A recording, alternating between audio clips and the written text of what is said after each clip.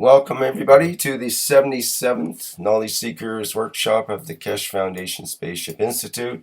We'll start today's workshop with the promotional video from 3 years ago as a bit of a flashback to the past here. This video is a short introduction to the Keshe Foundation and its technology, which is intended to be shared with you and everyone around the world. The world's governments already know about this technology, and it is very important that you also know about it, since it will change your lives completely. The Foundation. The Foundation was founded by Mehran Keshe, born in Iran and graduated as a nuclear engineer at the University of London. For the last 40 years, his research has focused on the dynamics of electrically charged plasma as a source of energy and gravitational fields. The Foundation is registered as a non-profit organization in the Netherlands and has its permanent base in Ninove, Belgium. Being a space organization, the Foundation's goal was the development of space technology such as transport, power generation, health systems, and nutrition for people traveling in space.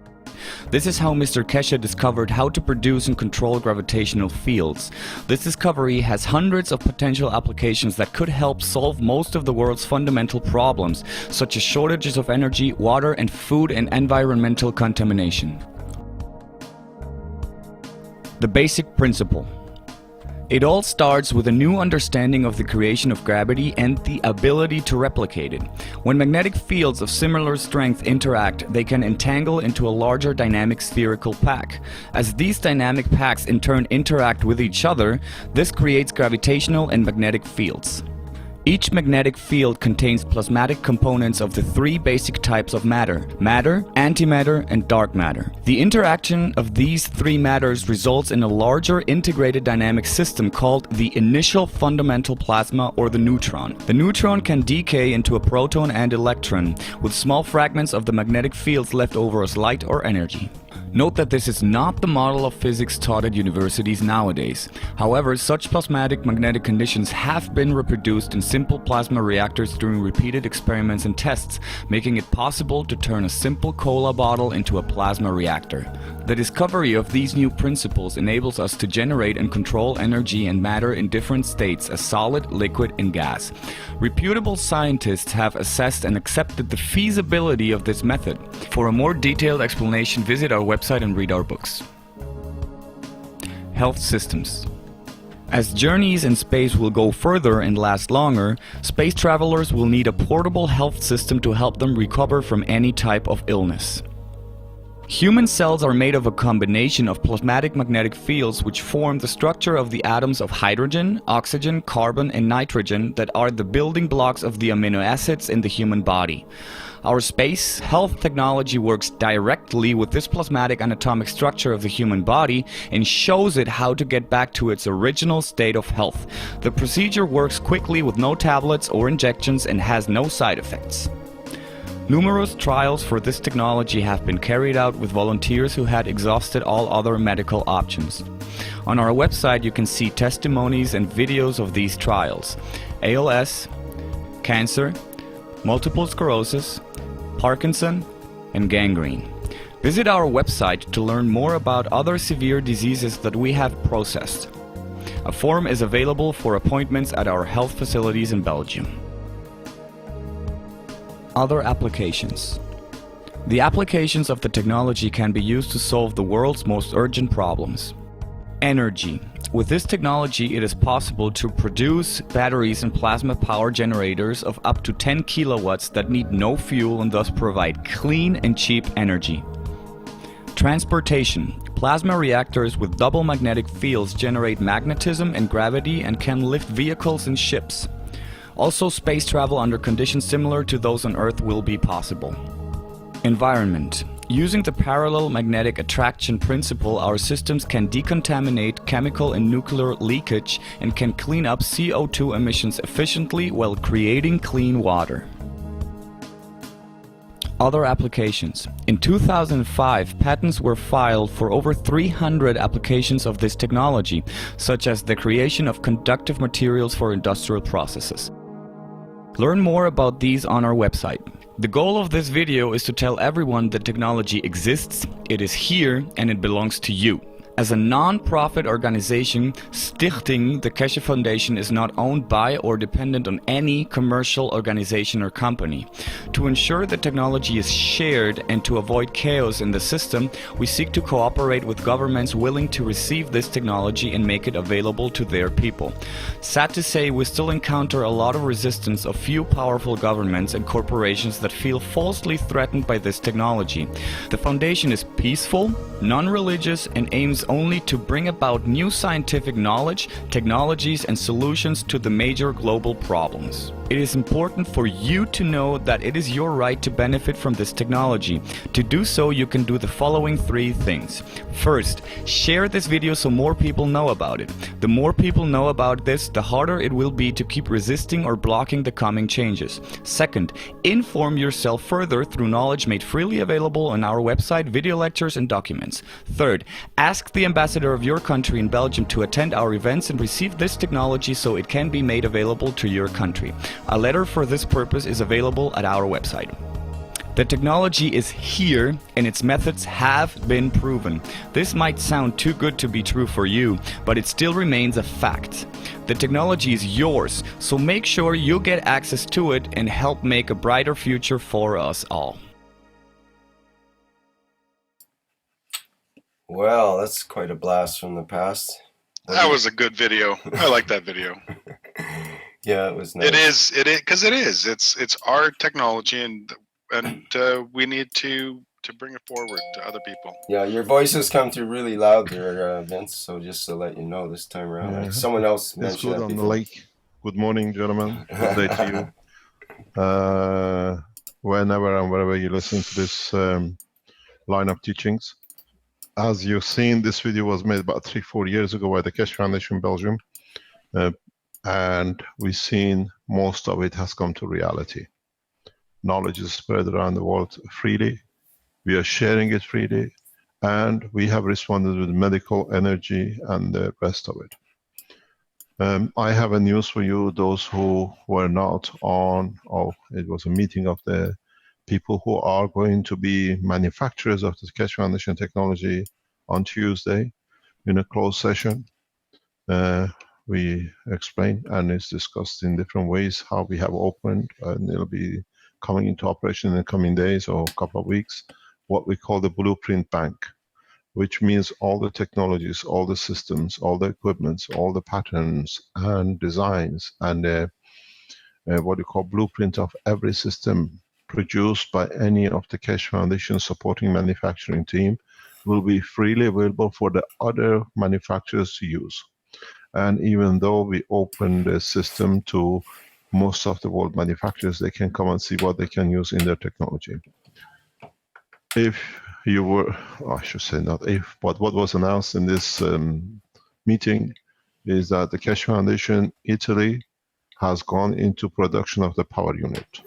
Simultaneously, the Keshe Foundation team in Philippines has gone into production. They have started production. They expect to be in production or releasing the new energy systems in the next couple of weeks. We are online to meet our commitments to deliver, and maybe next Thursday we show you the first prototype which has gone into production.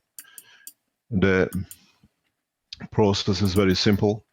We have originally showed you and we delivered a system which was very much dynamic, and we have further developed in conjunction with our team of developers a system which can you shut this guy Gianluca please?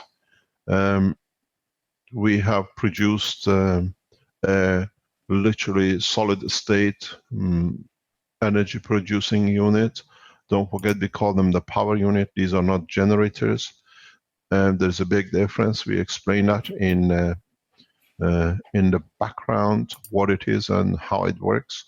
You have to connect these systems, as has been shown when it was promoted, that to a main current, and then you take your supply from the unit for usage in the house. or at the place of work, whatever you want to use them for. There are two versions. There's one more for automotive and one for the household. They've been tested in the power unit for the household. You will see how much you can use and how much your electricity bill or demand of the main will reduce. At the same time, it's the same thing with the car. You see a reduction in the fuel consumption. What a lot of people are asking us specifically, can you give us the power output of these power units? We keep to our bracket of 3 to 4 kilowatt hour per day. This is the average use of a household. In our test, we have seen more. Depends how much you put demand on it. There are certain systems which trigger the main to become the supplier. And if these systems are not used, more or less all your power supply to the house is more or less can be met by the system. We still keep to 3 to 4 kilowatt hours, as I said, and the system with the car is the same. We have made this system initially, the first version of it, it's very much 18 centimeters high and 15 centimeter in diameter. It's like a pizza rack. Some people call it the 2-liter beer can.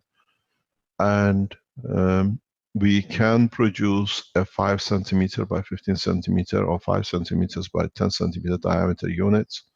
But initially, as we are committed, we have to see how we go with this. We can reduce the whole production to a very small size, miniaturize it. So as we promised, the power units have gone into production in 2 countries. We are hoping China will join us soon. The same with the United States through Arman. We will provide, once the structure of the companies are set up and the foundations are set up in each country through a system which is developed by or be completed by the website team, that only dedicated computers can access these developments. We are holding the blueprint the same we did with the computers, what they call it, USB stick, for 18 months plus to the companies, developing companies. Then on, it'll be opened up to public. There is a huge question mark at the moment with the change of the technology which was developed by me about 2 months ago. We have reduced the cost of the production drastically. We still carry on charging the same. We are talking and we are asking the Keshe Foundation manufacturers worldwide that we all produce the same price worldwide, that you cannot go to another country to buy. Secondly, we'll come to an agreement with all the Keshe Foundation manufacturers who takes which part of the world to supply, that we can meet the demand and support each other. Each one will do their own way and each one will present their own technology. We will release at the same time the health pad units. We will release a number of units, and a new CO2 kit, stacker unit, has been developed in Italy. It goes into manufacturing.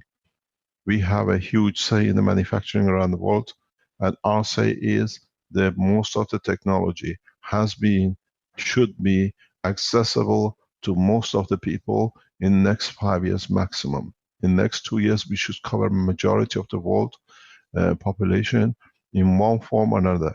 Those who cannot, we support to become. At the moment, one of our priority in the foundation sits with the problems which had hit Keshe Foundation supporters in the Dominican Republic. I have seen a lot of cynicism on the internet regarding this is another thing by the Keshe Foundation. This is the appeal for people who lost their homes and have no food to eat, or they are in danger of losing a lot of things with their health. Please, as Keshe Foundation members, be deaf to cynicism. This is the only way they can confirm their existence. Today, the reason I bring this subject up is that we know we've been in the background. Caroline has been highly involved in this with the gentleman in Dominican Republic. We know the pressures there. I've been through these disaster zones in the past. I know what it does, what it wipes out. Do not forget, in the United States, we expect a major disaster in coming time. What do you respond to your neighbors will be responded back to you in your nation when you face the disaster, or any of us anywhere around the world. It's the first time Keshe Foundation has put an appeal for helping Dominican Republic people through the waters units, through the pain pens and pain pads. The Keshe Foundation will donate 200 units immediately to the Dominican Republic through our organization in China, till the units are manufactured here in Italy. Keshe Foundation headquarters, through its financial arm, will donate today the sum of $10,000 to the Dominican Republic account. We expect to carry with the same donation of $10,000 in the next 2 to 3 months to support the people. We have a trusted man in the island who will see the money spent for the people who need it, as the Keshe Foundation supporters and others. Our commitment is to help a member of the family, not to be on the front line. When a family faces problem, we respond. And this is a member of the family of the Keshe Foundation who appealed to the Keshe Foundation for support. Today, by close of the business, once the accounts have been set up correctly, the Keshe Foundation will transfer to the account the sum of $10,000 US dollars, and we ask you to support the foundation in the Dominican Republic. This is how we become one family.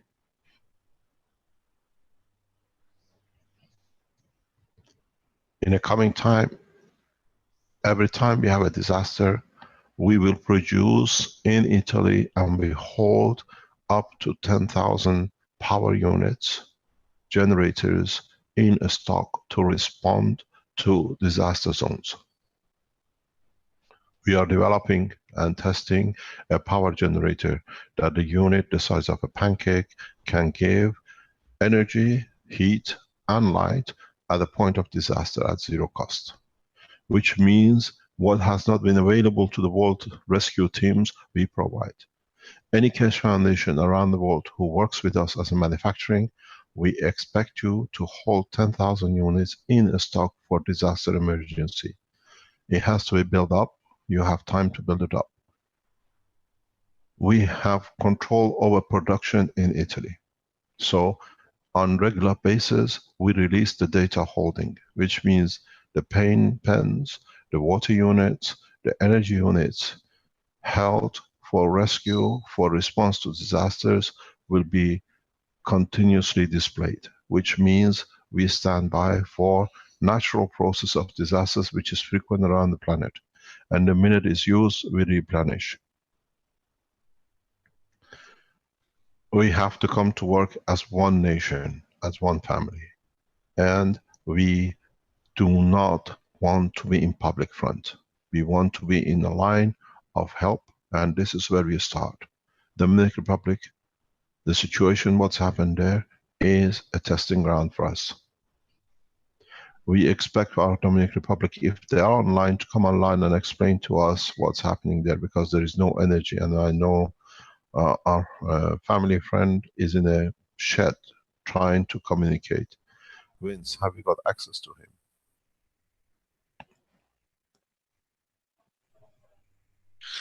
No, not yet. I'm trying to get him in the meeting. As the meeting is full, I would definitely like to ask people that if you have more than one device, excuse me, if you have more than one device in the meeting, please leave the meeting with your second device. We need to make room for the people that will be presenting today. We have 97 people on Zoom.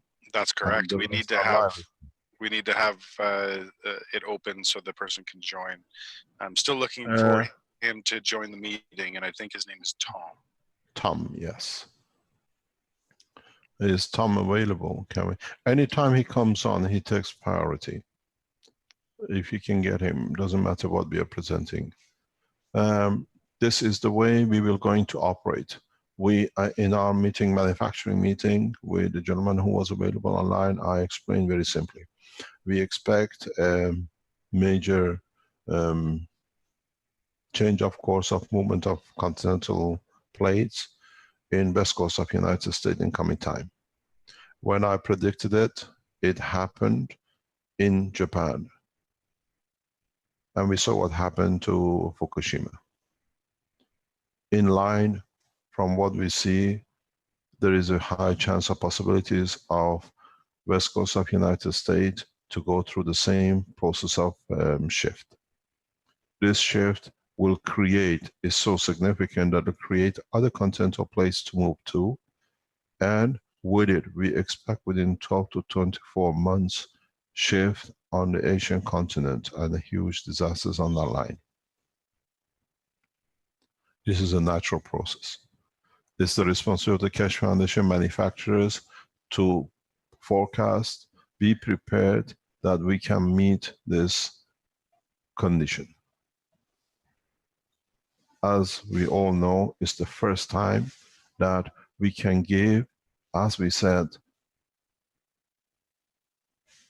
in a way, decency and sanity to the condition which we have, and all of us are subjected to. We are part of this planet, we live on it, and it moves. And in time to time, it moves in different places and creates different conditions. And in some cases, us, our families, get affected by this. It's the responsibility of the Keshe Foundations, now that we have these portable units, the way you are making all the pains and pain pads to send to the Dominican Republic, it's our responsibility to hold reserves that in time of disaster, we can deliver energy units immediately. In time comes, we shall see that planes, helicopters, or whatever will carry the logo of the Keshe Foundation SSI, the blueprint, as a sign of peace, as a sign of rescue. All the manufacturers who will manufacture Keshe Foundation will use the blue emblem with the space technology KFF SSI only. The background is blue, is the sign of this planet. This is what shows science has brought us, your work, not mine. I guided you, you developed it, and now we deliver it. The energy units in a condition that can deliver enough energy for a family in a time of disaster to have power, to have light, to have energy to cook and create heat and water and medicine, as what we have done, and most of you are testing it, will be as one kit.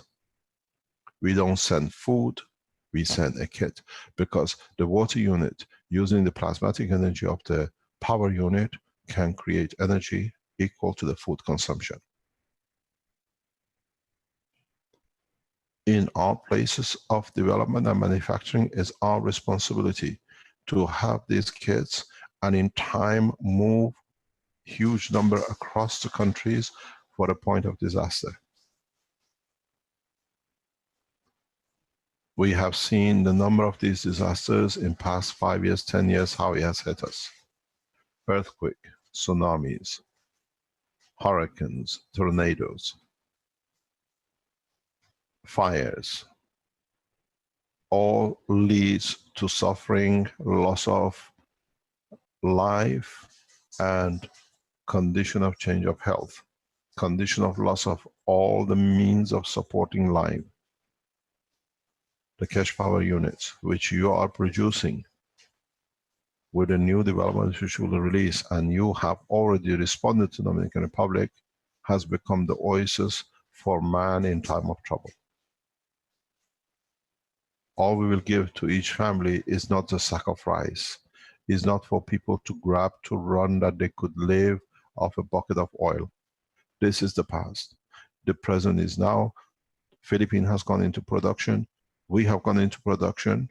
I could show you the system, but I could not get to the factory to pick it up yesterday. You would have seen the what I call the pizza stacker with me on the table today. I have told our team in Philippines that they can see it tomorrow once we receive it. Can we have the person that's sharing the screen please stop sharing the screen? Can you block it? Rick, you just can start sharing your screen, share your iPad. So what is important? And then cancel it. Thank you. Okay, thank you. Have we got this gentleman from Dominican Republic online? No, we're having a really big demand for the slots that are available. So I'm trying to get people to come in. Can you bring him through a Skype and let him speak through a Skype and open your microphone? I'll see what I can do. Yeah, I know you got him on the Skype. Caroline is busy upstairs trying to do it.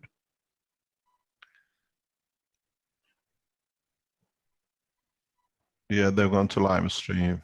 Yeah. So the reality is the priority for the Keshe Foundation at this moment is to respond, to show we can respond, and at the same time draw the line for the future disasters. The priority for us sits in relieving the pain for humanity. There is a huge question mark how far we can go and how we are going to do it. And this does not depend on us. It depends on you, how you develop the manufacturing arm of the foundation. On the other hand, we have started testing a full flight system creation of units, UFOs, with our team as of yesterday. The control system has moved into a dynamic control system. We have seen Sohail from Omega Quantum placing a note on one of the chat rooms that he's been trying to move the system through his thinking, that he can think and the system has moved. To confirm the correctness of his way of doing, he is flown to United Kingdom today to be tested by a team of scientists that if such a thing happens, to give it a scientific validation. If he comes online, we listen to him, and if he is there to explain to us, we listen to him. Otherwise, in the coming week, he will explain to us how he's doing it. Do not forget, motion or change of course has been shown before by us in the past few months. Now they are trying to show it scientifically how it's done and how it's created. When Sohail comes online, then I explain to the scientific way it's done and the whole process behind it. It is important for us as Keshe Foundation family to understand the release of technology, now that there are thousands and hundreds of thousands of people around the world are working, has escalated. As I said yesterday in one of our private talks, if you add all the Keshe Foundation visitors and heads around the world together, we become the top 3 websites on the world. On the internet English, we stand at 180. In China, we are at top 4,000. In Hong Kong, the same. Italy, and the rest, France. We are going to bring all these Keshe Foundations under one roof, and we will see we become the most powerful scientific organization on this planet, because we share freely and we change the course. The problem does not sit with us. The problem sits in how we disperse the information. We expect a high attention once the first units is released in the next 10 days by Philippine Keshe Foundation and next 2 weeks by Keshe Foundation Italy. Same time, we support the Chinese group to go into production in a very rapid way. I request one thing. Please understand the implication of using so many plasma technology reactors in a solid state will affect every country on this planet. You will understand in due course what I'm talking about. But I'll give you one small hint, which to you is normal. Go back to the understanding of the most beautiful scientist we had, Tesla. He ran a car in state with a power supply in Russia. We have bypassed that by millions of times more powerful system. In the coming time, with what has been developed as a solid state power unit, any one of you, anywhere in the world, can have access to energy in no time. You all be connected, and it's all safe because it's in the level of the structure of the plasma of this planet. Because we create a material to produce the energy from the matters of this planet.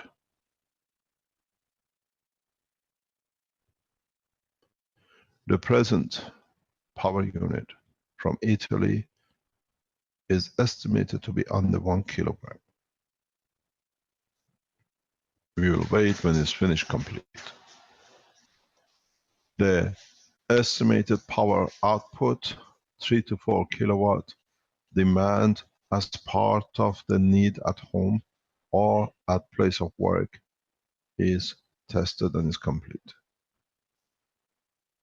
Production of energy to feed back on the grid as a plasma can be confirmed. That depends on national governments.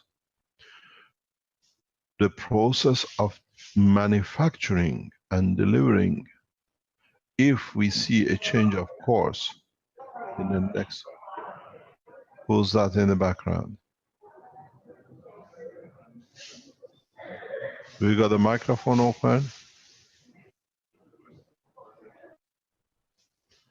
If we see a change of course, we'll go into a third size system for mass release.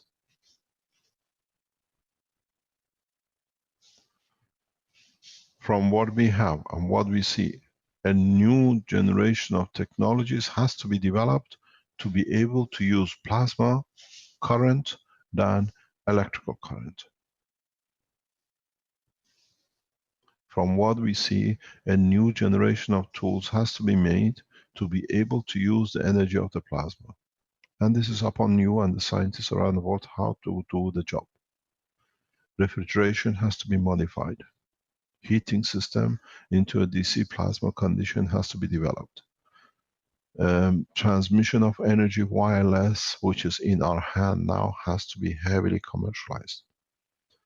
What this means is that we see if we produce in the right condition, one power unit for the whole area for everyone to tap into freely is available. So like the telephone calls, telephone mobiles you carry, the energy transfer in a plasmatic condition is, we process it, it's in our hand. We don't have to develop it. It's just how we can convert it that it become applicable by everyone around the house. Very much like a Bluetooth you have, you can just Bluetooth, but energy, not a given bandwidth of the energy, what you call Bluetooth bandwidth. We have to convert systems into energy system, plasmatic energy systems. This is going to create a huge evolution, revolution, industrial revolution of the mankind. Because you'll find out that most of the systems you have can operate in a much easier way than the complicated way which has been developed by now. LED lights in a new way is not needed, as the presence of the GaNs in interaction with each other creates its own light. Today we have a young lady from United Kingdom, but originally from United States, who has achieved the light as a jewelry. And she can explain if she's online. People will develop different things, and the people who did not understand, they said this is the light from the glass. She has created a condition that the interaction of the gases within that condition, but the interaction of the plasma releases the energy of the plasma and creates light as a jewelry. Well, that's how she sees it. We give free discussion platform to any new development. Is she online? Have you got her online? Mr. Kesh, I think that's what Vince was telling me, that he sent me a video from Marley. Is that her name? Yes, yes. Yeah, she can't be here. She doesn't have the right connection, I believe is the case. But I have the video, so we can play that. It's a She's 3 minutes. sorry. She's I think she's in the meeting, but she can't speak. You can't log into the audio. Okay. So she's on live stream. But yes, she said that Now that's what we she need wanted her. to show, was to show the video that was. That she Okay, made. show the video, and if you can help her, because she has to explain it. This is the Okay. young generation coming in. We have to give them a platform to speak, to explain. Okay, let me get it set up here. Have we have anything from Dominican Republic yet? We have Vincent A. Can you delete him there? Do not. Pardon me. Sorry. There is some things on this should not be seen, I think. On Marley. on the video? Yeah, it's on your desk. Yeah, there's some private information there. Can you play the video? I believe so. Okay, pull it. Yeah, we can see it. Can you see okay? Yeah, it's just Yeah, turn it down, please. Okay. It's very loud. It's only 3/4 volume, so. Okay, it's 3 minutes, but try to get online. She has to explain to us. We rely on the new generation with their new thoughts. Play, please.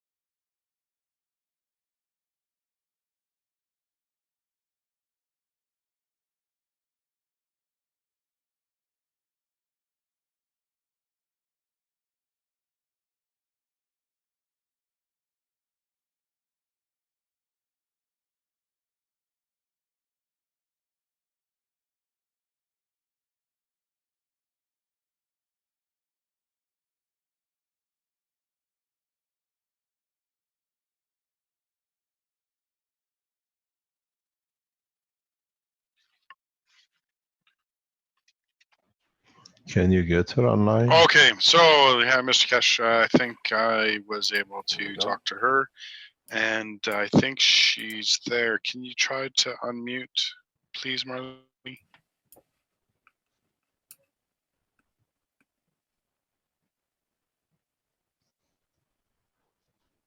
Rick, did you want to try unmuting Freed Planet?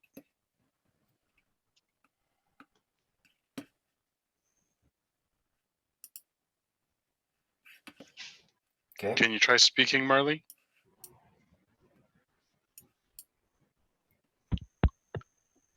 Marley?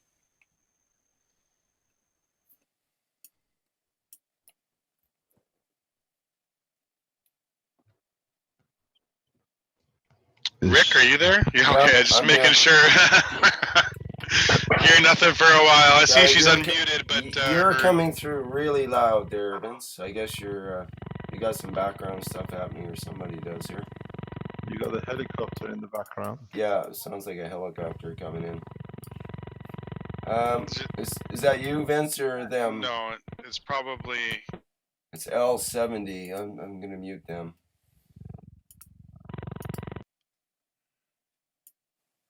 Okay, I'm not sure who L70 is, but stay muted, please. L70 is. You'll have to stay muted, or I'll have to do something drastic. I don't know. I'm not quite sure yet what the next step is. Okay, so anyways, are we able to get through with her, or no? I didn't see anything else. Let me try to unmute the Freed Planet again. I think that's Marley. Is that not you, Marley? Maybe it was L70. It looks like L70's Marley. L70 is Marley? Is that what you said? It looks like the top of her face. Yeah, it's our eyes. Oh, in that case, sorry for muting. Let's try that and see what happens. I'll try to unmute L70. That's the one which you have a helicopter flight. Yeah, it's got severe problem there. What do you think that is, Vince? Some kind of feedback loop or something? No, I just think that probably need to check your microphone or choose a different microphone. Yeah, it's almost a human voice. Hello, this is Tom Salas. Anybody there? Oh, hi, Tom. Hi, Tom. Good morning. Yeah, Rick, let's try muting Marley until we get Tom. Tom. Who's Tom and who's Marley? Hi, how are you all doing? Hi, Tom is from Dominican Republic. We've been waiting for him. Mute L70, please. Tom, good morning. Welcome to our session. Can you explain to us? I know you're No, Tom. Which Tom? Hello? Mr. Kesh, Mr. Kesh. Yes. Hello. Who's speaking? Hello, I'm here. Who's speaking? Tom Salas. Sam Salah. You Hello. are in Dominican Republic. Can you hear me? Yes, we can. No, I am not in Dominican Republic. I'm in the Commonwealth of Dominica. Different country. Commonwealth of Dominica. Okay, carry on. Explain to us who you are, what has happened.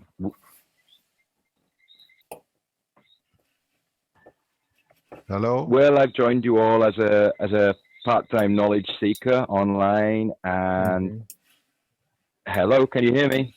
Yes, we can. Hello? Yes, I think it's just a little bit of delay, Mr. Kesh, because he's on his iPhone, so just give him a moment to explain, I think. Yeah, okay, explain.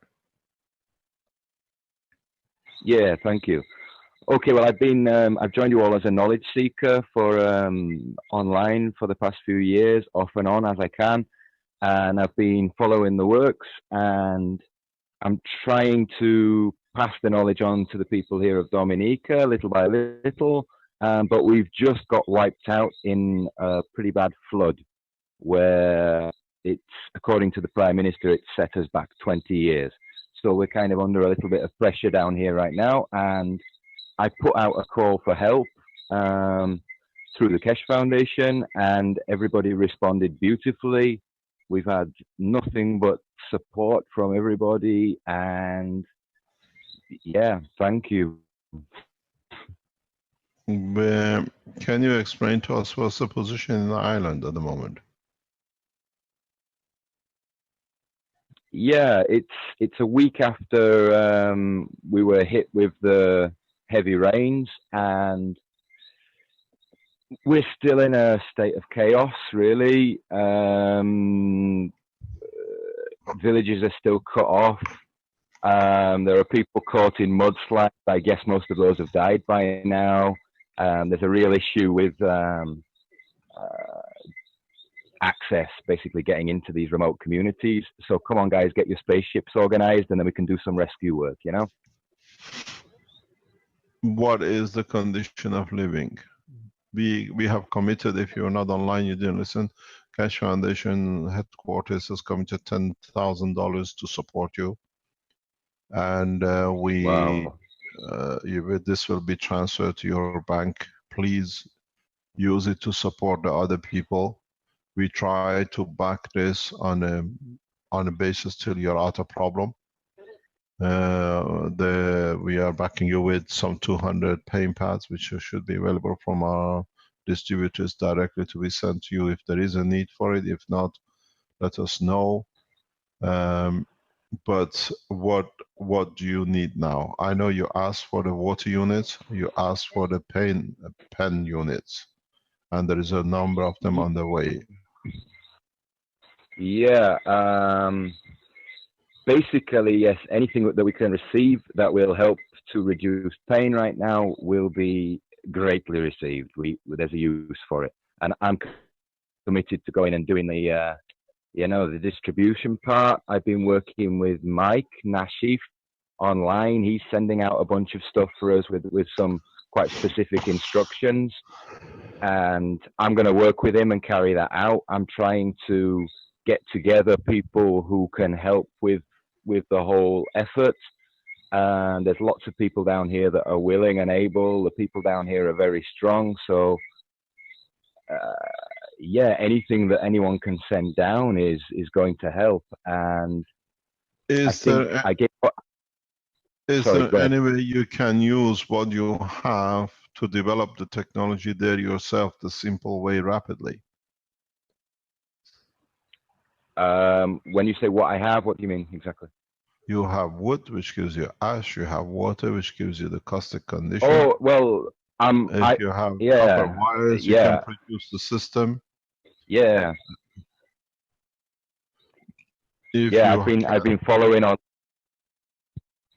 Today I to successfully test my pain pen that I've made, and I posted a few images on the golden age of GANs of the I've just used the pain pen that I made on myself and had a result. So I'm on the ground doing it too. There you go. Okay, but what is the situation of living in what do you call it, daily basis? It's rough. Everyone's been hit on varying different degrees here, you know, like who was by a river or a ravine just got absolutely wiped out. So there are those who got wiped out and there are those who didn't. But basically the infrastructure's fragile, and living conditions are hard because we were under mud. We've dug it all out now, or we're digging it out, and now we're under dust. And next follows disease and chaos according to how things are managed, you know? So we're all trying to work together. I know the government of Dominica are doing a lot of work to try and get relief in. I've given all the details to Carolina of all the places that you can connect with to donate. We don't want to go that way because I know that system very well and it hasn't worked. The way we want to operate is not to give you a fish, but teach you how to fish that you can feed yourselves. You have all the Amen. facilities. You have all the facilities around you. What is the main concern is we try to help you in a way that majority of the people around your island can at least come to some sort of sanity to condition that we do. If you receive any contamination of the water, if the contamination of soil or the water starts, which is imminent, we are going to make available to you the technology to disseminate, which means to clean the water out, that the water does not get infected. The way to do it is very simple. If you have got copper wires or any material, try to produce GANs of it, or try to produce nanomaterials on these and place them in the drinking water prior to use. Let the GANs settle to the bottom. The top is more or less 90% clean for consumption. So if you can even your pen, which you have created, the pen, you can put these in the water. Put 2 or 3 of them in the water, and you should see the same effect if you produce GANs from it, to use the GANs to eradicate all the germs. They go to the bottom. You only drink the top. When you take the top water from the top of the GANs, put another new GANs in it, which has cost nothing for you to do, and then you'll find out you have a pure water. This is how we did the decontamination in Fukushima. Brilliant. So Thank you. you have everything you need. One of the ways to do it, when you burn ashes, when you burn wood, wood itself is a nanomaterial ash. Mix it with salt water, yeah, and then it gives you a state of GANs. And then you can use the residual, what you see, as cleaning material to clean water. You just pass the water through it. It becomes a nano layer. You just pour it in, it cleans up. Great. Pardon? The locals here often make their own coal, charcoal. So Yeah. we quite often in the countryside we see these pits that are smouldering, and that's hardwood. So the hardwood they're burning is then we're left with the ash. I listened to what you spoke of about lying down into the ashes too. That's interesting, very interesting. Yeah, but try to use these ashes, mix it with the heavy salt water, even from the sea, and let the water to settle. Yeah, and repeat the process again. You'll find out the salt water with the ash will create a specific GANs power. Let it settle. Do it for the second time, but next time do not use the sea salt. Whatever you take from top of the ash, the water, mix it with the ash with that water. That water should be about 90% free of any contamination. If you have any nano-coated copper, you can get any wires just in the fire you're building to make the ash. Put those wires in the water. You'll find out you get 100% more or less decontaminated water to drink. Brilliant. So follow the procedure. Get the ash, mix it with the salt water from the sea.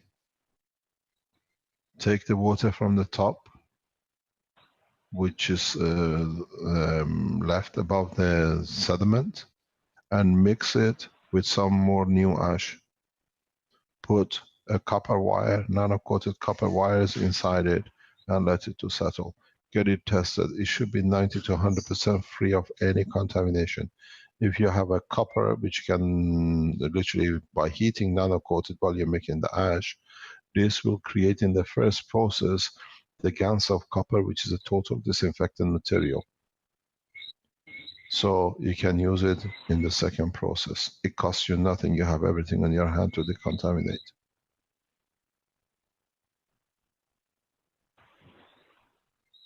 Great. Thank you. You're welcome. We really appreciate the help we've received. If possible, can I just call out a couple of names that have helped us out? Yes, please, of course. Mike Nashif has been fantastic and a big support. Your wife, Carolina, has been a huge support. Jamie Welton instantly set up the relief fund for us and has been, I know he's just broken his finger and he's been having to tap away on his computer trying to help us out.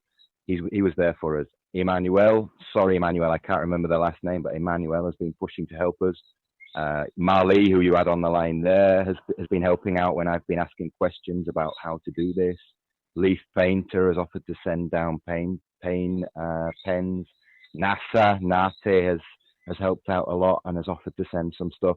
So there's a lot of people out their hands to us, and we're grateful. It feels very nice to have that warmth and that love. I haven't been able to listen. I haven't been able to listen to the earlier part of the workshop, but if I can raise a topic that maybe you could just have a look at, because we're kind of immersed in it here right now, and that's one of disaster and what we can do. Where is this Earth really going? What are we heading for? We're getting a lot of warnings. People are saying things. People are sharing information. Can you share some information with us, with what specifics you know, so that people can act and do what they need to do and be ready if things start shaking up like we've just had? So if you can share any specifics with us about what you know about the Earth changes right now, I think it would be greatly appreciated. Thank you. You're welcome. As I said before, the Keshe Foundation headquarters will commit itself to $10,000 today to be, once you tell us which bank, please use it wisely. Do not think it's the end of it. Keshe Foundation worldwide supporters will support. We put an appeal out. We do not look for others to start. We do it ourselves, and you can follow.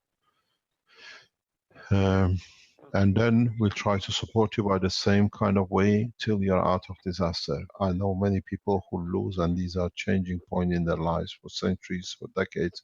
They still suffer from these disasters. The position we see is the movement of the continents is imminent in the next few, I don't want to put anything out in time, but more or less within a framework of 60 to 90 days, we have a very clear indication. We can say, when we say, for example, June of 2016, within 30 days, 90 days from that point, we expect a movement. There is a huge movement imminent, absolutely imminent, in the coming months in West Coast of United States. I was explaining this to senior advisors in the American structure in the past few days. It's not a wishful thinking, it's not a problem.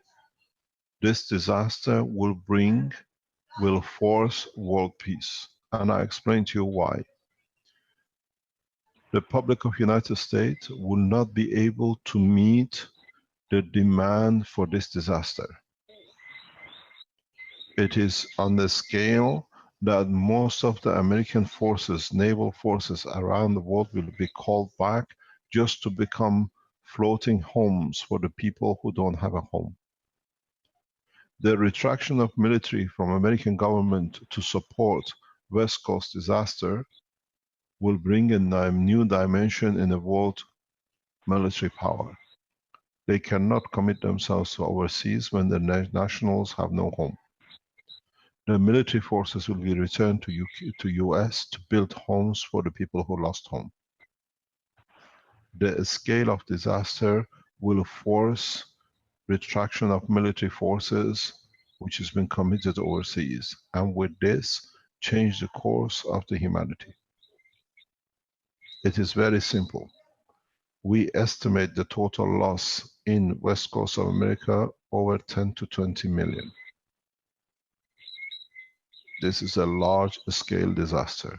This is not creating, what do you call it, panic, but this is what we see. Do not forget, California is the 8th biggest economy in the world. If we put California as a state on its own as a country, will higher rank than most of the European countries in the ranking of economy.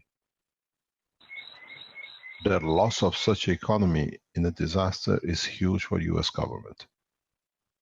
And the naval forces will return to the coast just to become temporary houses.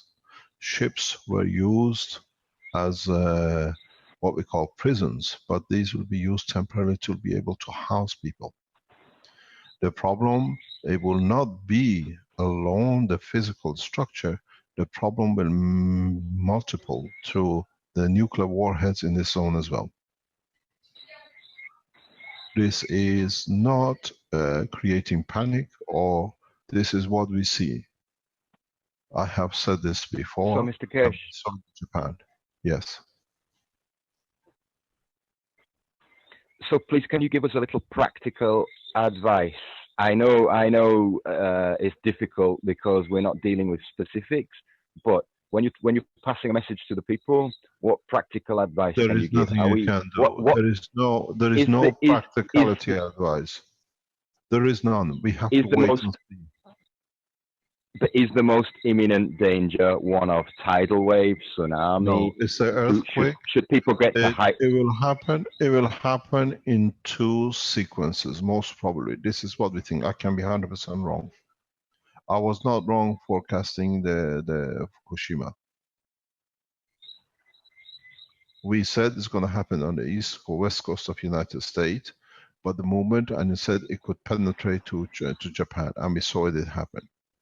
It's the way the continental plates move. This is not good. We're all waiting. All I mean is come the Los Angeles, the California state has become the situation with Tehran. Tehran, earthquake is imminent, but the governments can't do anything. The whole position is we wait and see, and when it happens, see what we can do. We cannot put estimate. We can't get people moving to another part of the country. The hot spots. Can you? Pardon?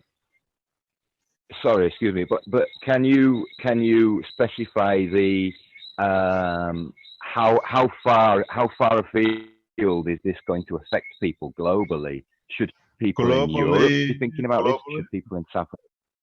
Globally, we cannot say. One of the indications is this shift which is about to happen will separate the North American continent from South American continent. It's the beginning of the split of 2 continents. This is how strong it'll be. The geological pressures we see through the gravitational magnetic fields we observe is the separation of the 2 continents. Physical separation, total separation.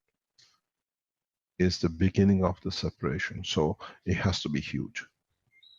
It is not a normal earthquake condition, it is the separation of 2 continents. 2 plates are about to break up, and one needs the other one. So it will not be in one shift, it's over time, but very rapid. United... and will...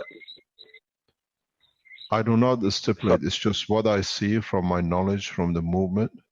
It's 1 person in 7 billion, is my personal opinion. And in most of the disaster areas in past 10 years, wherever I predicted, I've been 90%, 99% correct. This change of this movement, what is holding it back is the separation of the South American continent from the North American continent. It'll take millions of years, but the beginning of it, because it's been so much, is so strong that it'll force the separation of 2 continents. It's happened before. And excuse me, Mr. Kesh. Yes. Excuse me, Mr. Kesh. Is this likely to trigger volcanoes, volcanic activity? Everything, is this likely to possible? At the moment, personally, for us here, we're living on, I think it's 9 active volcanoes on a tiny little Caribbean island. Are we doomed? Are we?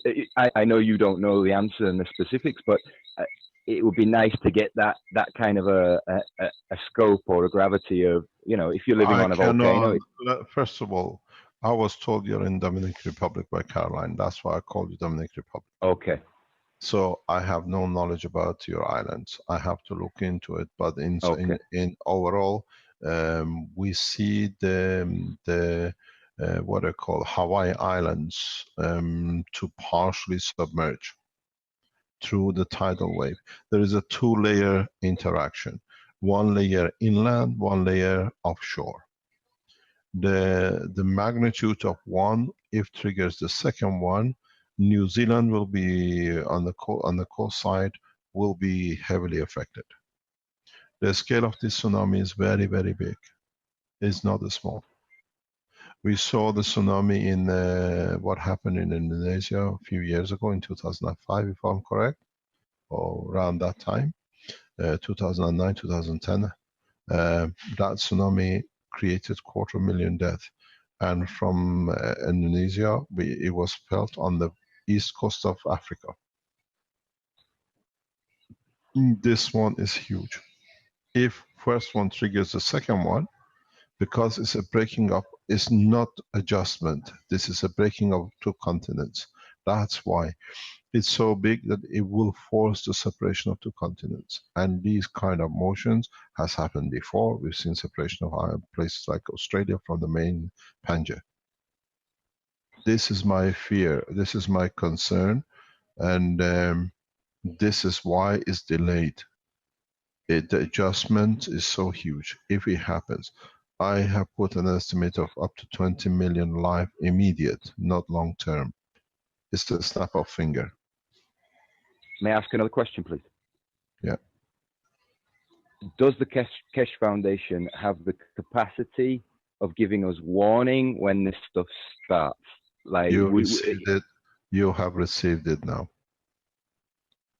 And so now is the time to start organizing, saving food, saving water, getting to. You don't need. I explained before in the meeting of the manufacturers with the gentleman online who was from the United States. I explained to him, or I explained to the people who were talking in that meeting. Let's start manufacturing these units on the East Coast and around Texas, that you can respond to as many people as you can. Very good. This is. I expect the worst in Tehran, because one will trigger the other one. Depends which one will go first, but the two are not connected. But one frees the continent to move, and it takes usually 12 to 24 months. It needs two cycles of rotation of the Earth to be able to free things. The contraction and the pull of the continental plates, once one is affected, it takes 12 months to 24 months to see where the other one is accommodated. It's like making a jigsaw. When you move one thing, you shake it till you get the other one into place. It needs seasonal contraction and expansion of the planet for it to accommodate. This is how the physical structure works. I was explaining yesterday, Earth was created in a like of a popcorn with a center seed. The gaps between the popcorn are filled with the water, but inside they're all connected to each other with the center field forces. This is how it works. So we do not know. I see the biggest problem with this will be, once it's released, the whole the fireball around the East Asia and American continent will settle. Will settle very rapidly within 500 years if that happens. But we don't even have to pass that 500 years. The position is in the hand of the what I call universal conditions of the galaxy movement. But if the American continent takes the move which is expected, it is a double whammy, what I call, in and out in two plates. There'll be nothing left of Los Angeles, that's for sure. That part of west coast of America will be flattened due to the field forces. If 10% of the population walk away alive, they're lucky. We see it, it's the field forces. When you understand the forces of the plasma, you don't look at the magnetic gravitational field and continental move. You see what fields are coming and how they're forcing the change. We are not talking geological, we're looking for the plasma effects, and that's what we see in the west coast of United States.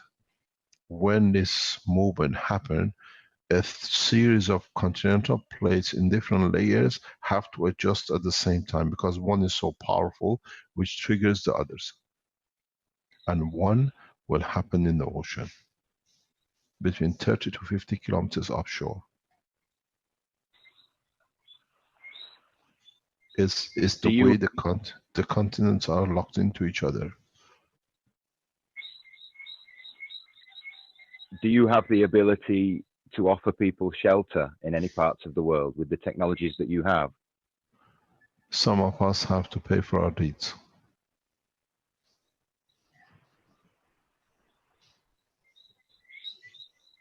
This is harsh to say, but some of us have to pay for our deeds. Is this karma at play? This is the way the structure works. This is the way the structure is set. But physical movement are not part of what we control. It's a natural process of the planet. It's nothing to do with what and who. These conditions have no mercy on no one, child, adult, or whatever. This is I've written about this, is what I see when I forecasted the situation in Japan. I said it'll radiate to Japan, and we saw it. It happened with a time frame. I don't want to give a time frame, but I tell you this, you don't have much time. And it will be a sequence of movement because it's so geared up. The Japanese earthquake released the pin, but there's 2 points left of the pin to release itself. And when one goes, it releases the second one. There is a possibility of a huge tsunami in the west coast, 40 to 50 kilometers offshore. And then if that comes this way, part of it, and the other one hits the other way, and then you can see what happens on both sides. We don't have a choice. This is natural. It's happened before. This just happens to be our time. And how much time will people have? Pardon? How much time do you imagine people will have from? How much time do you imagine the people will have from the moment that trigger happens to the moment we would see a tsunami hitting the coastline or whatever? How much time will people have to organize? We don't have time. The first earthquake inland will trigger the tsunami in time. If the tsunami happens first, it will be worse. This is the problem. I hope the inland earthquake will be before the tsunami, because it takes the pressure off their movement. But if the movement in the ocean happens first, then God help you. It becomes in a way of what I was explaining this to somebody. It's like you get, somebody hits you in your stomach while you're going down with it. They hit you in the face. That's how the boxers do. The tsunami. That's how we're feeling in Dominica right now. We're feeling just like that. Yeah. The tsunami in the west coast, I hope, will not happen first. If the intercontinental movement happens on the land first, will take the pressure off the tsunami earthquake condition.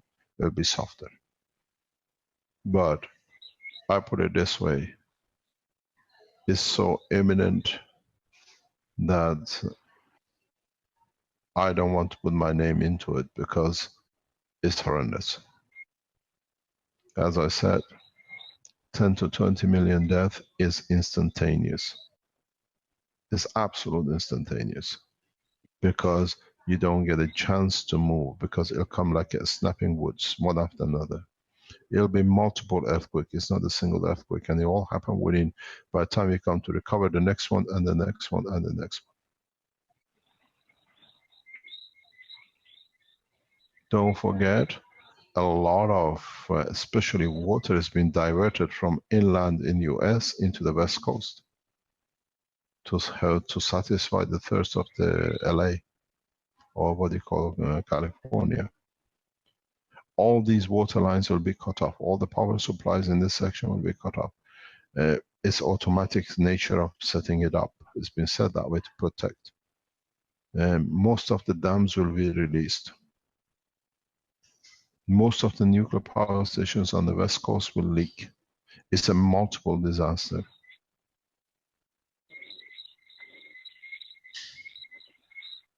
It will hit. It will come as a, we've seen it. Let me explain.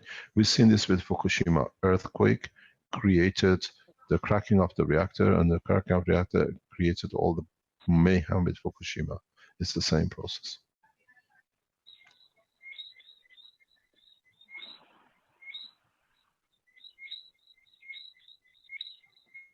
And how long do you imagine it will take humanity to rebuild and restructure? We will forget it. It will really forget. Mankind will forget it because it's part of our process. We will forget it in a very short time. They will pay for it. I don't understand.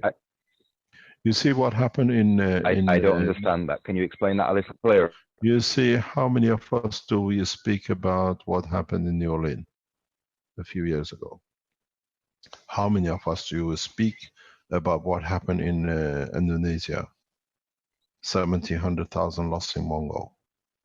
We talk as a, this is how man has managed to progress. Disasters after a while become part of the memory, something happened. But the people who live in the disaster areas who've been affected, it takes them years and years to recover. That's part of the structure. Mankind has been built that way. Otherwise, we'll be too much burdened with the pain. But this situation with California, if we were there or not, if there were so many people there or not, would have happened. Unfortunately, it's too many people live in the same area. But don't forget, this has a direct effect on Mexico City. This move will devastate Mexico City. You're sitting on a slum. You build this city on a slum, on a rocking platform of loose sand. It's not just one. The people from Mexico City now understand their position. You build the city. My wife is from... As I said to somebody from Mexico, you build the city on rock and roll. So when the earthquake comes, you will rock and roll. My wife is from Mexico, so my family are Mexican. And what's your advice? It's the same. We can't run away from it. We have to wait and see. It's the decision, as I said. I listened to the decision made by the Iranian government regarding Tehran. What are we going to do with it? Nothing. We wait till it happens and then we move the capital. That's the direct policy of the government. We'll have infections. We have bodies around for a few months or a couple of years, and people just go back and start living because we have to live. They want to live. They build. We've seen what happened in Chinese earthquakes. Hundreds of thousands dies and people carry on. We don't hear the pain of people. But the only difference from now on will be the Keshe Foundation Development Technology is there to relieve those who want to or survive their condition. These voices units with the power unit, with the plasma water and the rest, and the pain pads, will introduce a new technology in the coming weeks where conversion of the plasma to food, and will be part of the plasma technology delivery of the energy. The situations has just happened for us to be at this time. It's not that it was planned. We just happen to be when it's going to happen. We are witnesses to an accident. We have no say in it. The accident has been planned for 1,000 millions of years. is this part of the same cycle that maybe hit us 13,000 years ago and 26,000 years ago? I don't know. I don't know. You're talking about what you call about the meteorites and the rest. This is a part of the natural cycle of the Earth. We cannot interfere with it. This is one of the this is one disaster. But don't forget, the whole world is not United States. The whole world is not. What happened with the Chinese when they had that huge earthquake a few years ago? They cleaned up. They did whatever they could, and the government in the background working to remedy the situation long term. I don't understand. It's, for me, it's a huge problem sometimes. Why is a big disaster if it happens in US? It happened in what they call it in Indonesia. It's happened in Japan. It's happened in China on a frequent basis. It's another move, but this move is a separation of continents. So it'll be a very huge one. It's amazingly huge. I put it 10 to 12 on the Richter scale, and a multiple of them. We are worried about 7 or 8. Don't know. Up to minutes, several minutes, because the two continents have to split. In points, you will reach, if you go on the Richter scale, you go up to 20, and the point of the separation of continents. So what I'm wondering is, where I'm sitting in the Caribbean right now, I'm wondering what's the effect of that going to be in the Caribbean. We're on the other side of things there, but what would the effect be in the Caribbean of something like that? I don't know. It'll affect a lot of people. It'll affect in so many ways. We have to wait and see. This is unknown. We don't know. We never experience it. We never experience it again. This is what the geologists do not understand, never understood. The earthquake in the west coast of the United States is a separation of two continents. And these things is like I explain it. You have a sack of rice of 50 kilo hanging from a rope. You cut the rope bit by bit. Nothing happens till you snap the last piece and you get the crash. This is the last string to be cut. You see it from the structure of the continent. I was wondering so many times why people don't see this. It's a total separation of two continents. We have no say in it. This has happened. It's been organized and done by the field forces within the planet. If you put the total loss on the southern part of the what I call South American continent, you look in the region of 50 to 100 million losses. It's imminent. It's absolutely imminent. Because people will talk about helping California, but will not talk about how to help Mexico. They'll be too busy looking after people. And I told you, one of the things which I see will help the world peace is how rapidly we come together to establish a lot of forces for these situations, because 20 million deaths in the West Coast will release about 100 to 200 million people in pain and suffering across the United States. We've seen what happened. People moved south, people moved east, people moved towards where they can get shelter, and people have to accommodate people. It's not that it's just there, it happens and goes. Unless they put the zone and say, okay, whoever alive stays alive in this zone, stays alive. Because most of these parts will become unlivable. Chernobyl will be a child's play in the place of American nuclear power stations. So it's the after effects that are going to be horrendous as well. Yes. What happened in Japan with tsunami with the Fukushima? It was a working reactor that had no problem. It's earthquake which triggered it. But this is inevitable. We just waiting to see how it comes, but the rocking and rolling and the movement of the planet and the fields within the structure planet is making it inevitable. It could happen tonight, it could happen next month, it could happen June of next year. I have a very good idea of a date. I have analyzed it, and I have a very good idea of date. If I tell you, you all run. But I have to keep silent. I can write it in writing, and when I write it's done, you will see. Is there any validity? Is there any validity to the September hype that everybody has, that something's happening in September? Is that valid, or is that part of it? Or? I don't comment. I don't make no comment. But okay, thank you. To my calculation, to my understanding, I wasn't far out with the date with Japan, and I won't be far out with this. But if you live in that area, move today. Don't wait for tomorrow. Okay, thank you. I think you've shared information no, with it's us just there. That we have. No, we don't know. We don't know. It depends on a lot of millions of tons and tons of material how they move. But the continents are pushing. You have to understand. You have to understand. We are entering the autumn season in the northern continent. The heat pressure changes in a continent by change of season.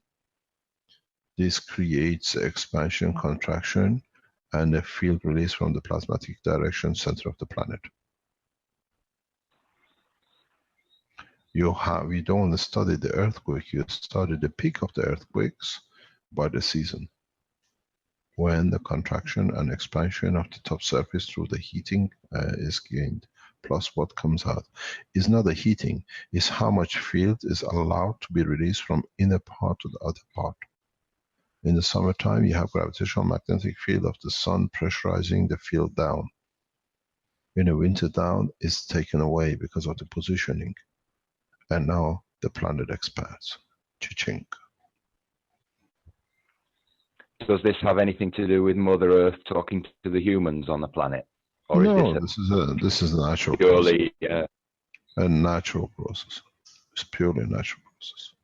The autumn season always creates horrendous conditions because of the field forces of the sun retracts slightly further.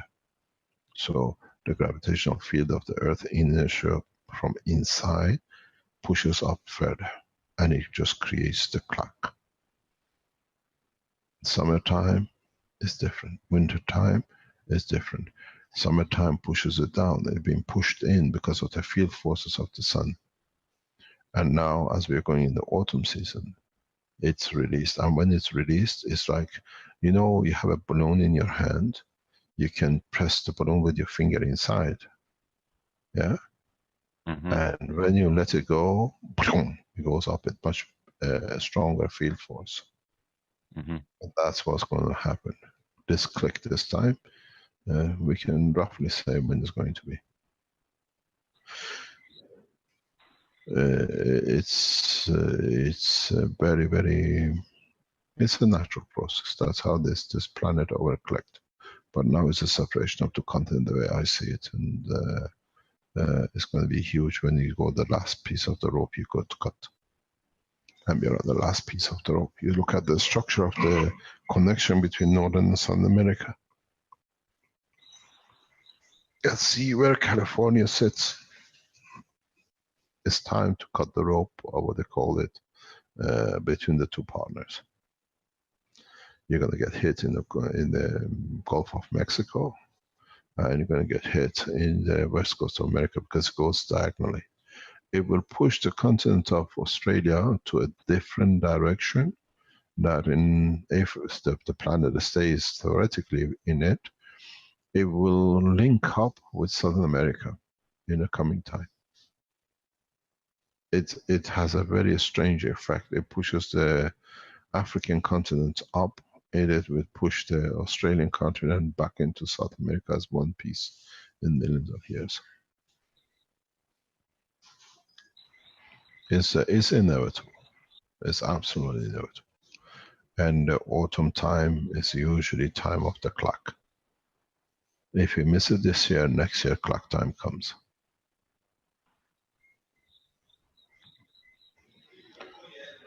We try to help you as we can. The Keshe Foundation family will stand by you. Once you allow us to know where and how position is, I've seen communication of what you need with your family to survive the disaster.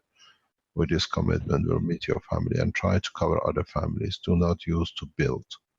Try to find building to help them to live, then you build it together. We're doing that. We're sharing. Yeah. There's a debate going on here. They've just built a palace, a multi-million-dollar palace for our president to sit in with a few people in his offices. And the debate is, should they open the doors and should they let the people in and take shelter? And in my opinion, yes, everyone's got to open their doors in these times and hold out a hand. I mean, you guys have just done it to us.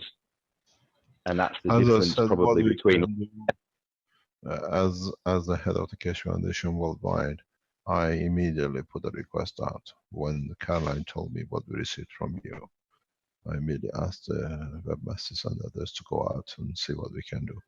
As a part where we can help, we can do. As I said, we have committed ourselves to $10,000 this month to you. And if the situation continues, we'll try to support the same way. We'll not go public in what we do, but we try to help you. And I ask, do not rely on us to do. Please clarify where the fund is. And in a way for us to trust the work of the Keshe Foundation that we say within the ethos, try to be clear who got the money, how the money was spent. That brings a trust. That destroys any excuse. I intend to be completely transparent and document everything. To which family what you give, what the family needs, clothing, toys. I have 2 containers of toys and clothing which I can dispatch to you within 2 or 3 days. But the shipping cost, and can you accept port? We have no, Caroline knows. I can easily within hours send you a container load, 2 container loads. We have it. It's no problem, but it's not sending things you don't need. Right. I mean, the thing is, and what people are saying here on island, and I think it's the case when there's a disaster anywhere in the world, is what is needed most is funds, because you need to get money circulating in that economy again as fast as possible. So create jobs. Show people how to make the pens. Show people how to and export it out of Caribbean. What is the new industry? Maybe this is a new starting point for your life in that island. Get people to make these pens and send it to the island. It's a new economy. Get people to show how the pain is released. Maybe this is a chance you can do. Bring a new economy. Don't wait for somebody to bring it. They came and they robbed you. They never bring you back anything. I used to be a frequent visitor to Bahamas, and I've been inside. I know it looks good from outside, but inside is starving and blood is taken from it. Maybe with this condition, you can explain how the ashes can be used, how the little wires, whatever is left in the island, can be used to create pans to be sold to the islands next door. They start doing the power generators. I open the blue pattern to you with the greatest of pleasure. Thank you. Sell energy to the island. Buy through the system. It creates job immediately. I will send you the blueprint. If you can set up a setup, I don't need you to set up the Keshe Foundation, and the Keshe Foundation manufacturers. Bring your island together. I put our Philippine guys to teach you step by step. Start manufacturing power energy units from tomorrow. Get hold of wires. Renan, are you online? Can I have Renan? Renan, are you online? Yes, sir, I'm here. Can we support them to teach them how to make the power units that they can distribute in the island and next? He's doing it already. Yes, but we will open the blueprint to you. Yes, sir. We have the documentation, sir. We can teach them. You can teach them. Can we rely on our team in the background to do it? Yes, yes, sir.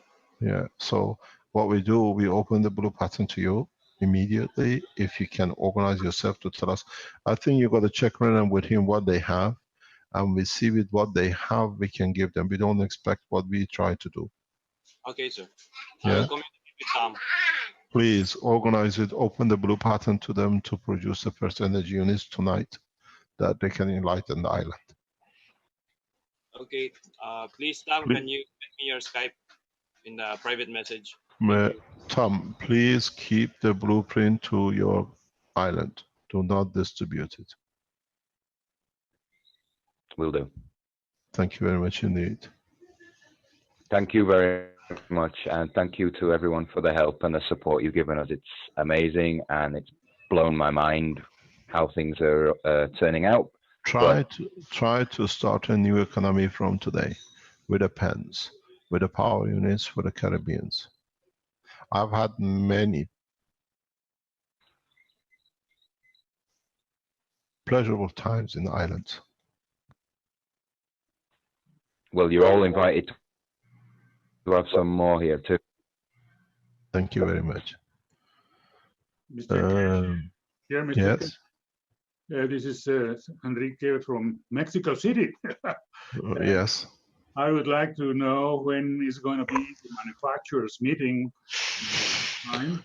I would like to attend. We had it on Tuesday. Tuesday at what time? We had it 2 days ago. Ah, so it passed.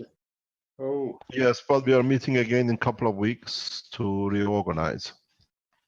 Okay. We're sharing knowledge how we do it, but what we see is no use waiting to for these people for us to give them a fish. Let's teach them how to fish. Let them start producing the power units, small power units. Renan, before you release anything to them, let's talk in the background with all of us, and maybe we can do the smaller version that they can immediately apply. Okay. We need to complete the oscillator unit because they have no power supply, so we can't we can't rely on the power system. We have to rely on the generator. Okay. If we push the testing of the generator very rapidly today, tomorrow, then we can give it that then, because in Ireland they can do it immediately themselves. Well, and is there a video that I can watch about the past meeting on Tuesday? Speak to Vince. We don't open it to public. It's just for the people who are going to manufacture. It's not for public view. That's my case. Yes, I know. I know who you are. We have no problem, but I think you missed your date. So there is we always keep archive videos. Okay. There's no problem on that, because other people, we know Malaysians have been in touch past couple of hours trying to get them sorted out. But I think, Renan, I think is the right time to allow this island to have a small. They don't use huge freezers and the rest, huh? Yes, we can use that technology to rapidly help them out. Okay. Yeah, we talk later on after this teaching. We go back online as usual, and then we see what we can do. Okay. Very well. Thanks very much. Thank you. A lot of you.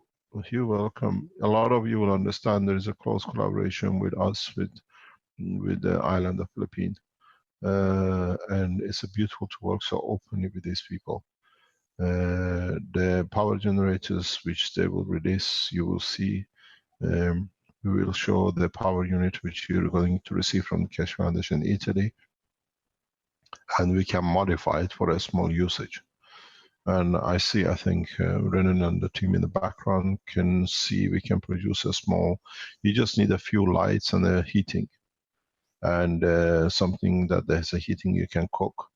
One of the beautiful things about this technology is, as I said before, is that you can plug your 120 or 110 volt system on the same plug as the 220, 240.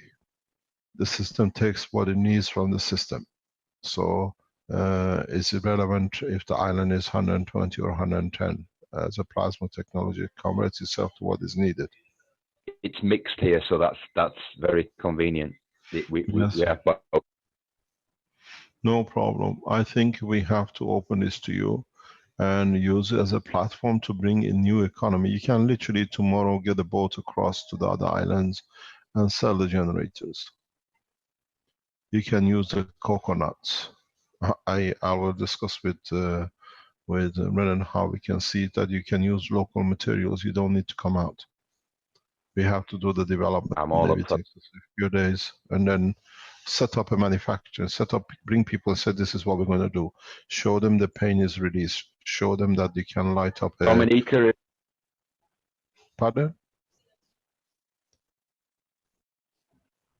Sorry, Dominica is known as the nature island of the Caribbean, so people are very into naturality here. So the more things can move down in that direction, the more it will resonate with the people, making it easier to... I'm going to tell you something is going to put... I'm going to tell you something is going to put shiver on the back of your president. Take the wires of the palace out. He can feed the whole island with energy and food. Well, I'll take the power unit down there and do that then. Yeah, you need all the wirings in the palace.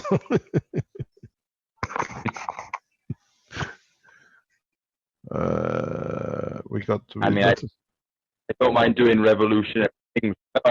In the name of getting things going, I don't mind doing revolutionary things. I don't mind trying new things. It's not revolutionary. We have it. That we are marketing it. We are commercializing it. It's in the process of development. The gap is the hard part, right? Getting it out into the people's hands is the hard part that we're dealing with. You can use a coconut in housing it. You can do it. There's no problem. You don't need to do the fancy work we do.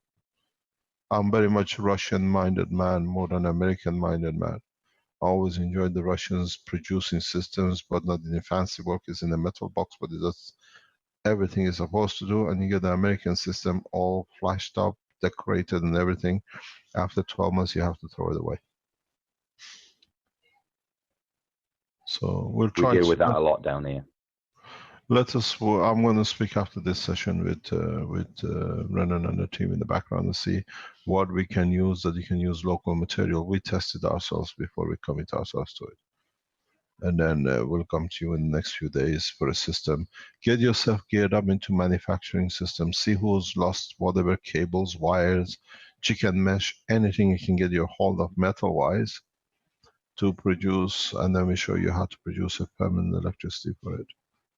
You can actually, if you can connect to other people, you can, maybe we have to release the wireless technology to the island, that you produce one central system and you just give to people to use it themselves and take energy at their homes without wiring.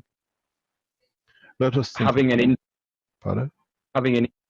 option will work the best. I mean, if there's a way, if I wade in there and start trying to persuade people that we're here to help and that let's start with these pain pens, I can understand that they're going to be a slow process. If I can go in there with a working power unit and say, look, we are not sending you a fish. We'll be teaching you how to fish. It should take you 1 day to put it together. But please respect the integrity of our request. Do not release it. Let it be till we can, because it can create havoc in the world economy. I'll keep it to myself. No, it's not keeping it. You're going to sell it to the island because you're going to bring economy to yourself. This is maybe a way you become the center of industry through coconuts and energy. But let's see what we can do. That's it. There's already a production facility here, processing palm olive or something, and coke. No, we need that. We need the casing. Let us see what we can do, because Philippines is an island country more or less as well. We'll see what we can do. Give us a couple of days. I'm going to go in depth into. But as I said, we have committed ourselves. We are waiting for your Access Bank account. Today we transfer $10,000 to your bank account. Please be transparent, and maybe use part of the money to set up a system that people can have jobs. And then they can see the job they do. They can create their light at home and then put them in the islands and let them go and sell in the islands. It should not cost you more than a few dollars to do it.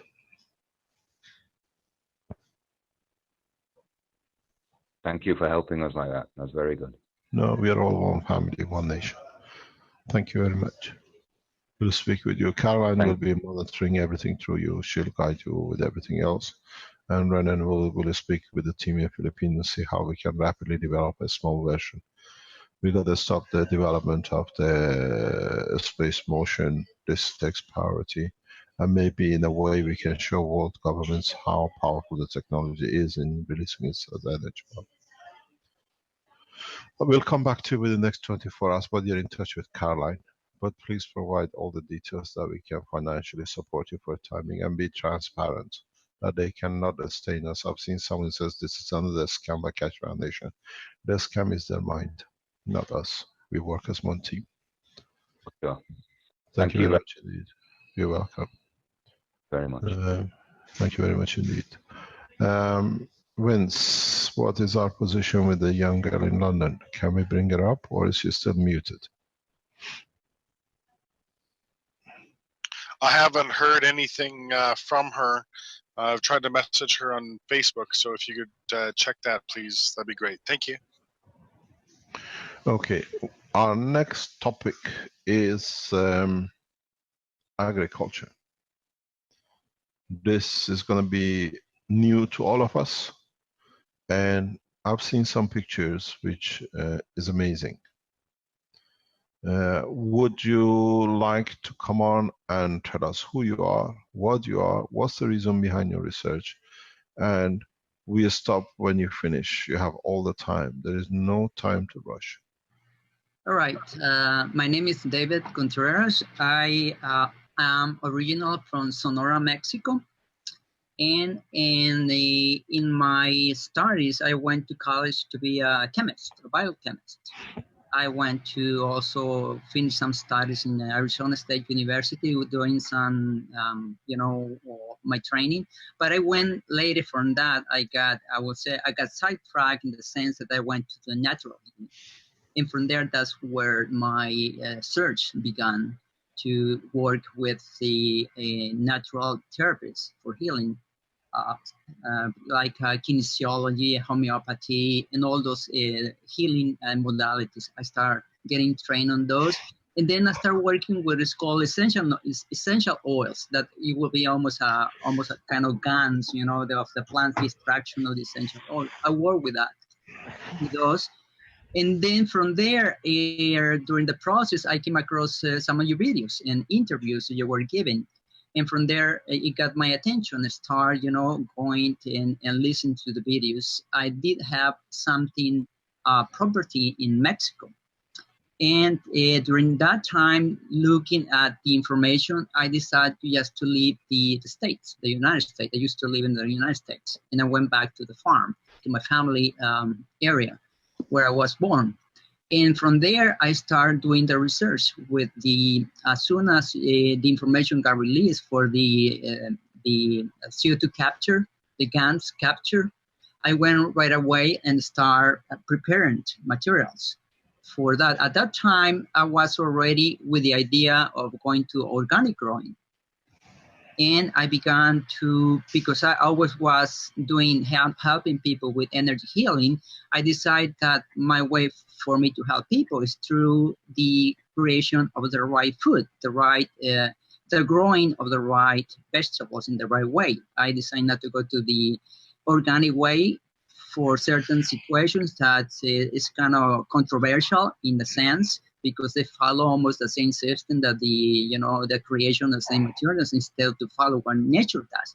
And I saw the information of the GANs and said, okay, maybe I can start developing this technology. And I went and did, as you recommended in the Fukushima video, just to get a bunch of wires and get it prepare and throwing the land. We have a situation where close to where I live, we have one of the uranium mines reserve close to the valley where I live. And that's one of the reasons that got me into throw the same kind of preparation that it was in Fukushima, to throw those in my land. Especially, I did it as experimental plots in the areas where I was already growing organic vegetables at the time. And I added that addition because I was using a system of purifying the water. We got a huge leak, a huge mine, contaminated the whole aquifer from the top of the Sierra Madre, we call, all down to the city of Hermosillo, Sonora. There was a leak of, hundreds of liters of contaminant that went to this river. Until the moment, people are gonna start showing the symptoms with that, but everything was quiet, and the government said everything is okay at this point with that water. But in my understanding of healing and energy, those contaminants still are affecting the aquifer of this area. And with the rains that we have gotten lately, there's a lot of washing of these substances that are going deep and deep into the water, and we are drinking. That attracted again more me into decide to, in a way, collaborate in my own private research, to use, because I was already working with fractured water, different units that I was doing research in agriculture here. Besides, before I didn't know anything about the Acacia understanding.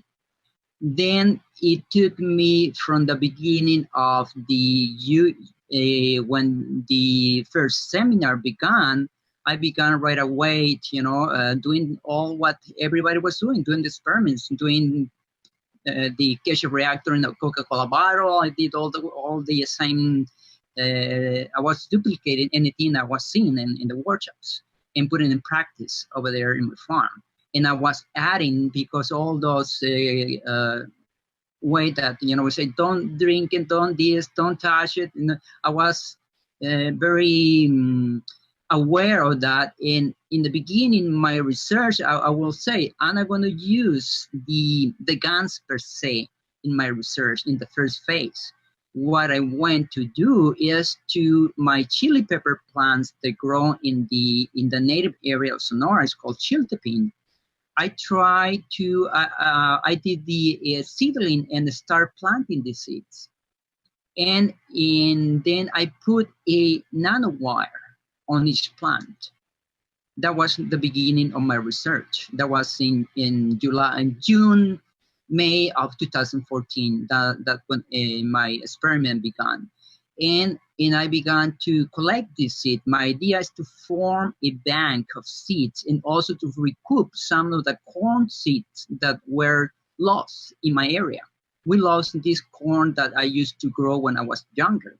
And this field where I'm doing the experiment was one of the fields that when I was younger, we were growing things there.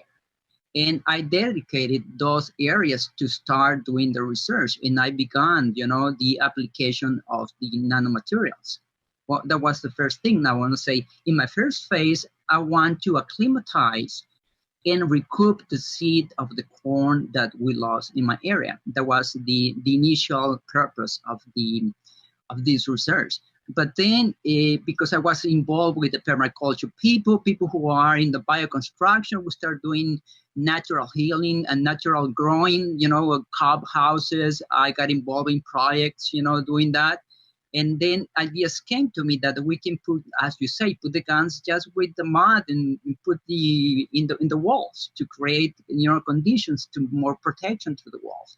And I start coming with ideas there in that area, and I started harvesting a lot of guns. I put a lot of CO2 kits captured to get. My first thought was, if I want to capture the CO2, I decide to only use in the beginning ocean water. That was my first logic. You say ocean water has already a special mixture that is there in nature in my area.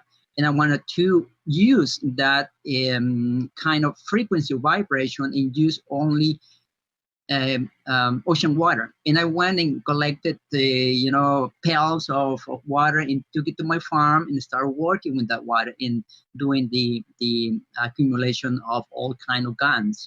That was my experience. Creating the guns, seeing what I was getting from different metals. And I also got this collection, and then say I want to get those because I was watching every Thursday the workshops that were going, And I was adding every time new information and trying to apply it. But the first thing I want to say, I want to just put the wires, the nails. I got nails, spirals on the bottom part of the plant in the roots. Some plants when I transplanted these chili peppers, I put meshes, like a silk mesh, and nano-coated with a non-nano-coated wire in aside. And then I just put a zinc mesh or a copper nano-coated wire in the spiral way of vortices. I was just plugging metals in the plants, and I start taking videos. I have a huge archive of videos of information that will explain, like you see here, that was the area that we did the throwing of the nails, washers, and all kind of metals, and we were activating with water there. We were, irrigating the area with the metals that we put to start the prepping for the next growing things. Here we're planting the romaine lettuce in that area. Here are the chili peppers plant in the left that I did the year before with the wires.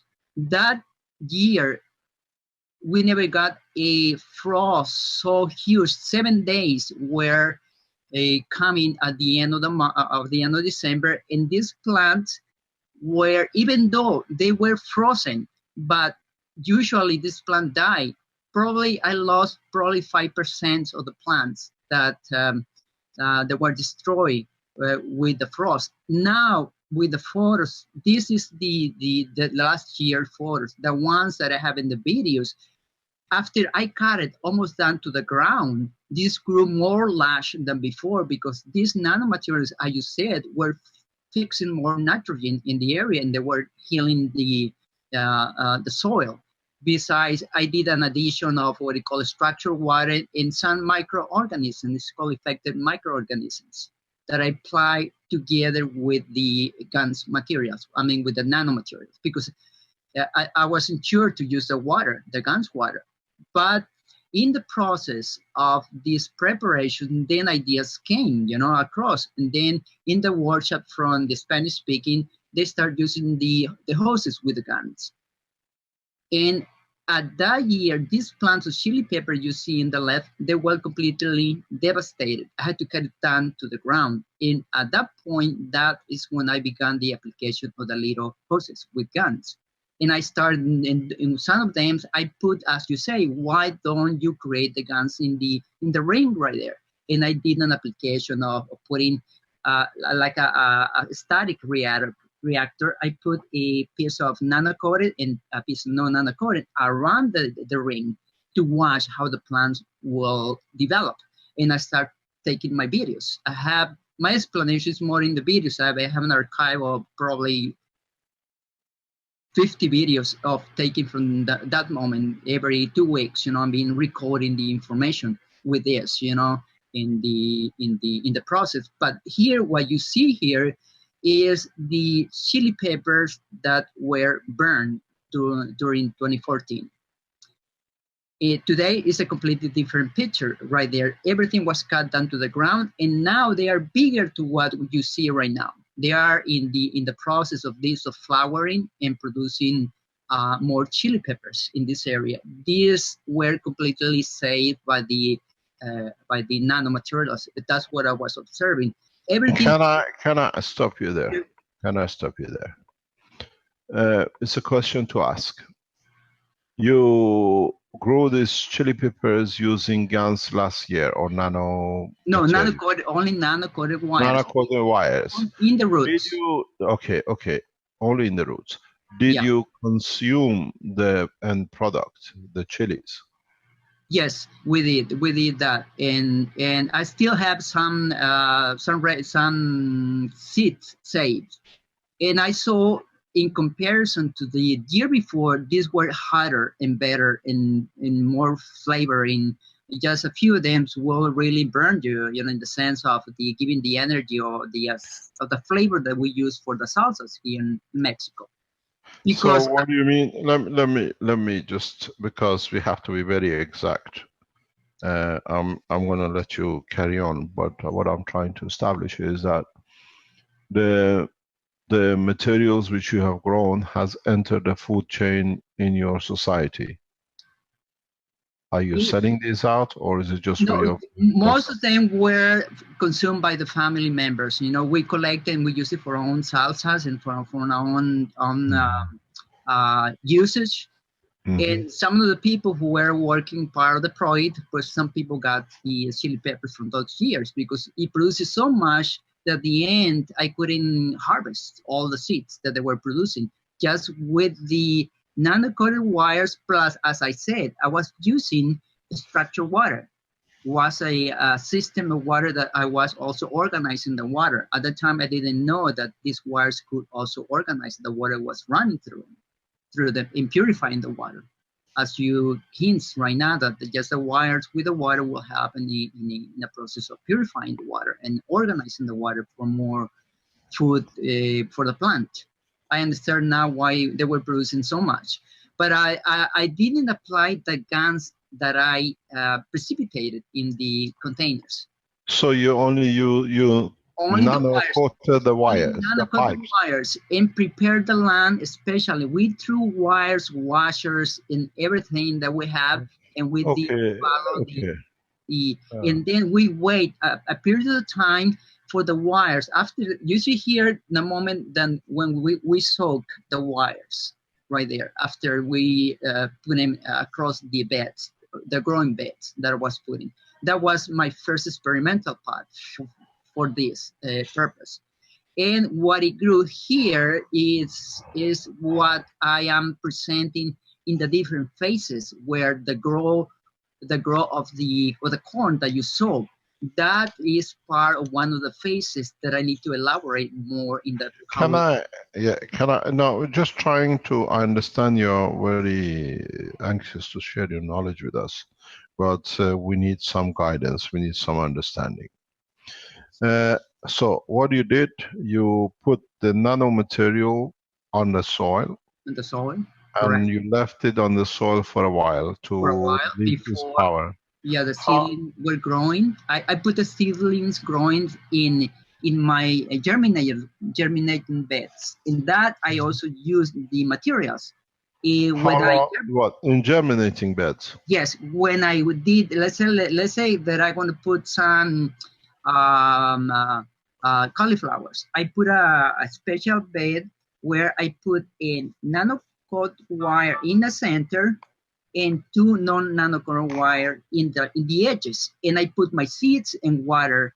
Those when they were germinating, I did an application only when I planted the seed. I just watered the first time with GANs. I used GANs in some beds, not in all the plants, only to see in certain varieties of plant how they behave in the germinating process before I transplant, as you see there transplanting,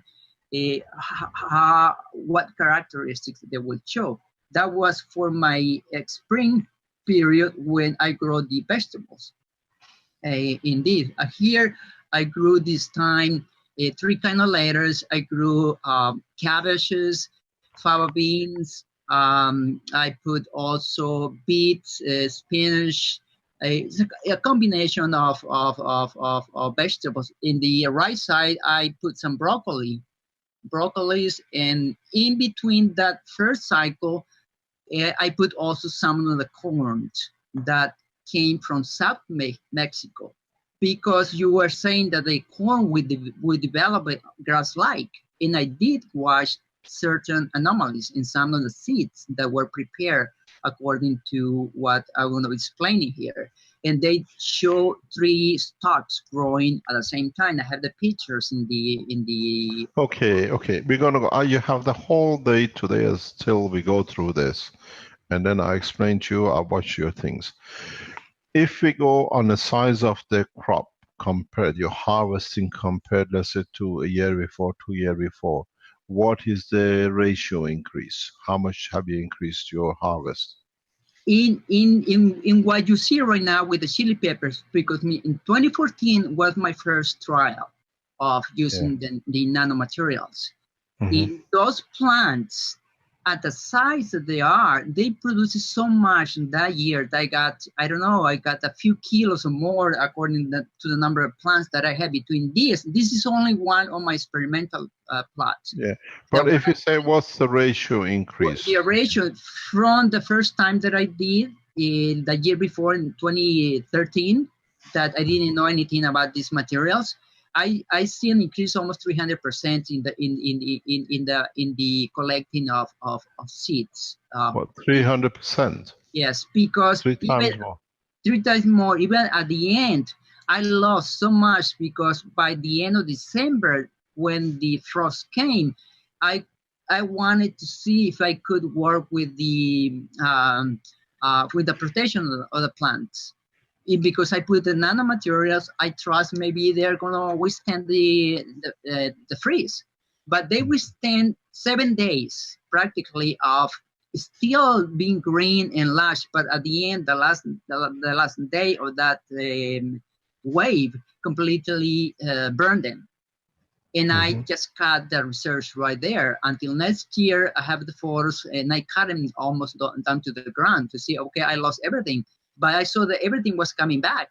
And that's when what's the normal procedure? What happens if you have such a frost? Do you lose the plant? Yes, you lose a lot of the plants. I mean, if this would have happened without you using the material, would have you lost all the plants with the frost?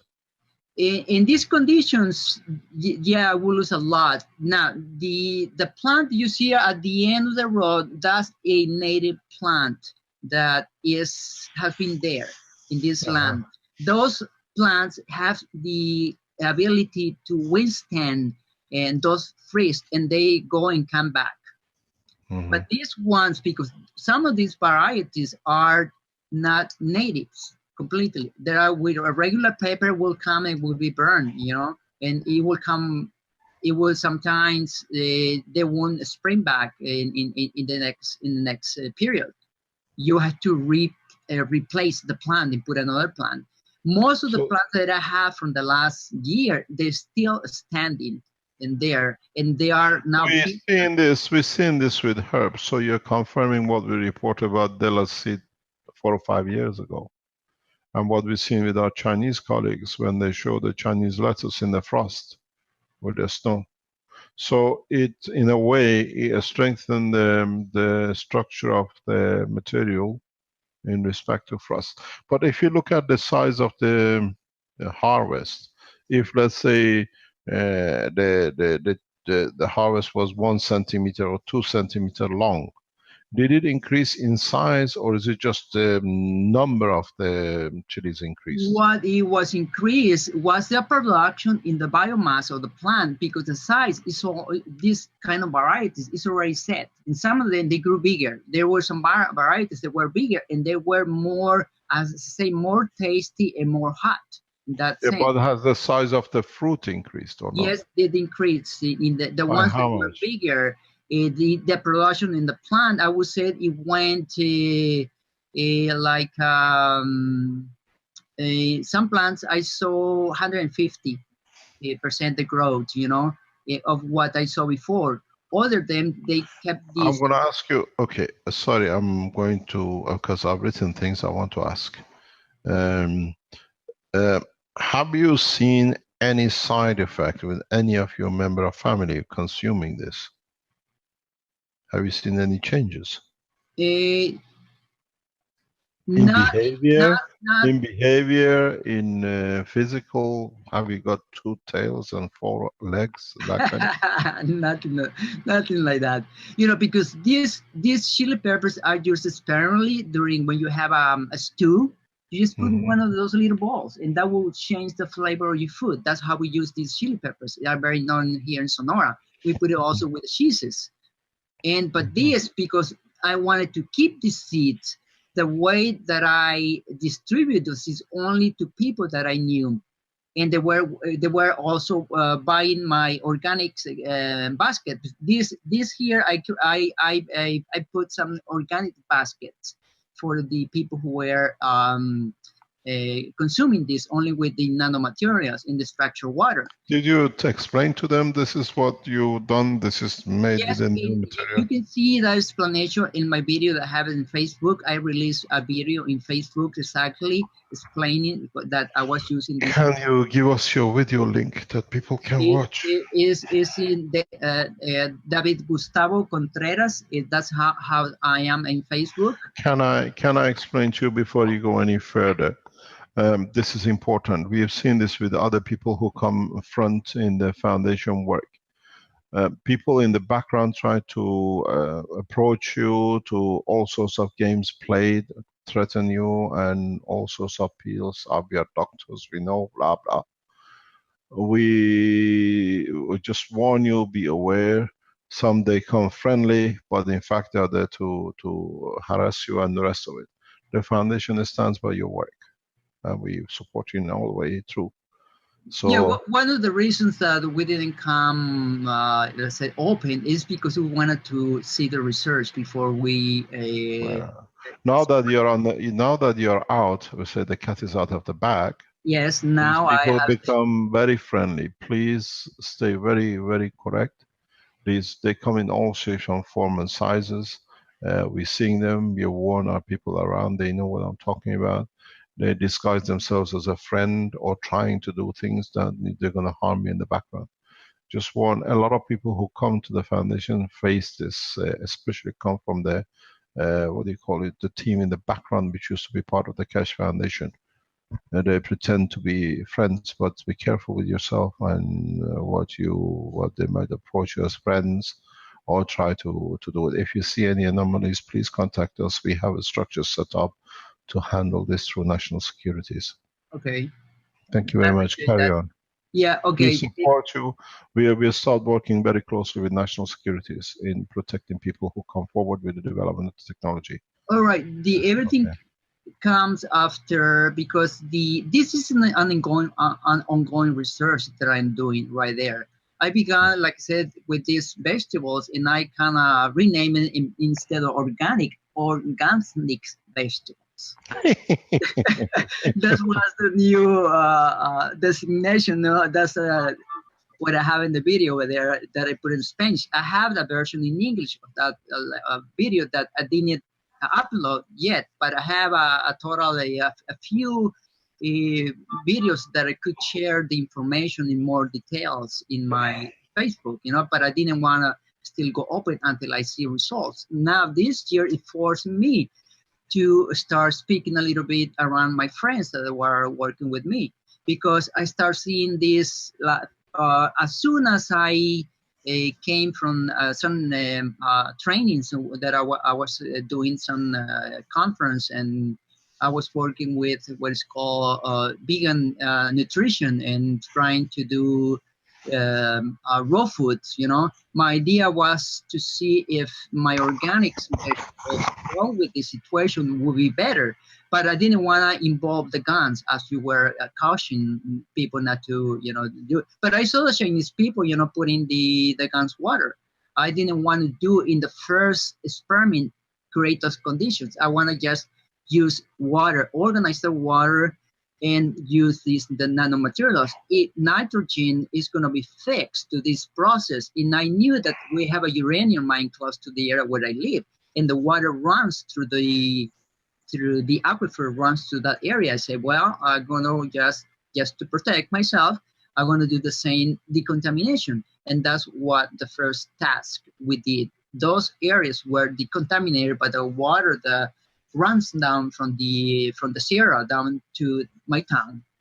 And that was the purpose of the first slides that you see here, decontaminate that area at that level, and then use different plots to then start adding new crops in the process.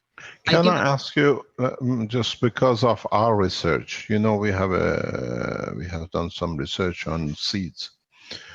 The harvest you said increased by, let's say, 300%, as you say. Mm-hmm. How much did your foliage increase? The biomass of the plant, they grew really bigger. Now I'm seeing the domino effect now of the plants. The plants right now, I would say almost in biomass, I'm almost at 400% because they are so, they look a huge bush, you know, at this point. From what you see right now, it's almost surpassing this growth with the plants. Some of them, they are almost with the rains, they fall down because so much weight of harvest, so much of peppers, you know, during the heavy rains, they fall. I had to kind of rearrange them then. The same happened with my corn, you know, because they grew this the height of 50 Yeah, feet okay. tall. Yeah, I've seen. We're Yeah. gonna have a look at them. We're gonna have a look at them because it's important to see.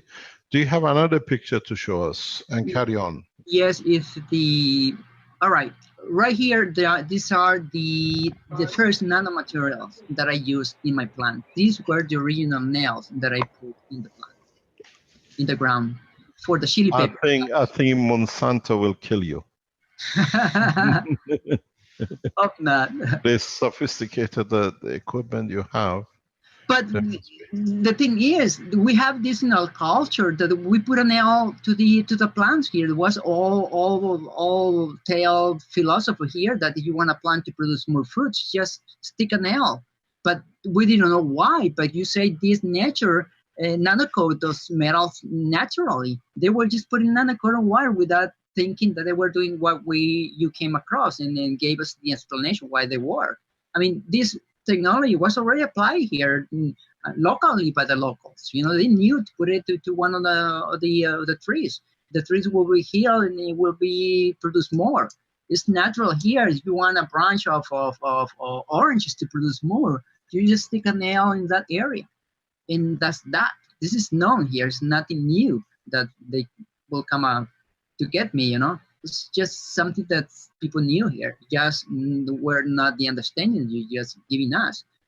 And here usually you also get the files. You know that you come where you cut pipes, you do cuttings of metals, and where you put those files on in the plants too. It would be a nice natural nano coating that we already were applying. It was part of the understanding, you know, as the same thing with the ashes that the people were using when they burned the fields, you know, and then they stop us not to do it anymore. And now the fields suffer because now you have to put a lot of fertilizers in some areas, and the lands were not producing. As I remember when I was younger and we were growing this same field and doing the research, I used to plant the seed behind the horses myself at those areas, those times, you know. And now that is what brought me back to this research. You know, even though I was getting in another things, you know, with energy healing, I thought that through food and through this would be a better healing, you know, and being in connecting with the earth, doing natural buildings, you know. That's how everything came across until I got involved into the research that I have right now ongoing, you know, at that spot. And still right now I'm just using the information that I have here is still not, it didn't give me time to put those things together because there's so much the details and things from plants, you know, putting 3 stalks going over there to that.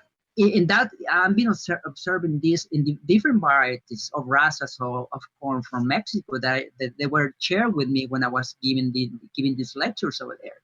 And these colored corns, specific areas, they were coming plants with 4, like you say, grass-like. They were, and I was asking the locals, they knew a corn growing 3 stalks going up from the root, from just one seed.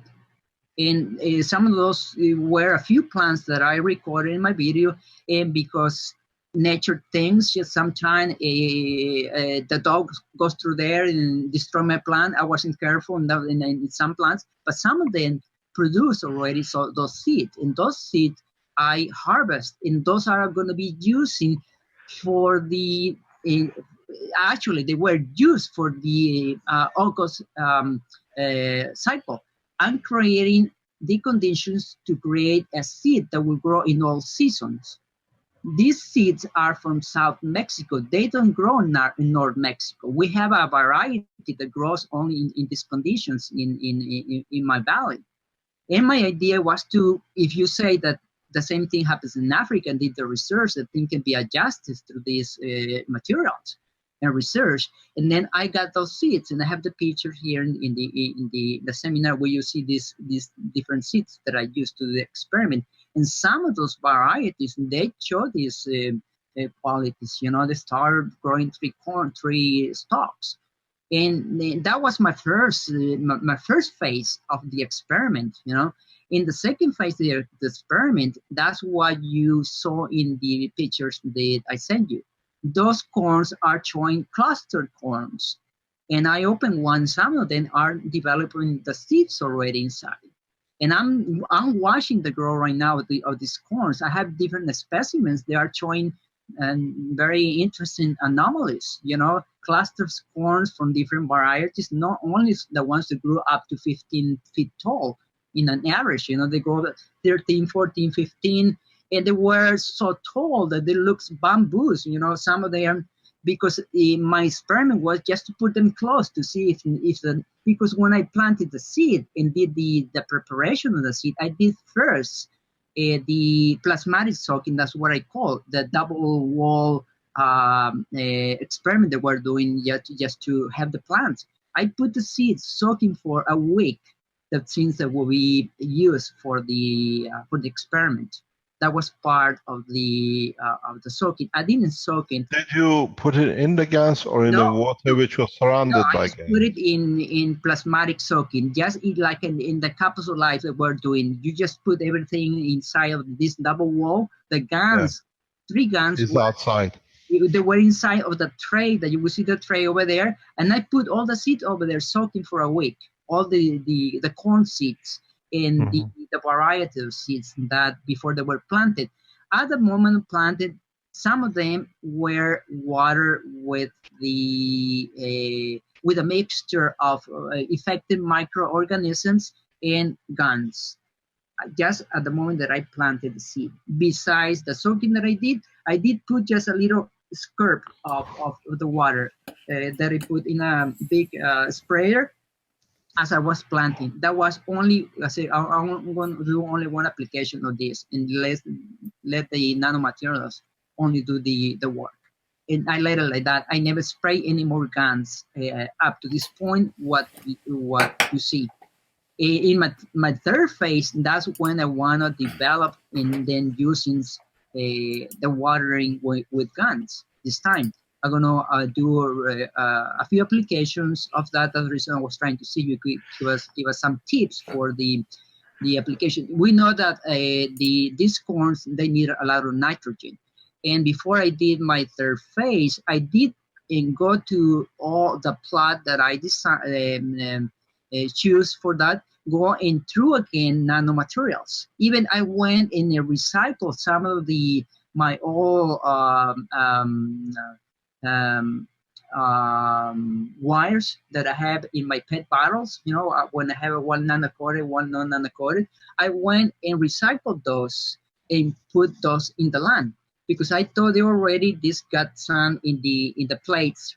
They got already some nanomaterials there.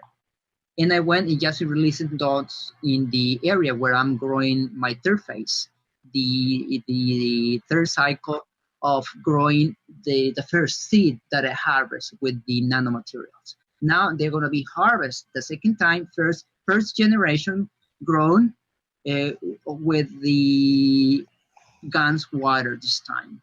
Can we see the pictures of it, the difference? David, can you tell me which pictures you'd like me to show? There's over 60 pictures in 5 groups. The pictures right there is one in the pictures. Is one.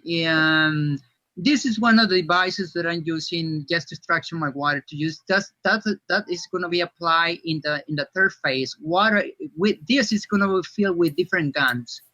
Either I was trying to see if you can give us some, because you came with the little plastic balls that will purify the water, and I came with the idea to the reactors in the star sheet formation that will be put in a PVC pipe, where water will enter through those to get energized and then irrigate my plants that are going to be in the third phase. That's my ongoing research now with the device. What's in the balls?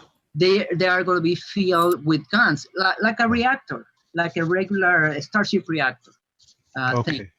They're going to be filled with guns. The other idea was one of them to fill it with the fertilizers, like the bonds, the fertilizer, calcium guns, and different guns are going to be put in balls with different guns that will energize the water with those fields, and then to be released in the irrigation process that is growing not the corns that I grew in the first phase. That was my idea. And ideas come springing every time, you know, because we want to get these corns to grow in any condition. And then I'm trying to find the conditions in observing this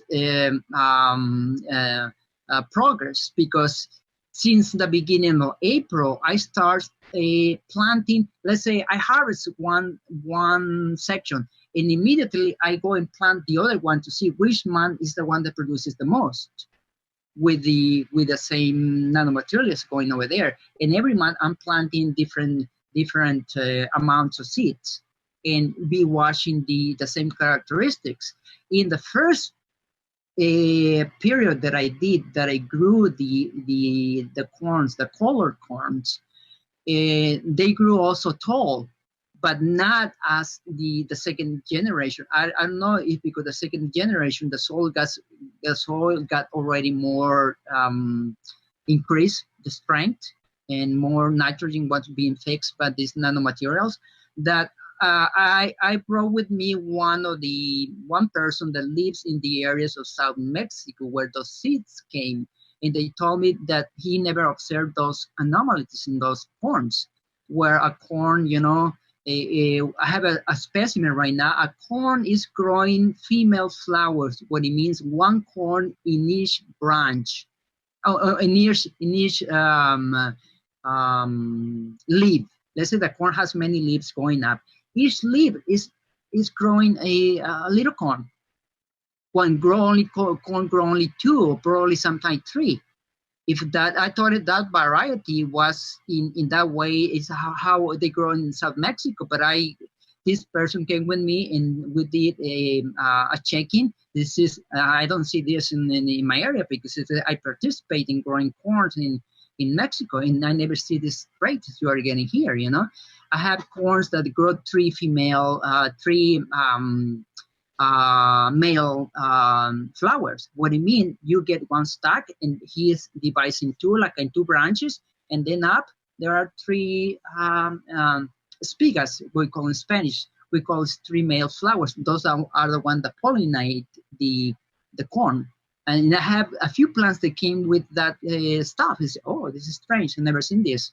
And I thought it could be because all what it did with the plasmatic soaking and what I'm using there, you know. And then can I ask you a question? Mm-hmm. Could you set up what do you call protocol? Yes, that's well. Yeah, just follow up. I get. I'll listen. Exactly. We need a protocol, because then people can understand how you did it, what they want to change from protocol.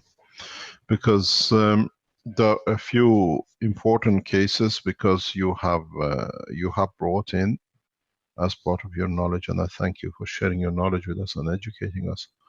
That is, first of all, GANS has been used in South America for centuries. Mm-hmm. So there is no danger into nanomaterials and GANS, as the nails and the charcoal we've spoken about.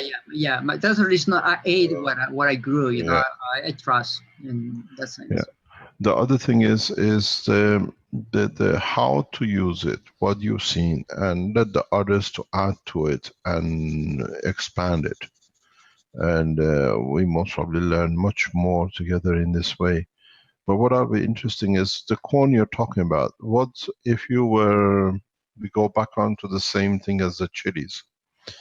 If you were harvesting, let's say, so much last time or normally done with the same seed? What was the harvest this time compared to the last time?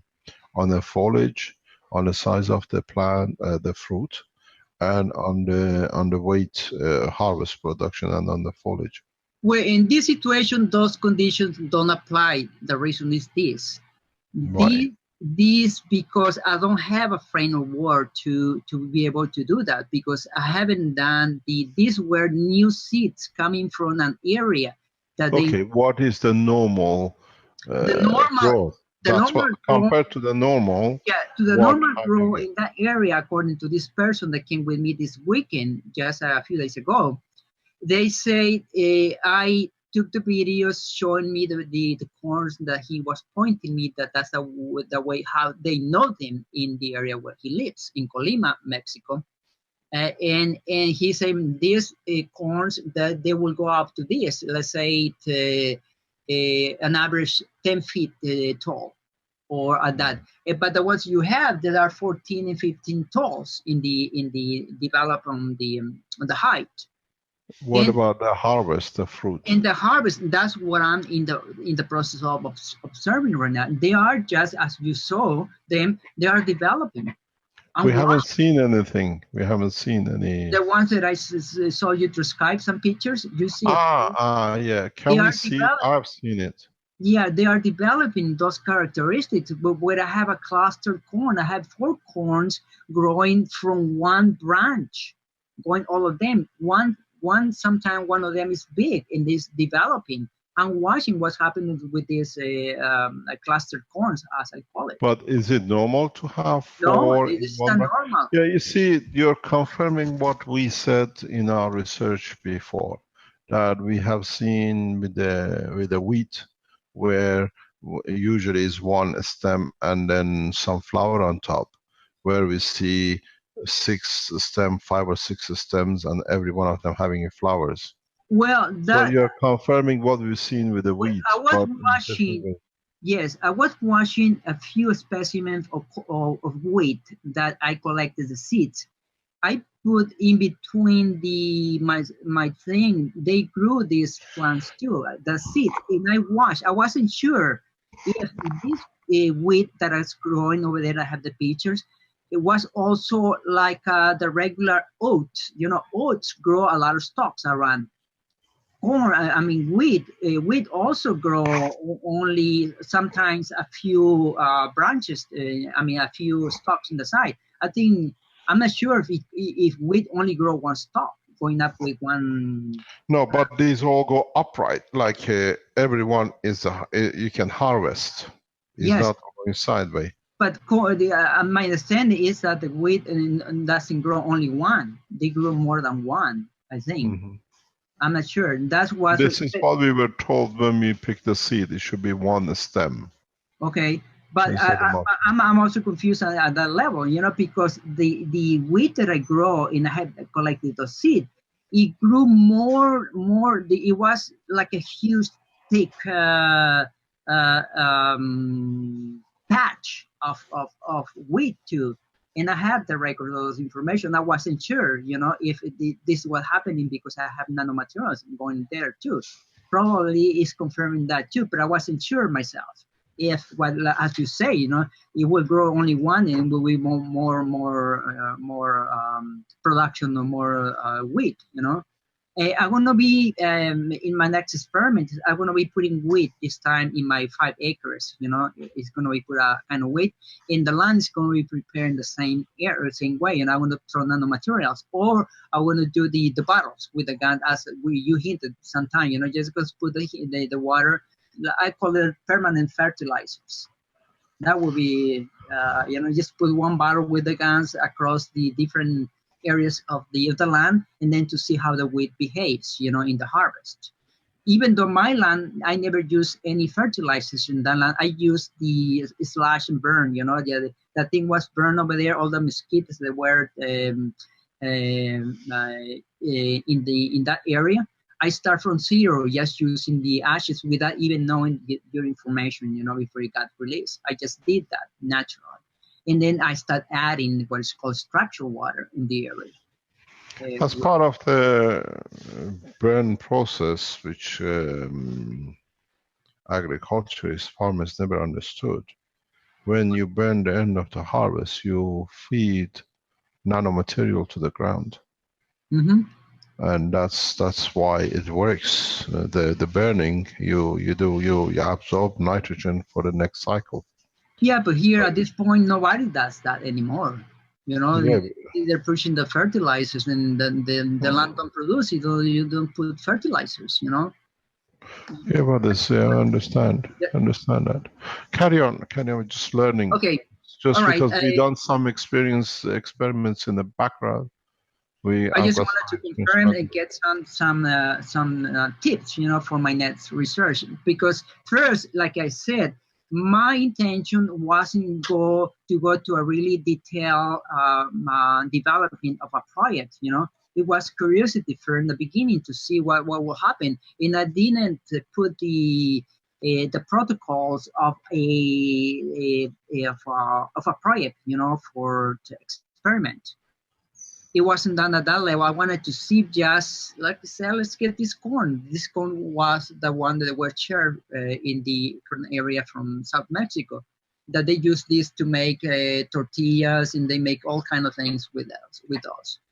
And I wanted to acclimatize those corns to my area. That was the first purpose, you know, in the whole project that I was doing. I want to create a bank of seeds that will give us to my own power to have the control of those seeds that will be organic and not GMO, not contaminated, you know, and grown in the best open pollinated situation that will have a good, a good seed that will create a good density product, a lettuce that will grow really full of nutrients, you know. That was my idea in the whole thing. And I have all kind of, these were only the corns. I've been collecting all kind of seeds. Now that the materials are in the ground, I'm watching how those seeds behave in the next growing seasons.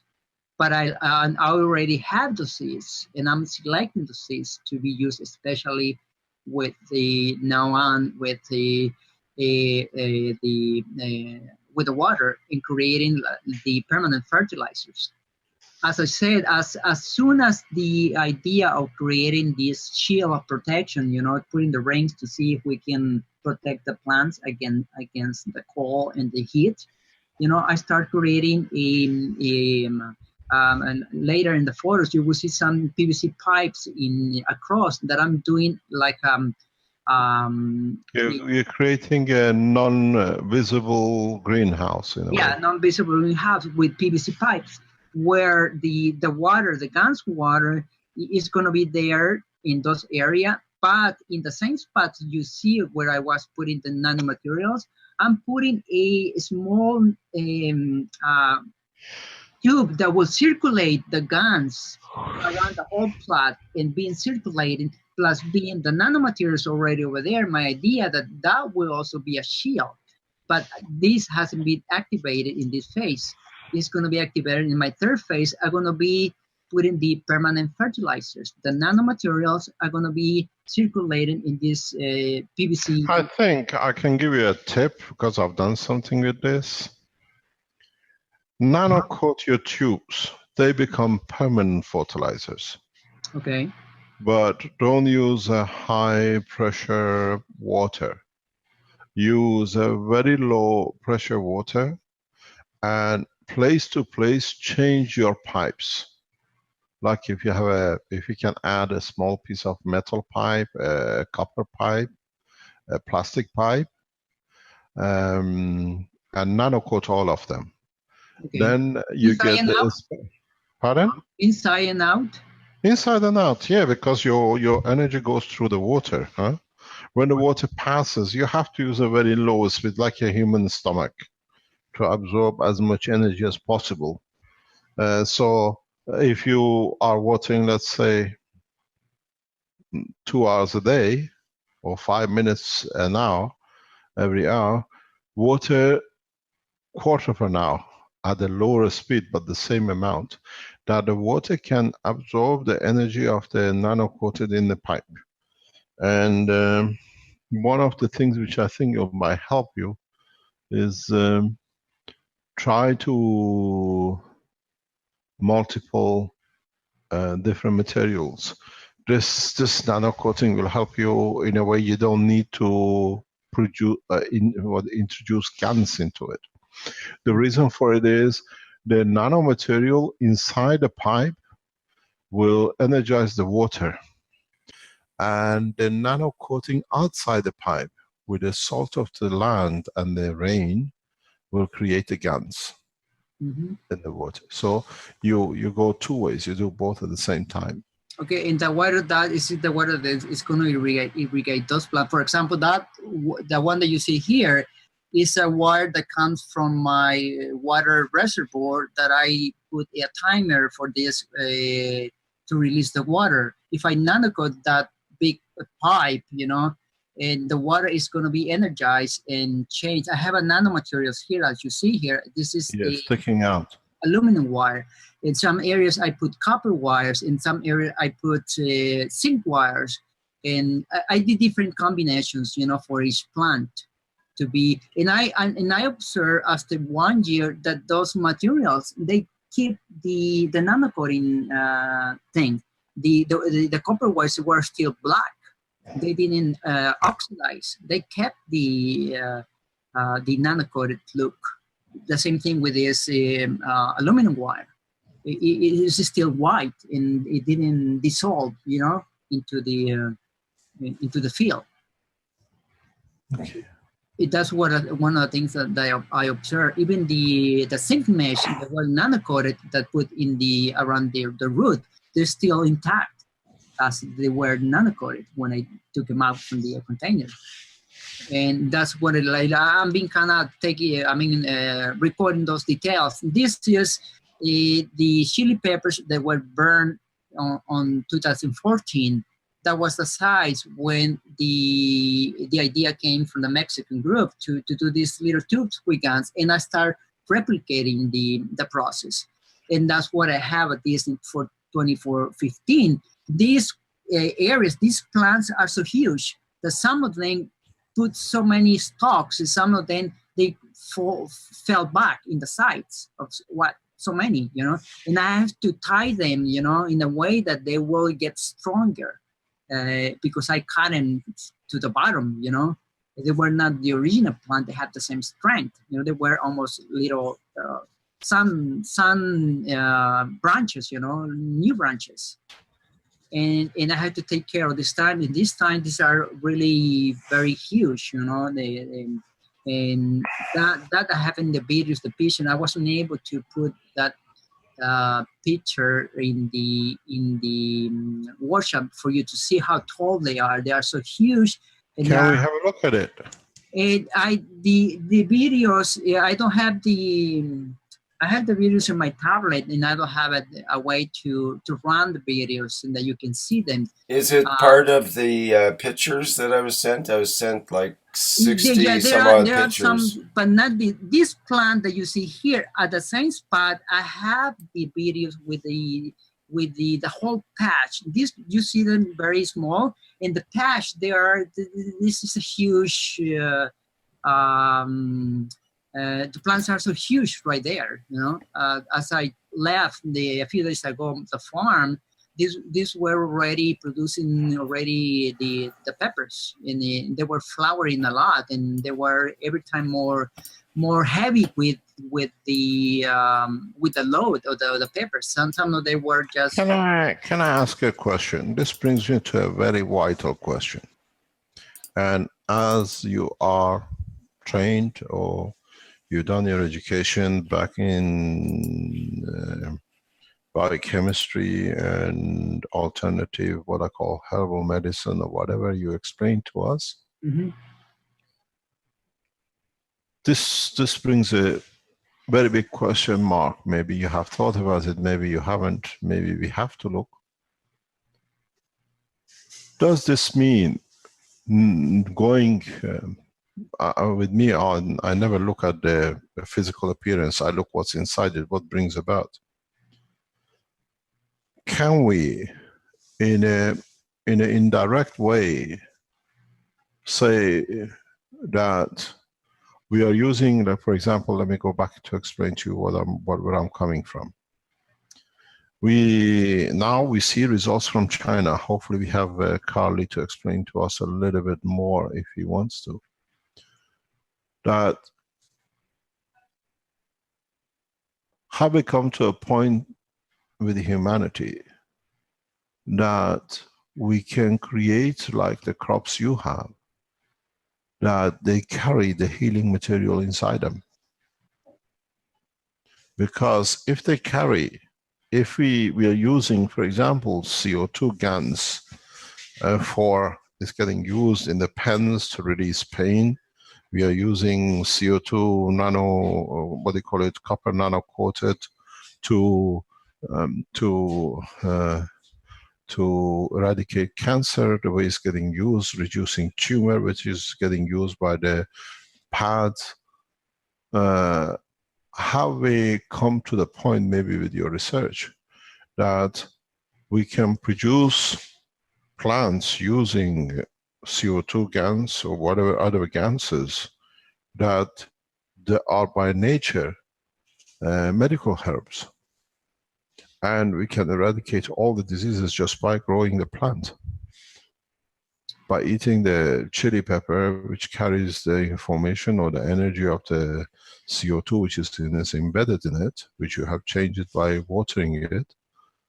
Have we produced, or are we producing medicine plants for every cure?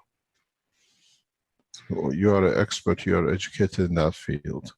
Well, with are we in that verge of that side? Well, I've been thinking about those in the philosophy that is used around in the permaculture areas. You know, people walk barefooted when they are doing the prepping of the land. You're already putting part of your vibration for the plants to give you what you need. Your sweat, your liquids will give information to the plant in that way to have a plant that will give you what you need. If you are, because the connection between you, the ground, and the area is a synergy in working with this. It's not just mechanically that you come in and put stuff, you know. There is a connection that happens right there too. That's my belief, you know, in this. No, what I'm trying to get at is that now in Mexico, you're developing, you've done this, you're using the material. Have you seen any changes as you've been consuming the harvest with you and your family and the people around your area? Have you seen any changes in the health of your people? Less cold, much stronger, serene behavior? Do we have you reached the point of that the harvest creates the psychological and physical effects which can be done without consuming the material? Well, can we still happy, as I call happy chilies?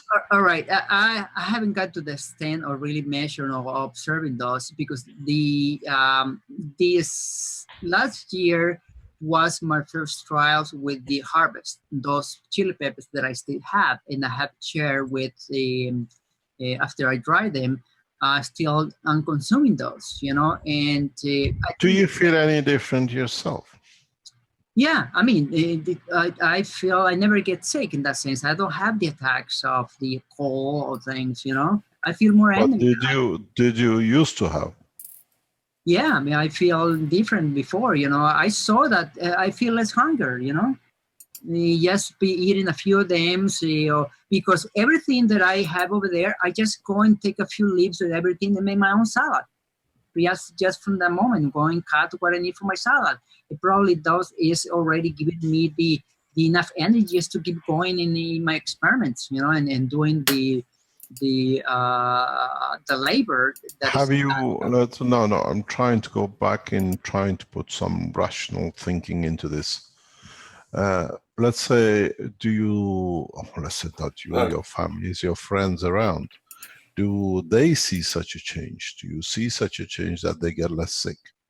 I mean, they have, the ones who have taken, and they were part of helping me to harvest, and they are also partaking of those guns. They feel that they feel better. And like I said, I had to double check with them what else if they know any difference. You know, I haven't done that research with them. My idea wasn't more focusing in but sometimes I understand, but I'm just trying to see if something has been observed in that direction. Yeah, what I have observed just in the area after I started putting nanomaterials and the reactors, Starship reactors in my land, this year was one of the years we had the most water in the aquifers that the year before we didn't have any water in the wells. There was a problem. I wasn't even being part of some research, you know, of checking the wells and any water. There was no water there. And this time we have water almost for 20 years from now on, from the water that came. I don't know if because I start bringing that frequency of the reactors in the area and start bringing more rain. I don't know if there was. Well, you're running reactors on the site as well? Yeah, I'm doing the Starship reactors. I start doing. How many of them? I have one that I began working with them, and I have a small reactors. You know, that I have one little reactor that is in my windmill. That is turning as the wind comes, it turns the reactor right there all the time. And I do have from some time, I have my Starship reactor just working in the farm, 24 hours. They've been activated with a solar panel with little fans, you know, the first one that I did was with little, the fan from the computers. And I put the ping pong balls in the cups of the Coca-Cola bottle, and I glue them to the motor and start, you know, activating Rick, those. Rick, work reaches parts you can never think, Rick, huh? Ping pong balls are going a long way. That's It right. happened because of Rick, you know, when I saw the first thing. I was talking today, there's an advertising it used to be in English television about a Heineken beer. I'm talking about last night. And it says, Heineken reaches the part that no other beer can reach. I think this goes with Rick's balls. Well, in a way, they came from China and they have returned back to China too. So it's been all around the world. Yeah, it's nice. It's a simple idea, but effective. Yeah, like I said, I have those reactors working since the year. I don't know if that also helped with the environment. I'm doing some kind of other experiments right there, energy experiments regarding rain, you know, and cleaning the area from, you know, toxic materials. And I don't know if that was part of what is called the Nino or the Niña effect. You know, every year, you know, when you come these changes of climate, now we have so much water that we didn't have the past years. I don't know, I don't want to say that it was far because I put a reactor there. Probably was, I don't know. Have you seen any other people who doubt those reactors that the area changed? What, is it just your area or is it the other areas in Brazil? I don't know, that is I was asking if somebody has an experience on the areas, if they have a change, if there is a change of weather or things in their areas after they start. No. Put it this way, you have your local area in Brazil where you in Mexico. In Mexico, yeah. Let's go 2 kilometers down the road, 5 kilometers down the road. Is it the same with everybody, or is it just with you which increased the water? I mean, the river from there, it went around the area. Yes, the river just came alive again after this year. Water was not even in the river. Now is one of the attractions over there, the water, you know, going over there in the afternoons and just jumping to the water. And then it happened the years before. It was completely dry. And now we have a lot of water with these rains that we got, you know. It seems like the water just came out from the ground this time. And that's the reason I was asking if anybody had any observations with the reactors being run in the areas, if weather had changed or not, you know. I'm just myself, observing here these conditions of what's happening in this area. Can we have a look at some of your the harvests? And I don't know. Right here is one of the corns that these ones grew up to, let's say, 13, 14 feet tall. These are very tall. This one is the one in the left, from the top going in the left side.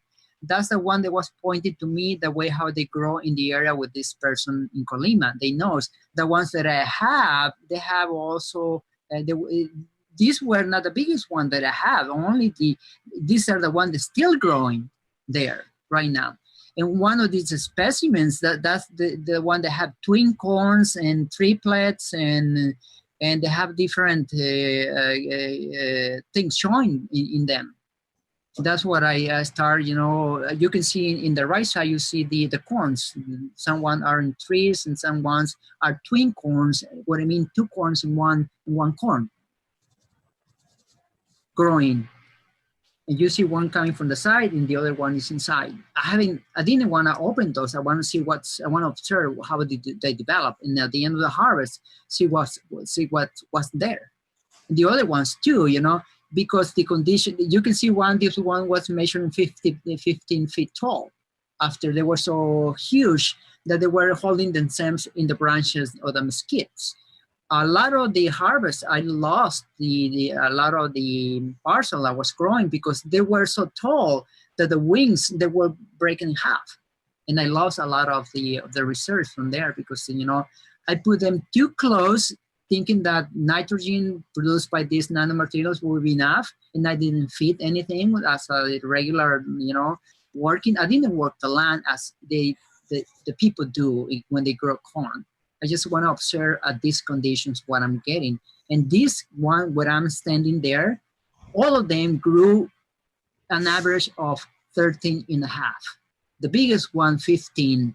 That I'm measuring. Well, what's the normal size height? The normal size over there, I mean, for those one, I didn't know until this person told me it's about 3 meters, it's about 10 feet around that area, 3 meters tall. Some of them, the varieties. And I didn't. But the number of corns, according to your man, is it the same number? No, they say they only grow two. There. Two corns altogether. Two corns in the plant, one in one side and one in the other side of the plant. How many corns do you observe on the ones you're growing? Well, the specimens that I'm watching right now, developing, some of them, like you say, if you run the videos up, you will see some corns are, even in the archive of pictures that I send you, there are corns that have, for example, this is developing 4. This is developing 3, and I have other one developing 7 clusters. Mm. And they are. Do you think all of them will come to be able to produce a seed? I don't know. I just cut one that has a little one and another big one, and that one was already producing seeds inside. So the harvest grows. This is what we've seen with the wheat grow here in Europe, with the increased numbers. So what it is you're confirming, irrespective of seed, we can grow the same increase in harvest. Yeah, like it's here, you see a clustered corn, and I have, other ones that 3 corns of 7 corns, and one that I have taken apart in the pictures. There were 7 corns, and later we call bastardos, bastard corns, that sometimes they take energy from the other corn. But I say, if I want to put this nanomaterial, probably they will have enough thing to grow. And now I'm observing those things that I'm going to see how many plants are developing these characteristics, and they're. But are you supporting them with the guns that they can have enough? I didn't want to do that. I want to do that in the 3rd phase of the. Okay. That's the reason why I let it go with this condition. This has 3 corns, one in the center, and it has 2 more here, growing kind of strong. You can see there are. This is abnormal growth. Yeah, for those people who, the guy who told me this, I never see this growing corn in that way in the cornfields that I've been working in my area of Colima.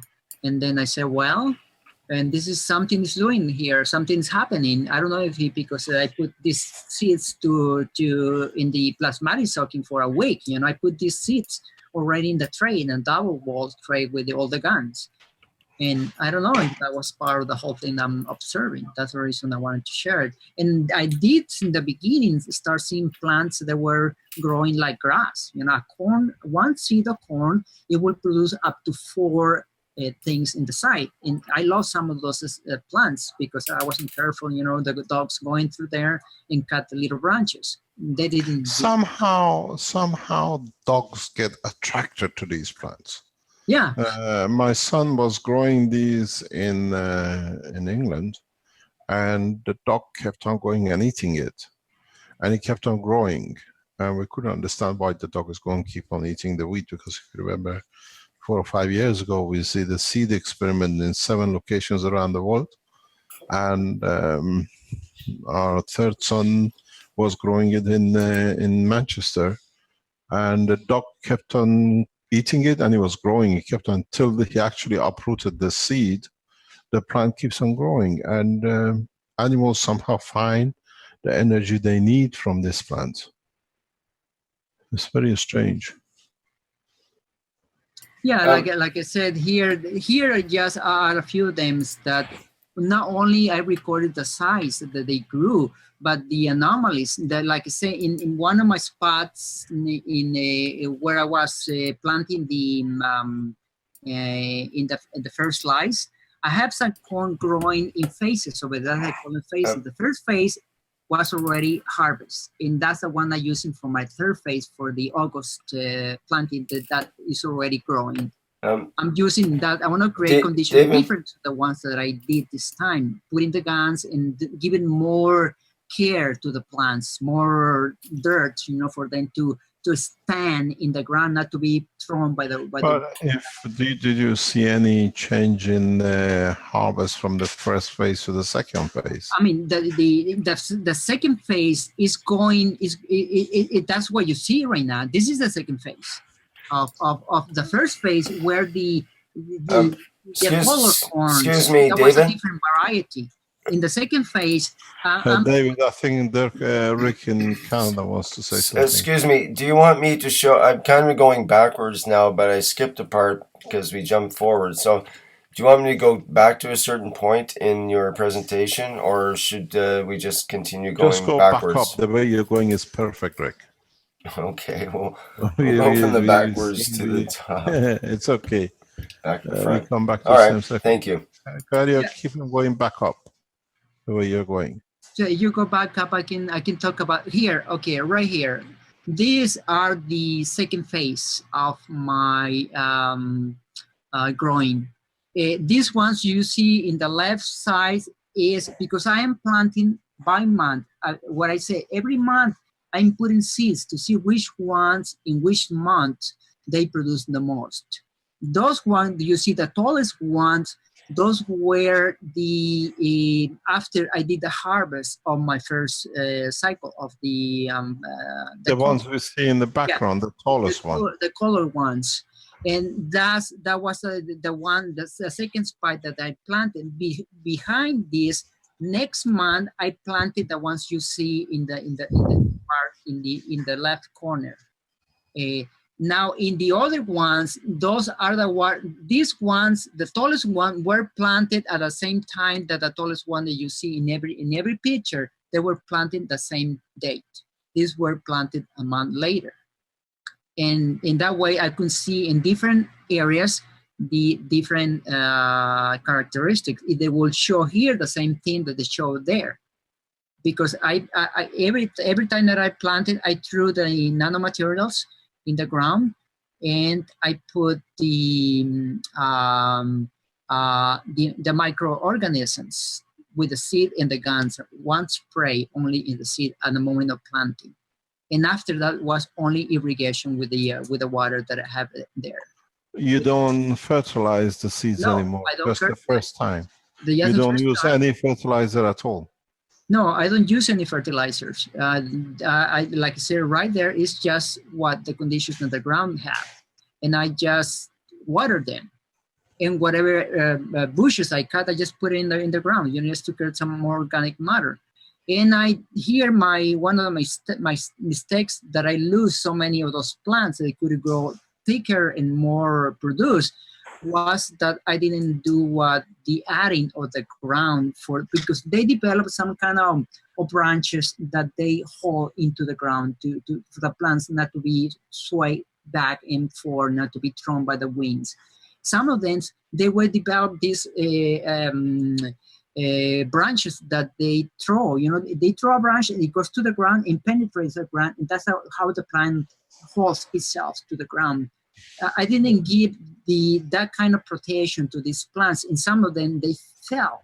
Just with any wind, it would throw them down, That was part of my learning. But in my next phase, I'm giving more space of separation to the same kind of varieties and wash this time the results.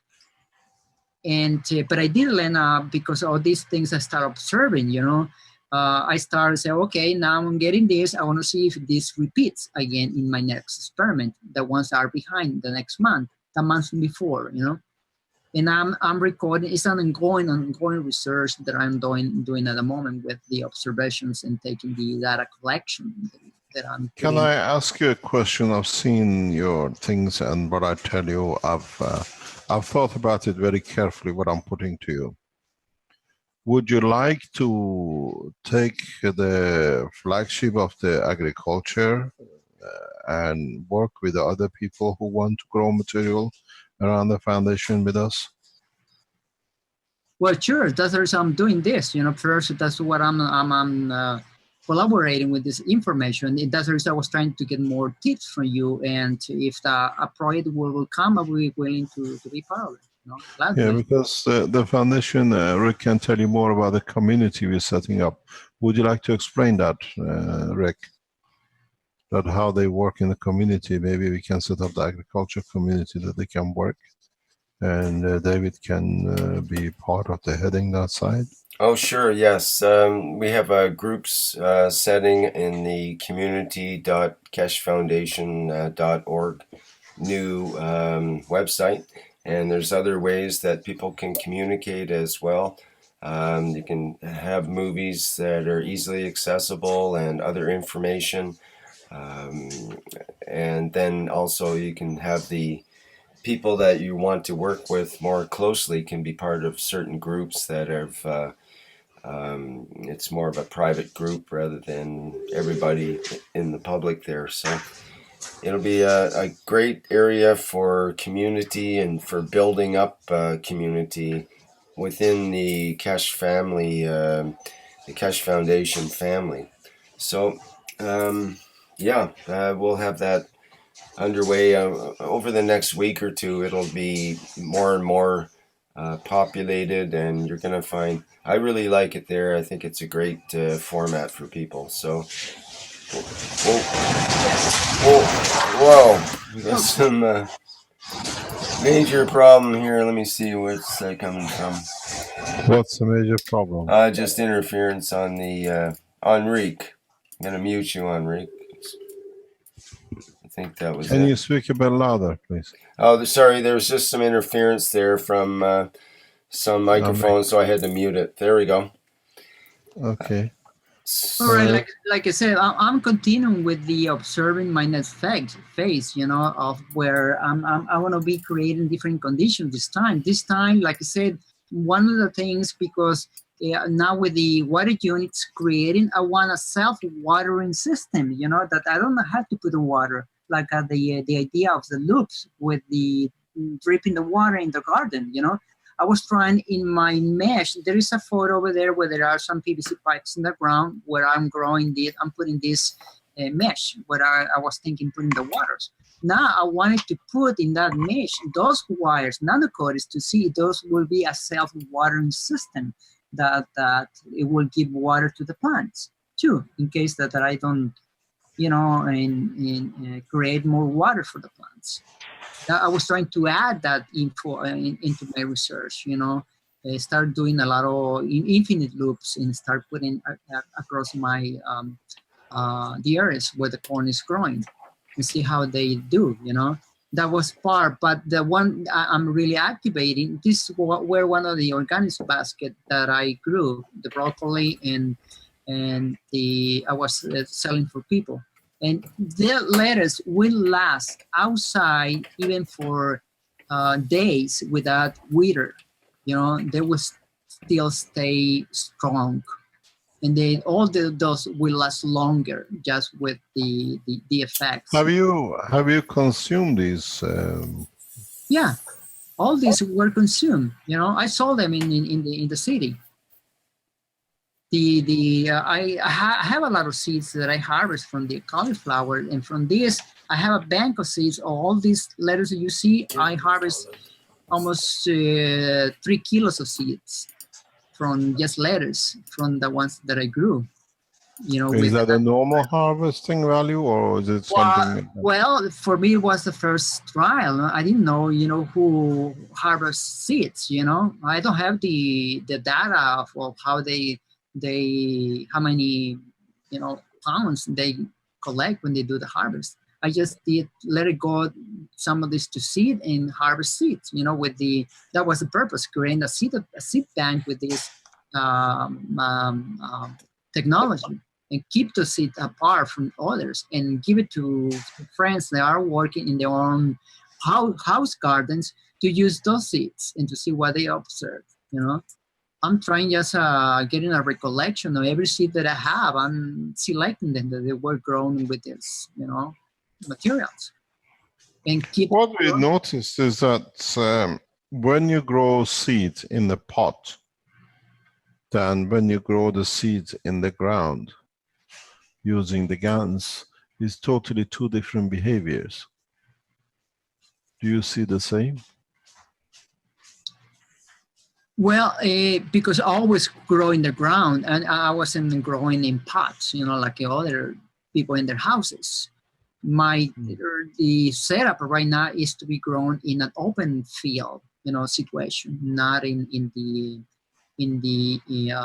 community garden where people just bring buckets and grow everything in buckets because of the space, or hanging baskets. You know, I haven't done those experiments if they behave the same or not. But these broccolis, they grow so big. Here's one of the way how I did the soaking. I got the seeds and put it in this double wall container with the GANs of CO2, copper oxide, and CH3, and the amino acid waters that I mix into the container. And that has been my device for soaking seeds. Other than, yes, I put them some on GANs. And CO2, here I'm spraying a mixture of CH3 GANs and CO GANs, copper oxide GANs. This time, just in case that I want to protect some plagues, some fungus or whatever, I'm putting this together to a mixture of the microorganisms here in this, spraying the two together to create a synergy to help the plants, you know. And that's what I was trying to, you know, for the just for the lettuce.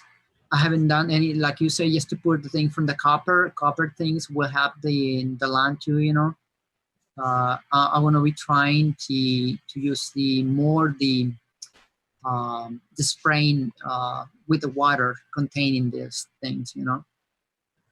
And that will be part of the third. Do you see the duration of soaking having an effect on the seed growth or mutation of the seed as we have? Well, I observed the mutations of those plants because, I mean, for me, it was new because this is where seeds from, I didn't have the experience of those seeds as a trial because these were new for this area. We never grow these seeds here in this area. For me, the mission was to see if those seeds will grow here and adapt them.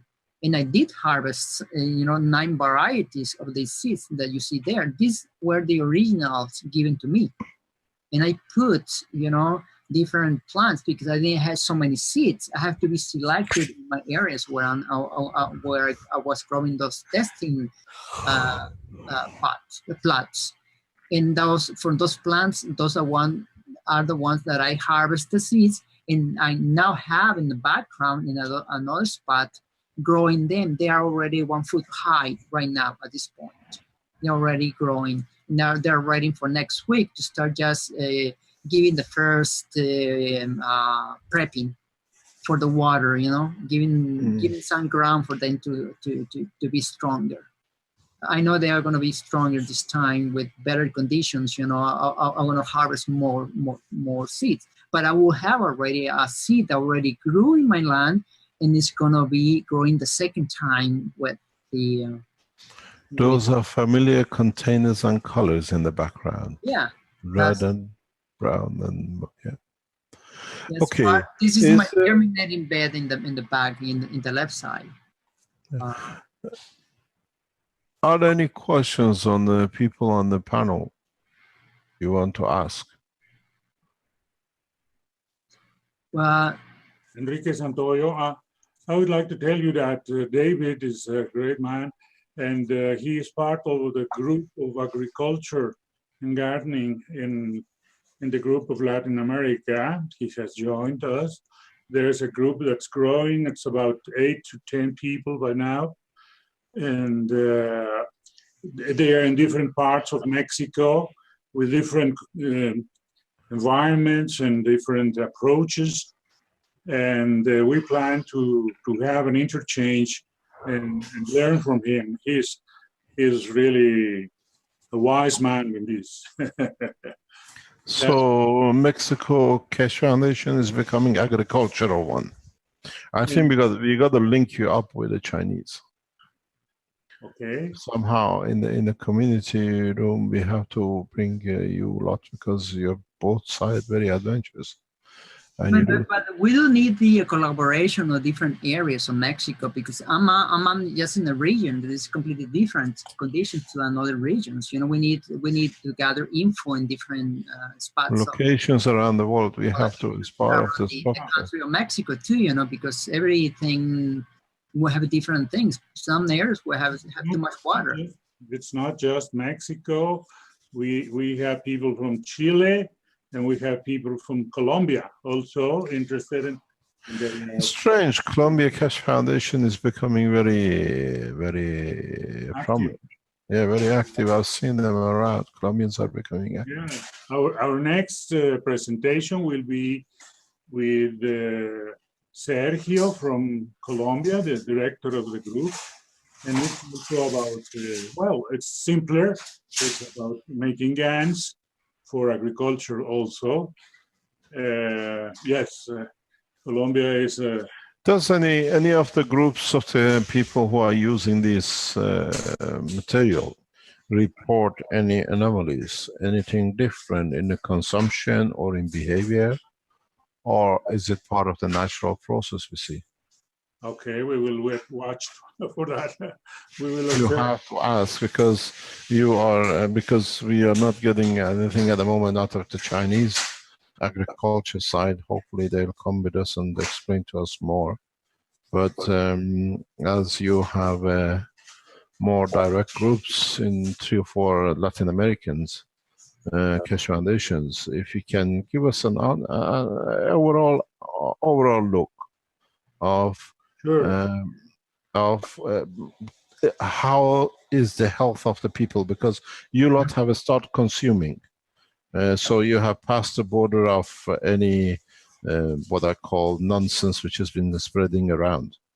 So what will be interesting is to see, my God, these are bushes more than a tree.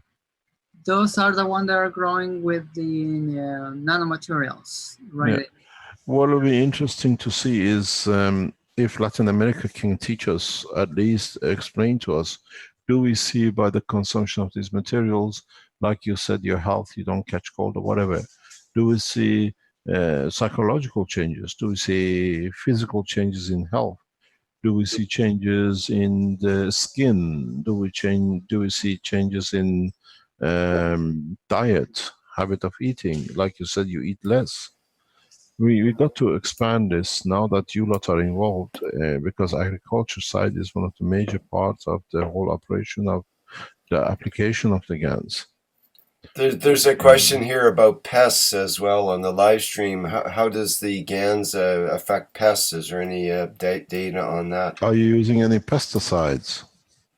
No, Have you seen any difference in the use of pesticides? my idea here was to use the copper guns, you know, as a way to control any situation like that.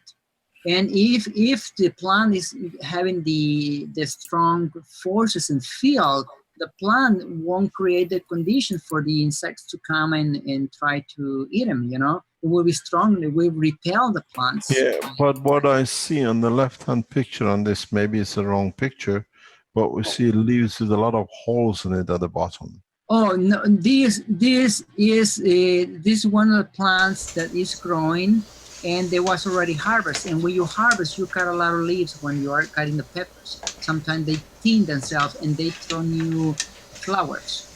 Every time that you cut more, they grow more. No, but we see holes and patches on the leaves at the bottom. In between here, in the on the left left-hand picture, yeah. Yeah, that's one of the plants that no, these are like grass. Sometimes it was grass grown in between, and this plant wasn't developing. Just remember, this picture is from the 2014. It's not the one in the cycle of 2015. Those are more lush, more huge. They are bigger than this one that you see here in the right side. That I was showing over there, how I lost 5% of those plants that were growing here, and these were the ones they got troughs. Now they are not the ones that I have right now. Those are huge now. This bigger than this. I think what I'm going to tell you, shouldn't be surprising. Can you give us some new pictures that come back next week? Yeah, I can go and do a carpet of all the carpet of things that we see. You see, and you can do what I call quick call around among the peoples. You say there are a number of people in Latin America who are using the GANs technology for food and harvesting to see if we see any anomalies in behavior, in food, in physical structure of the people, because you're consuming it. This was scaremongering we saw a lot of time with the Keshe Foundation, and with what you just stated, that's buried. There is no way, there is no room, because already in circulation, people are eating it, people are there. So we have to see a natural process, not a controlled process as it's done. Mm-hmm. Like I said, I didn't apply the materials, the GANs per se, but you say they already created in the ground by themselves. You know, when the only fact of trying the materials. But in my next ongoing experiments, instead of put only nano-coated wire, I put aside a regular wire that is not nano-coated to see if that would create conditions for those areas too. I mean, doing those little additions in plants, like the one that he passed it right now. I did the around the little PVC pipe that I have with the GANs inside. I put some of them salt water with the reactor, like the same thing that we do in the bottles when we do the CO2 capture. I put things like that in some plants to see what will happen. If the GANs will still be creators inside the hose, you know. I mean, things like that, you know. How about reactor for the plant already? We had there's a question from Emmanuel about magnesium. It's useful for many plants. Have you tried to use magnesium GANs of any kind? I was thinking in my next experiment, start working with magnesium and doing the bones burning, you know, to create the GANs, and then start feeding the plants with those kind of GANs. That will be more fertilizers, you know. But my idea was also not to inject. Okay, I'm going to stop you. I'm going to stop you for one reason. Maybe we go for people to understand why you use magnesium. why we use chlorine, why we use sodium. Just look at the atomic structures of sodium and magnesium and atomic structure of chlor and aluminium. And then you'll find out that the same as we had with nitrogen, with the two sides of the carbon and oxygen in the upper atmosphere, in the Earth's physical structure, sodium, magnesium, and aluminium play the same kind of ratio.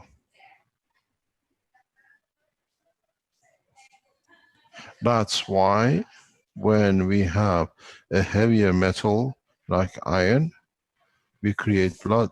But when we have the magnesium in the structure with the same sodium, we create chlorophyll. Chlorophyll, yeah. Yeah.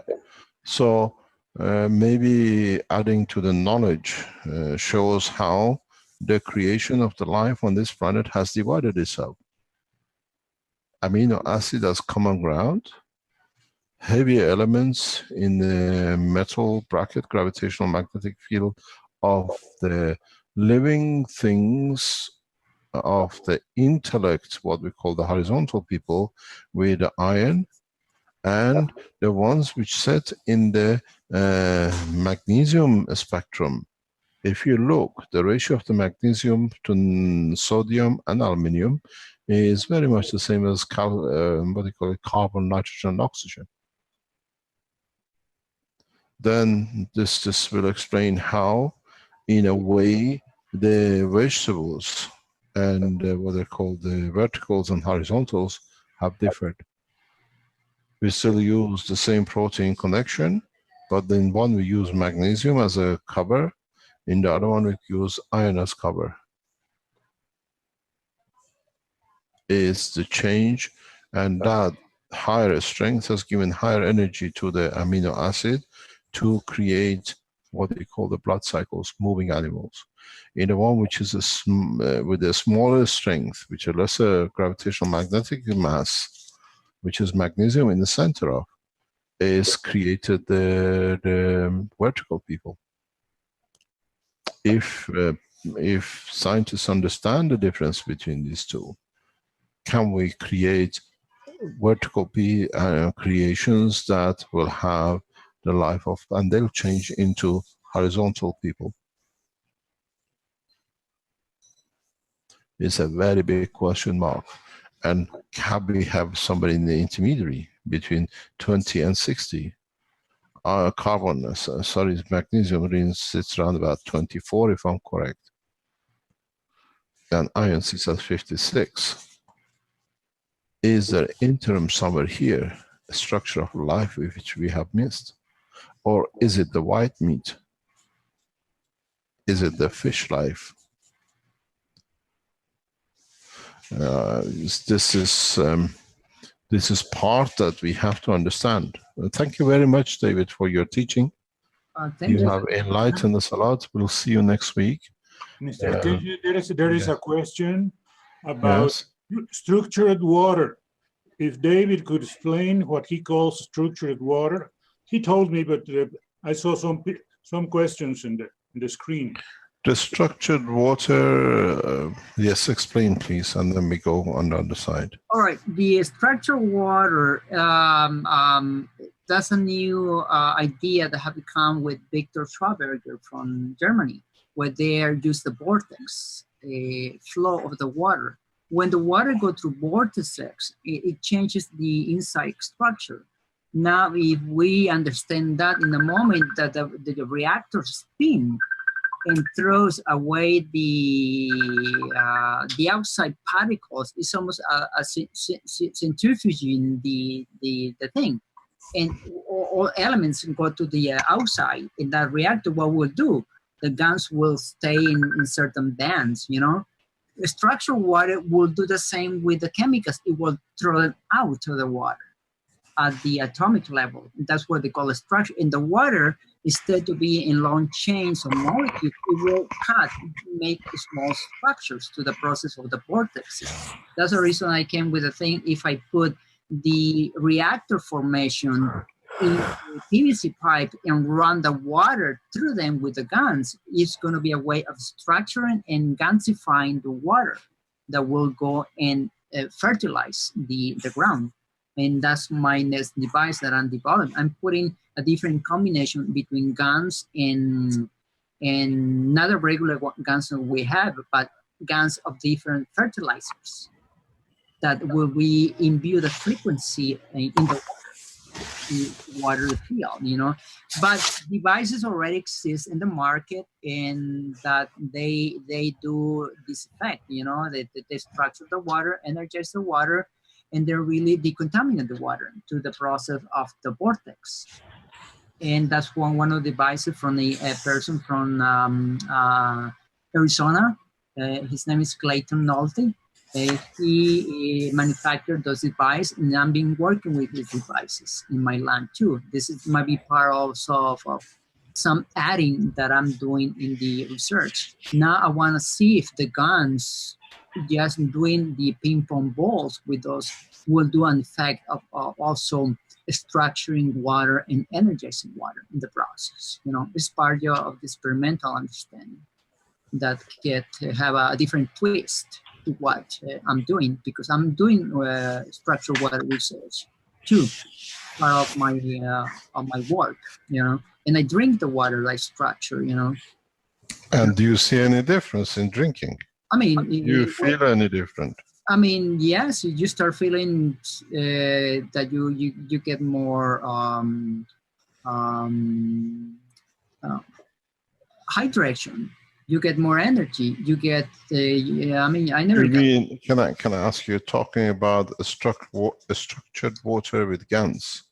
Are we talking about, or with the system you have? I mean, with the system I'm using, I'm not on this, but now that I'm proposing the idea of using the same idea with the starship formation and run water through them, and let that water go and irrigate the plants. That's a new twist of putting the GANs in. No, what I was asking, you said you consume the structured water. I mean, the water that I'm structuring, yeah, I drink through these devices that I'm using.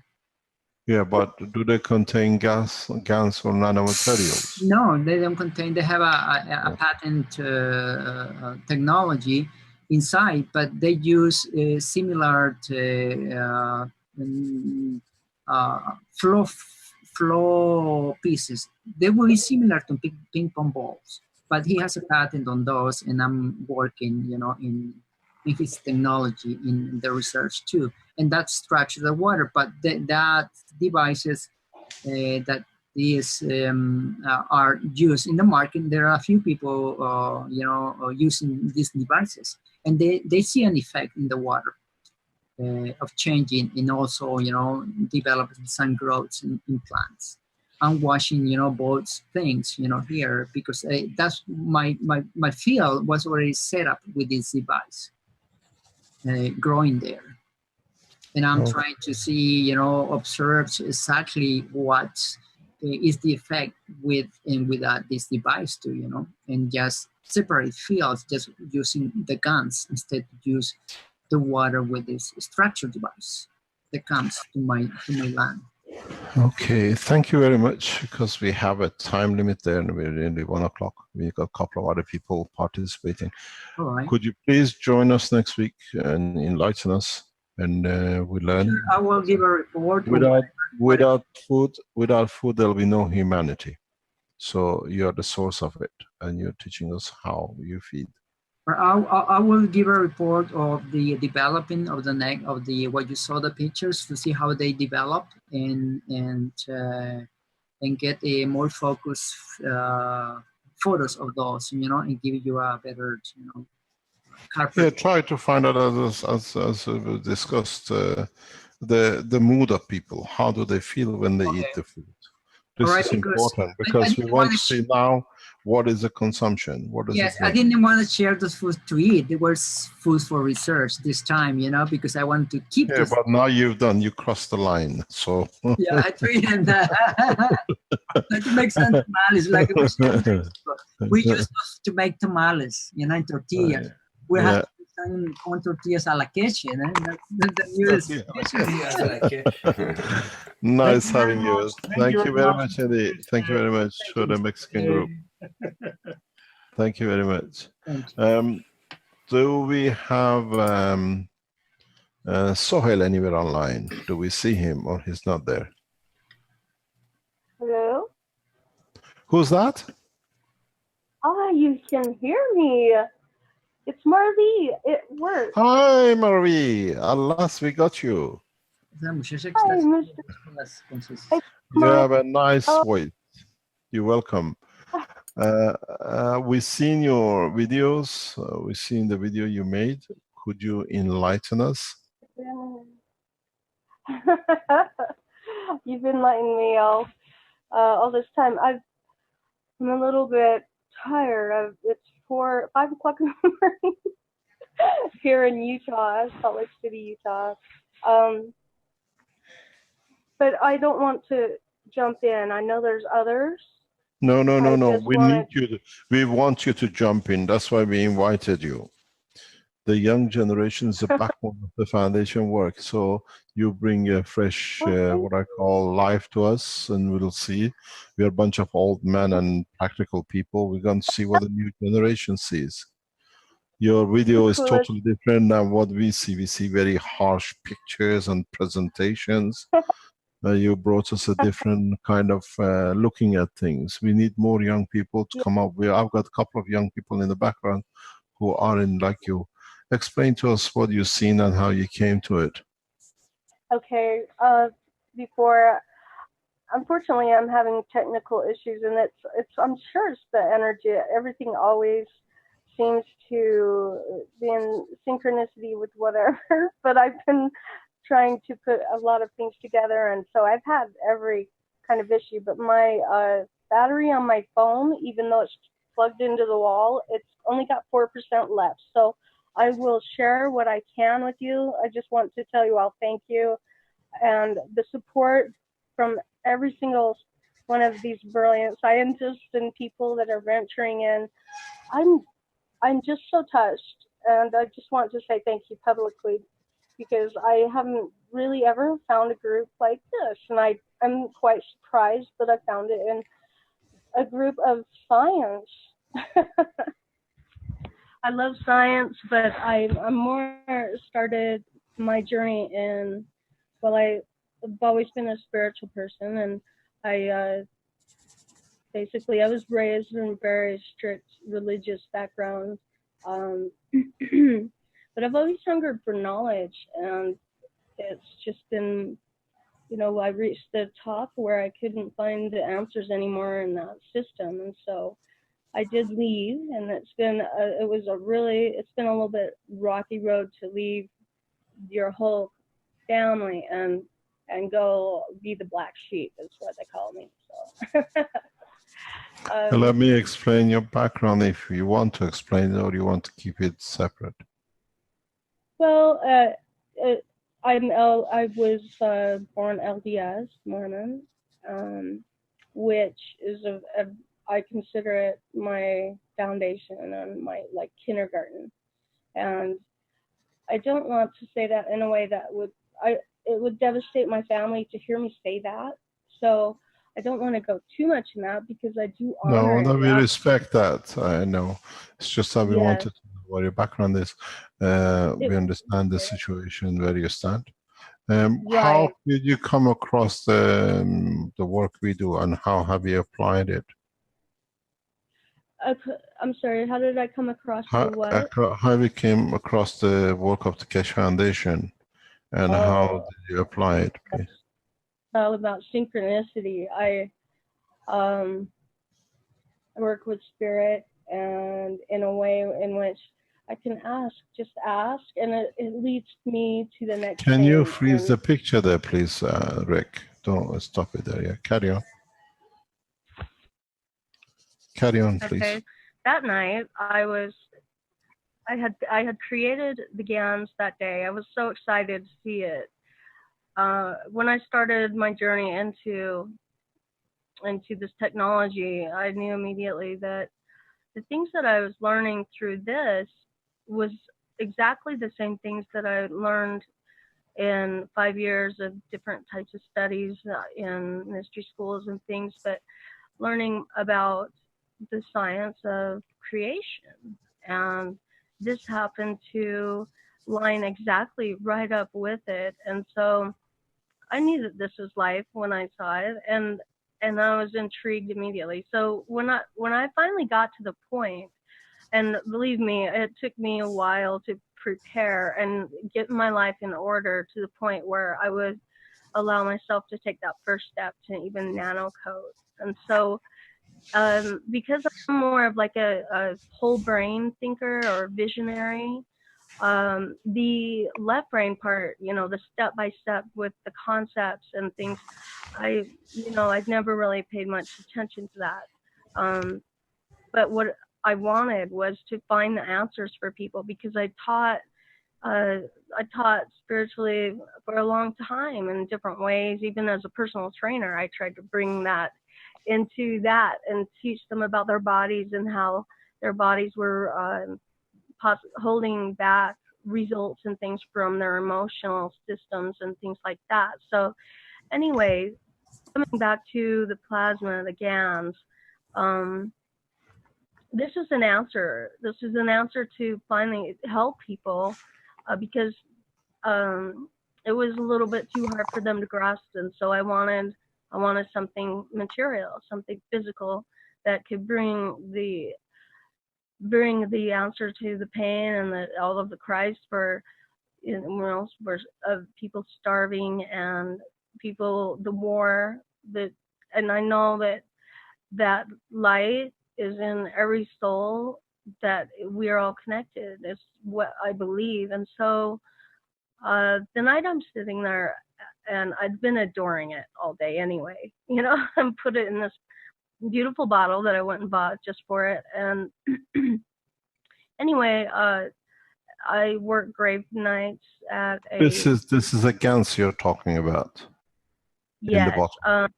Yeah, I'm looking at the picture now, and I'm thinking about how that happened. And the thing is it happened by itself. I just was sitting on the couch, and it was on the table. There was a light on in the room, but it was a dim room. You can tell there. As it just caught my attention, obviously, because it was like glowing, and I always just see, like when I see something, I feel it. I can feel it within my own self. And so as I gazed at it, it almost seemed like it was growing. And so I wanted to take a picture of it, and I did, and it didn't look exactly like I wanted, like what I could see.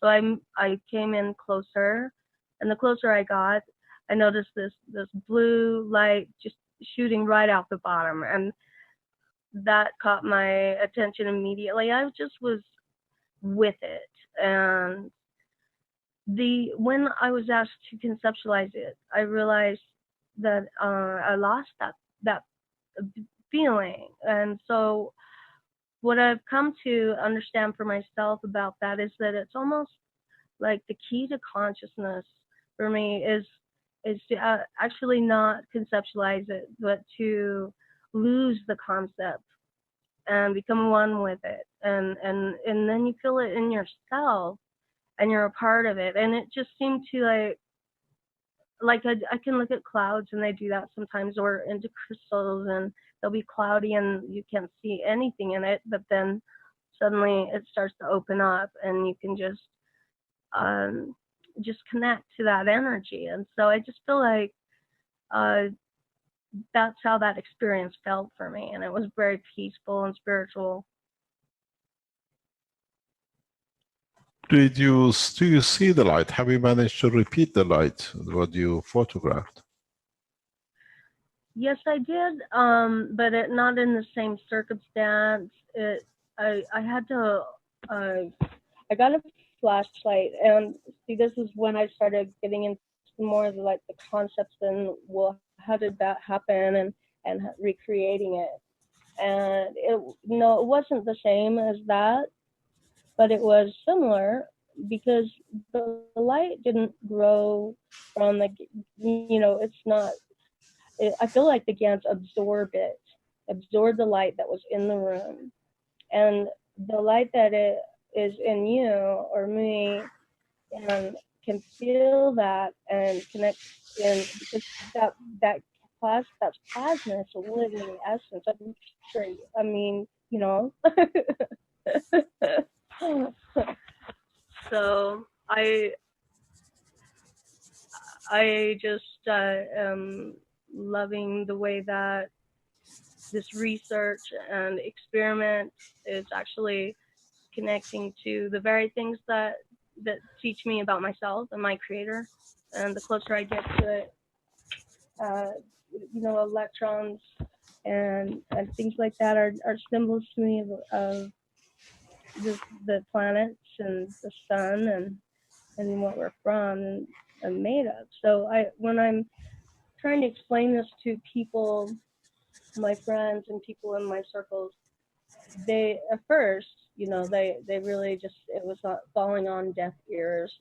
People didn't really understand what I was talking about. But when I bring up, free renewable energy, something that you don't have to plug into the grid for eventually, it's like, it's the next step, it's the shift, and everything is definitely showing up to begin to wake them up a little bit in there's something that they can also do about it, and their health.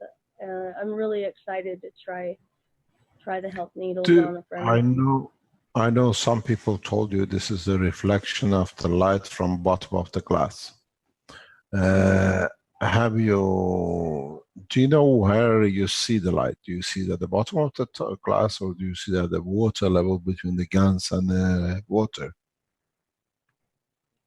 I felt the light, and I mean, I can't say that the light. It was like it was as though the sun was shining. If you were above the clouds and the sun was shining down into the clouds, that's how it looked, and it looked like, it was so fluffy, and still it was like moving in its own. It wasn't moving, but it was not flat. Like right now, it's self-condensed, kind of down in the bottom, and Can it you was just, expand on this to develop it further to see if we can carry on repeating, making light through these cups?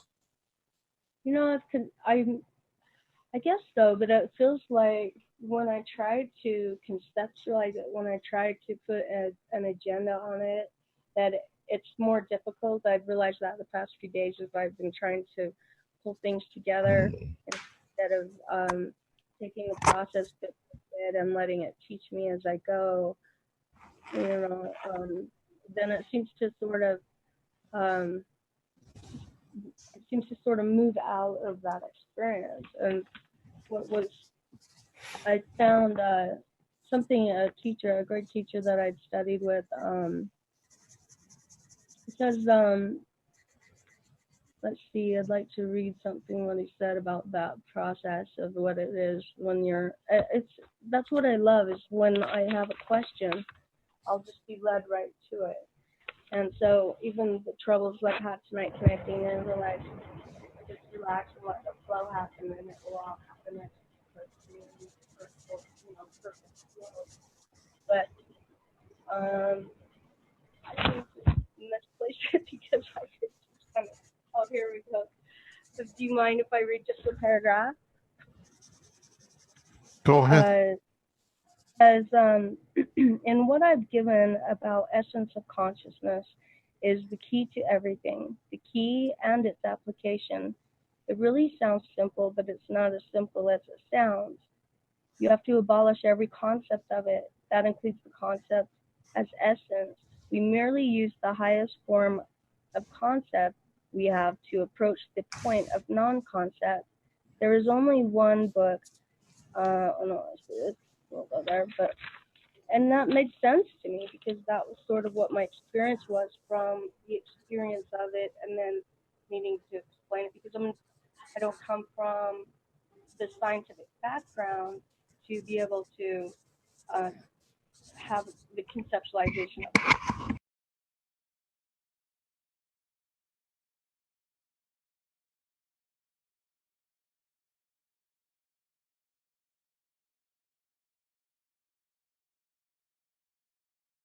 I think we're all good to go. Okay, all good to go. Okay, we go. Carry on. Come on, darling. You can speak. Hello, Merlin, are you there? Hello. Yes, she's been muted again. She's still there. Does she speak? She was running out of battery. Possible that we lost her? Yeah, it looks like she dropped out, so she probably She does. She said she was low in the battery. Okay. Do we see Sohail anywhere? Is he on?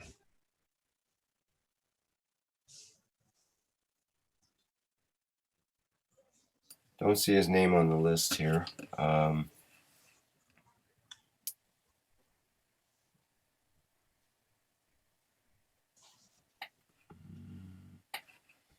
You don't see him? No, not in the chat here. Not in the chat there. Okay, maybe he's somebody can't speak. He's not saying anything on live stream there. Oh, okay. We don't hear her. No. No. Okay. Can we go to Renan? Renan, are you there? You could add to our knowledge.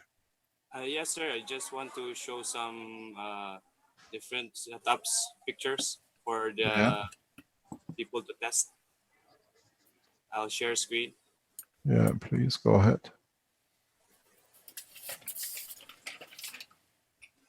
Okay, good day, so good afternoon, good morning, everywhere. So it's still the same. This is the part 4 of my update. Just little update for us to test. So all the warnings there. So we'll be touching about the Nano and GAN's health gadgets. I just call them gadgets, so you can have it in a pack soon. So if we can make a whole pack of it, so never forget to have your pain relief pen. That's our gadget number 1. So everybody knows about it. I hope you have yours at home. And we have our gadget number 2. I've designed the Nano Health Wire helmet. So it's a 18 counterclockwise coiled Nano Health Wire positioned in 3 layers. The outer layer is 9, 6, and 3 inner layer. So for application testing for brain and nerve processing, autism, MS, and paralysis. So materials needed, any helmet, a styrofoam material, so we can easily make holes. Nano Health Wire coils and tubes, and some adhesive tapes. So it looks like this. You can buy this in any kid store or any store. So I just made holes, drill holes on the helmets and put coils. So you can see the outer coil, there are 9 layers, 9 units of Nano Health wires, and there's another 6 units of Nano Health wires in the middle layer, and there's a star formation, 3 layers, 3 units in the inner core. So this assessment, you can just simply use this as this, where that's my kid. And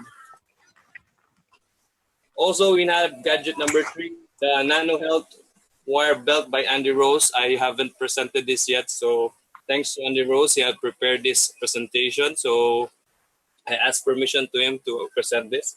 It's a 55 pointed Nano Health wire positioned and spaced accordingly on a belt strap setting. So for paralysis, weights to hips processing, materials needed, you need a foam, Velcro strap, pointed Nano Health wires, or you can use coiled, flat coils, adhesive tapes.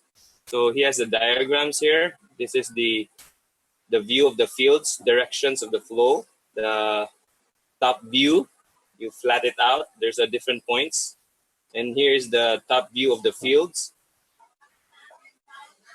And we have step one. You need just to cut and bend the wires as we used to. So it depends upon what wires you want to use. Maybe the only pointed one. Here, Andy used the pointed ones with a little bit coil in the end, and then he gently pushed the wires into the foam. Next is he make sure the correct spacing is made, what you have drawn in the diagram. So you position it out. So you gently push the wire into the foam. So you remove the tape. As you can see, you remove the tape and the Velcro. Both covers the wire and makes it easy to use. And simply you have this belt. So pat yourself at the back for doing such a great job for doing this belt. And you can apply this. And Andy Rose updated me that he gave this to an acupuncturist near his house, and they're getting good results. They're processing some of their patients instead of ours in acupuncture. They just process it in 7 minutes, 5 minutes. The different back pains are gone. And you need. I should say all these wires have been nano-coated. Yes, all nano-coated health wires. Yeah, because he showed copper wires only.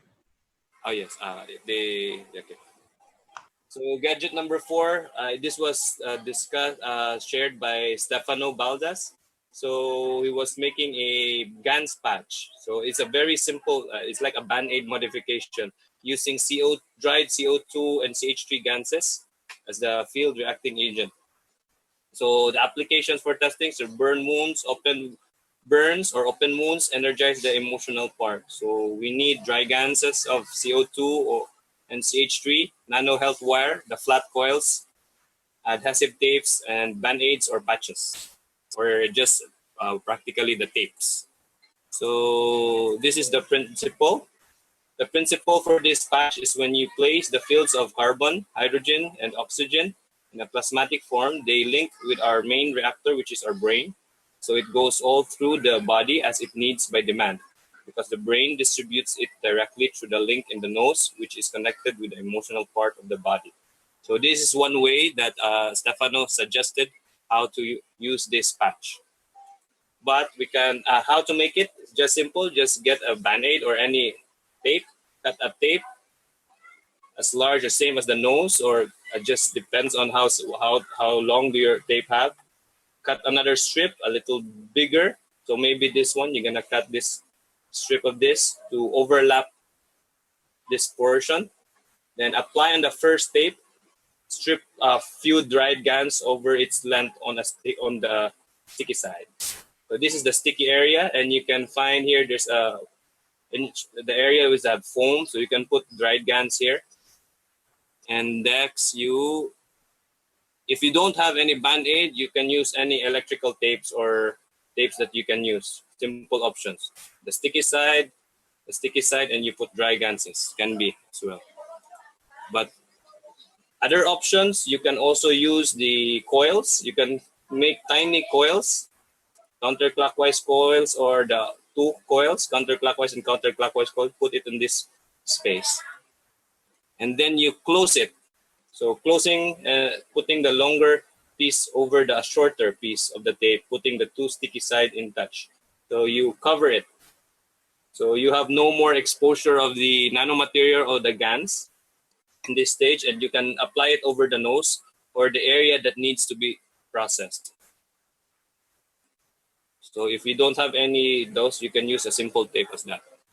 So this same method can be used to heal wounds, putting it between the 2 strips as a spiral nano-coated copper alone or dry GANs with spiral nano-coated copper. So maybe it can be more effective directly over the wound. So obviously you need to do the tape as to be proportional to the wound. So if bigger wounds, make it bigger patches, smaller wounds, smaller patches, and smaller coils.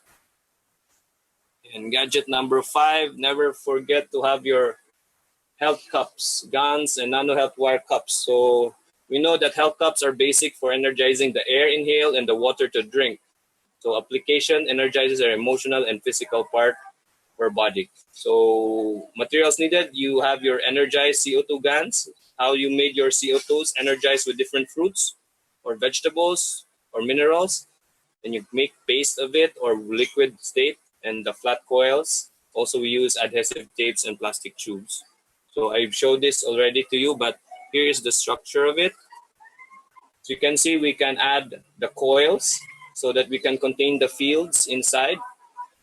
You have here, if you want any fruits, vegetables, anything in your cup. And this is a double-walled cup, as you can see. And there's in the inside, in between the double wall and the outer wall, you put your CO2 GANs as your base GANs. It depends how you make your base GANs. Energized GANs, maybe you have already put all the fruits that you want there in your GANs, recorded all the information already during your GANs, CO2 GANs harvesting. So, never mix your blood. I'm gonna stop you there. I see you put. You're just gonna go on it.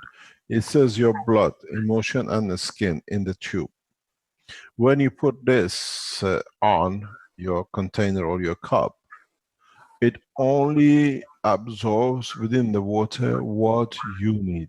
It's personalized. What your structure needs, emotionally and physically. So when you add the blood, you specify a specific person. You individualize it, customize it to you. This is what you have to be careful. If you use the blood of anything else, you cannot give it to somebody else to drink it. Yes. Okay. Plastic I've cup, seen this done. Yeah. bottom, preferably for 1 cup per person. So personal use, especially when you use your own blood. Never, also a warning, never mix the blood or skin in any amino acid to the ganses and water. It should be in a separate bottle. So only the fields of it will be connected. And last but not least, all the GANS health tubes. So you have seen this already. Many people have made bracelets already with this. It's the same use, energizes the emotional part and the physical part. So you can see it here, what are the needed. So basically, it's the CO2 GANS bracelet with coils. I just added counterclockwise coils inside. Just not only pure GANS, but also coils to help energize with nanomaterials. And just that's my update for now for Foundation Philippines about health and nano and GANS applications. And we are already in production next week on the pen leaf pens. So hopefully we'll be having different models, maybe for the ones we will be distributing for free, and we'll be also making the ones that will be sold soon. So are you going to production with the energy unit next week as well, as you told us? Yes, the energy units right now are already properly estimated and cost.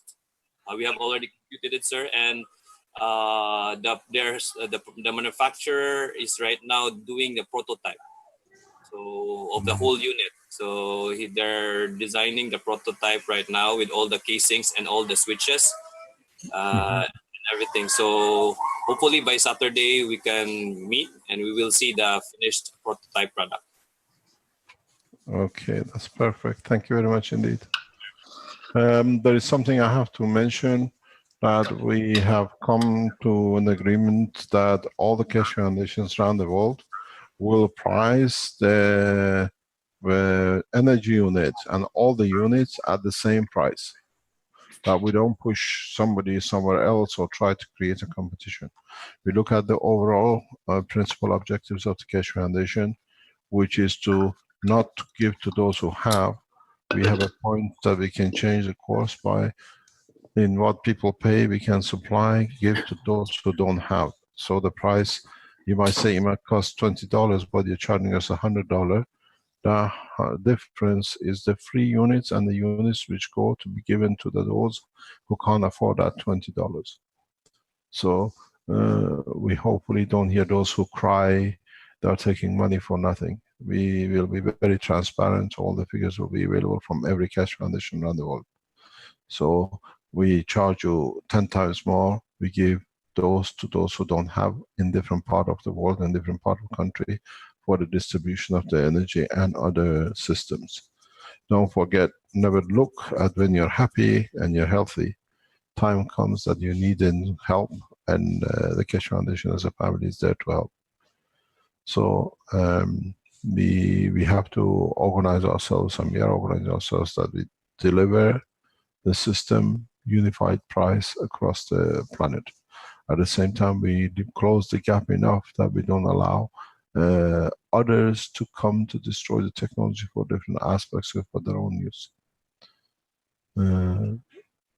Is the logo of the Keshe Foundation SSI, the blue logo which we used on all the products. This is our logo, and we use it that way. So wherever you see the sign of SSI with a KF, means you can trust the work because it's done by mankind, by humanity, for humanity. So, do we have Ali on the phone? Do you want to enlighten us more with what you were telling us last? Thank you very much, Renan. We'll speak tomorrow. Yes, sir. Welcome. Thank you very much. Is Ali anywhere around that we can be enlightened with his work?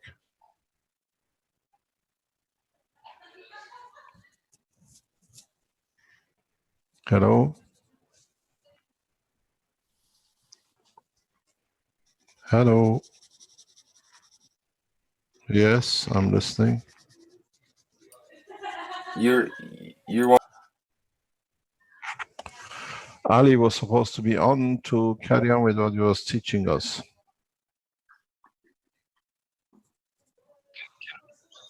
Ali? Yes, I'm here. Okay, I'm listening. hello. Now we are listening. Enlighten us.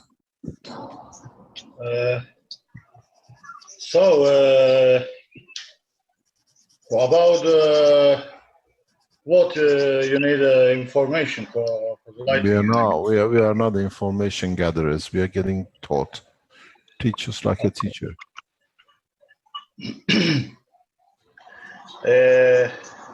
I want to speak a little bit today about on machine. Oh, sorry, on the craft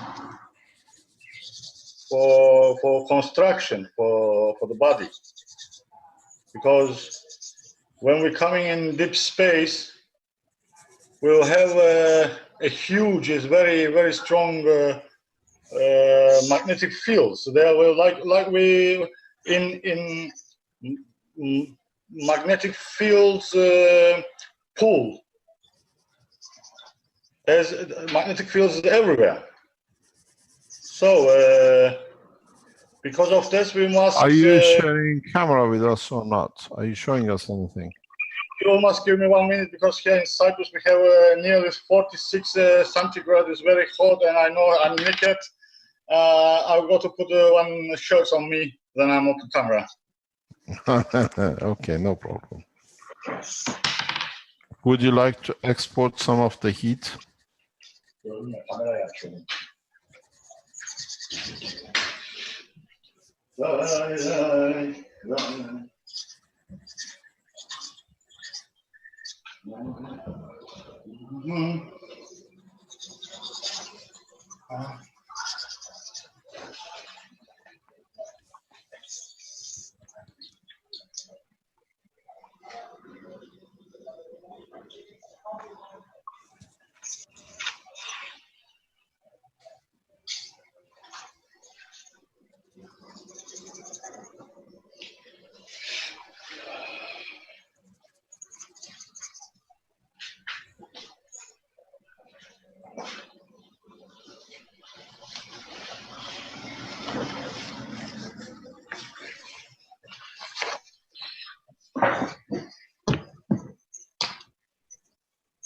Yes, Houston, you can hear me?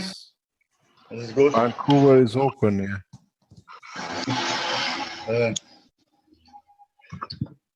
I think I could top my camera. Oh, he has a haircut and the mustache is gone. So, thank you very much. Welcome to everybody. So, when we're diving in deep space with our small submarine. I'm calling this like submarine because we put it in there. We must carry with us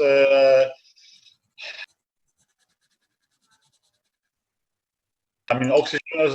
We must create our environment for the breathe and to take energy at the same time. I was saying, Mr. Cash. Can I, before you go in that section, we stopped somewhere last week, which we would like to know more because you sound to be able to explain to us.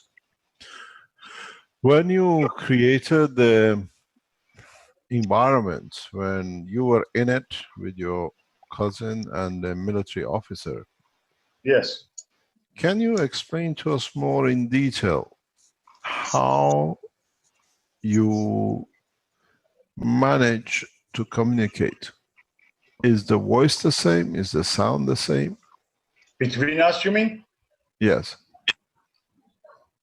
No, it's exactly completely different because you emotionally you want to change. You sometimes I think I go to become mental person, but sometimes even can I hear them before they speak? Like in my brain. And after all again it's happened to me this when it was I'm sitting next to one person and he said me something. I'm turned, but again biophysically start to talk the same words. We come like echo. So, but how happened this? I don't know. Because of that, now have some period of times I'm using I'm going doctor for this, and the doctor give me omega-3, omega-6, and he give me advice I must using a lot of olive oil because he said me my nerve system has happened something. So in a way you can hear the thinking before it becomes physicality motion. But this is, I think, 2 or 3 times happened in this craft. Not a lot, not too much, because I'm flying only 4 times with this. I didn't fly and continue because it's 4th time. You use the term fly. Explain to us what you mean. Did you take off? Did you hover? Did you go somewhere? When we lift first time, we decide coming for 1,000 feet. We're closing everything. We're switching on the atmosphere. We're giving a pressure atmospheres in the room. Okay, it's not a room. It's a craft. No. Stop. What do you mean you change the atmosphere, you close the room? I mean, is reality. We don't know what waiting us. Because first time we have experiment, and everybody's, and it was this officer, it was his pilot, fighter pilot. Mm-hmm.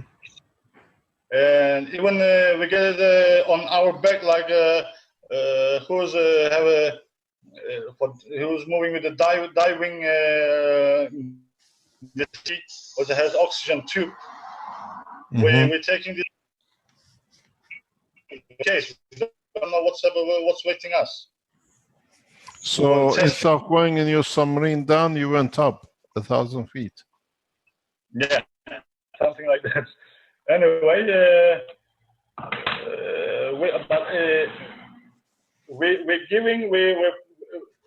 we created we don't need to put the oxygen mask or something. We breathe normally, like in submarine. Mm-hmm. So anyway, 4th time after when I decided to, because we found a lot of hole on our after 3rd flying. I found this very small blackish, but I think this is hole because Where? I built on the craft, outside of around of craft, where like a small blackish, like you keeping like a fire torch on, like that. And I think because at the same time it start to, I see 2-3 times flash in my eyes when we're coming in. Can you describe? Can you? Somehow we're getting a voice back. Can you describe what is this black holes you're talking about? Where were they? It was we're getting last flight, and after we decided to using another one shift, sheet for covering from the bore carburetor. I decided to using this because before I built one system to go to blockage gamma rays, and it was working, but it couldn't be resistible enough, and I think it starts to holding when I see this black spot there. And I said, okay, let's wait, because in the 76% world reserve bore is in Turkey. You know, maybe you know about this because you're a nuclear physicist. And 76% bore reserve is in Turkey. For them, it's very easy to produce this bore carburetor, like a plaquette. If I'm not wrong, it will 30 or 40 centimeters each square plaquette on the left. We put it on the left. Before I build like a capacitor system, we're flying 3 times with this, and third time I'm seeing this black, like a torch burn on, and I said, and when we're getting flash in our eyes, and I said, okay, it's not enough our shielding, but this is not come from outside from the space. This is coming from our shielding. We create this our shielding. We spread out a lot of electrons and downstairs positron. But I think somehow it start to make damage for our body, our craft body. This, and in reality, this like armor. What I'm decided to build on the body of ship to cover us from our how to say. Our environment, because we have a huge amount like electric discharge there around of ship. And can I ask a question? Can I ask a question? Yes. Can you give us a rough dimension of what you're talking about? What's the size of the ball, the environment, 3 of you in it? It was 7 meter diameter? It was a craft. Yeah, but and what it was... depends how much level you manipulate your coils. Because huge amount of voltage you spread out. And when it was working, craft is on the lift position when I'm talking of 3-4 meters high, standing up on air, stall. When you switch off now, you must bring down little, nearly to switch off. Then you switch off. Because of this, we put a special keeper like this, 3 meters, to come and sitting on that. Because when you switch on, there's a jump up rapidly, like a and standing, shaking like that and standing. And because of that, you couldn't switch off exactly. If you couldn't switch off exactly, you lost your environment, bam, you fell down because of G1. Because of that, you need a special base, special I think it's correct, it's base. So, what was it? What's the game question? Sorry. No, it's just that we were. I wondered the environment you're talking about. How do you supply? Oh, wait. How do you supply oxygen in this space if you have created a closed environment? With a tube. Within with a tube. We will put it as in a high pressure tube. We put it, but not all. We put it inside is normal atmosphere combination because who's moving diving, they're using a lot of azote when they go into, because they have, on them body have pressure in the sea. But we don't need this because on ours in the room we don't have pressure. Okay, if we go back on what you told us, you said you've been up 1,000 meters. What then are after we put it again 1,000. Then for last we coming until one alien how to say calling this area. We will go to seeing as a colorful from North Pole on the Earth. And that's time, that's flying. After that's flying, I start to seeing this like torch burn on the ship. And after I ordering, because before, Mr. Can I show something to explain with the camera? It's possible? Yeah, we're watching. So, okay, I try to find MTV page. I found it. Okay, I found one old one. What's this? This is from Mimar Sinan, who built the blue mosque. Anyway, this is old information. Because when it was going this dome, the building, it was I'm searching from Mimar Sinan, architecture Sinan, information for about on dome house. Anyway, it was I'm using one shoe.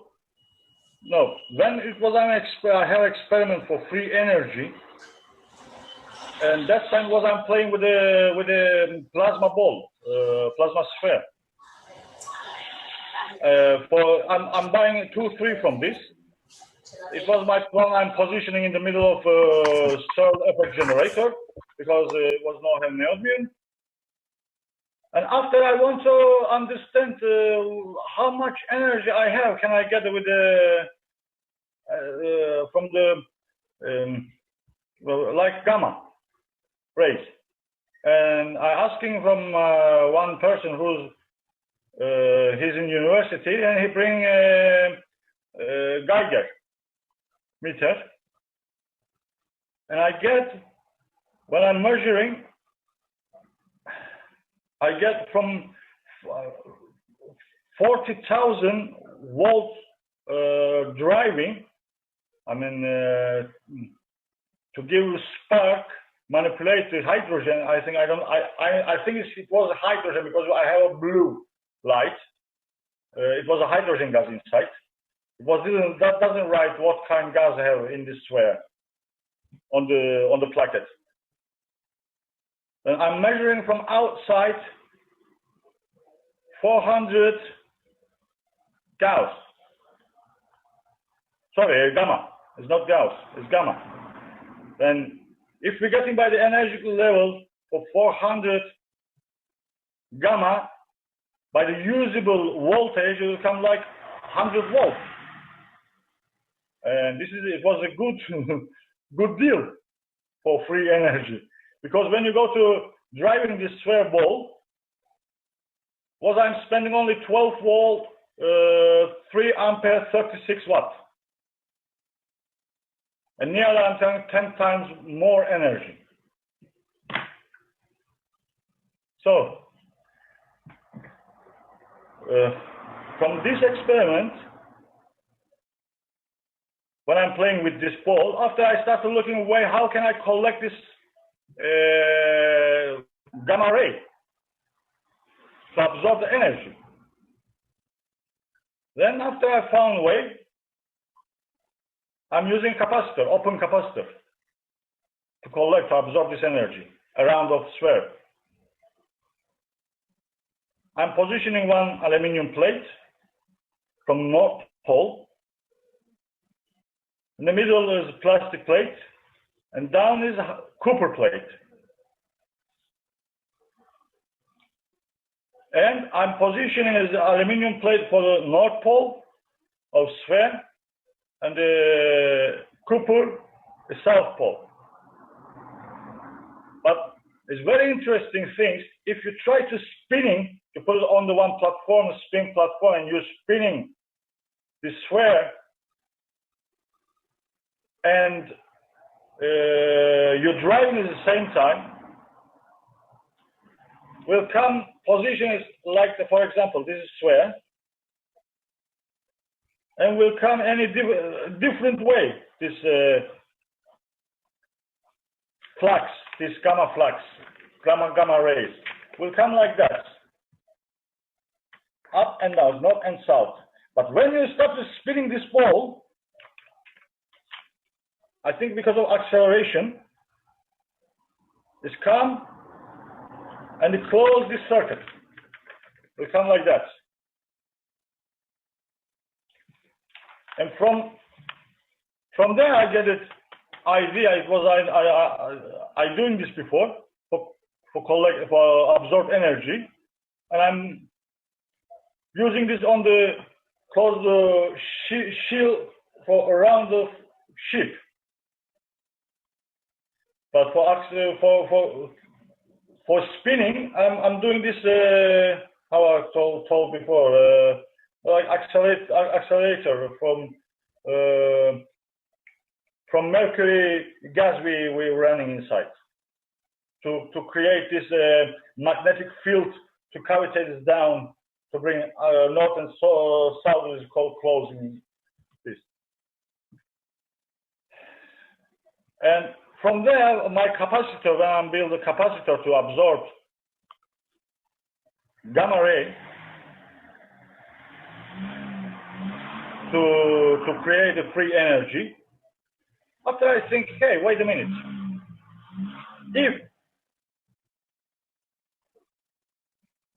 Can I absorb from gamma ray with this capacitor stack system energy? If I put it this stack and I'm manipulated, I'm charging from the, how to say, step back all process, will must create some like a wall to not to give chance from gamma rays to go, or to put step down gamma ray to not to come so deep in the material. I mean, will come like that. Then I build this after. I mean, for a small example, like prototype.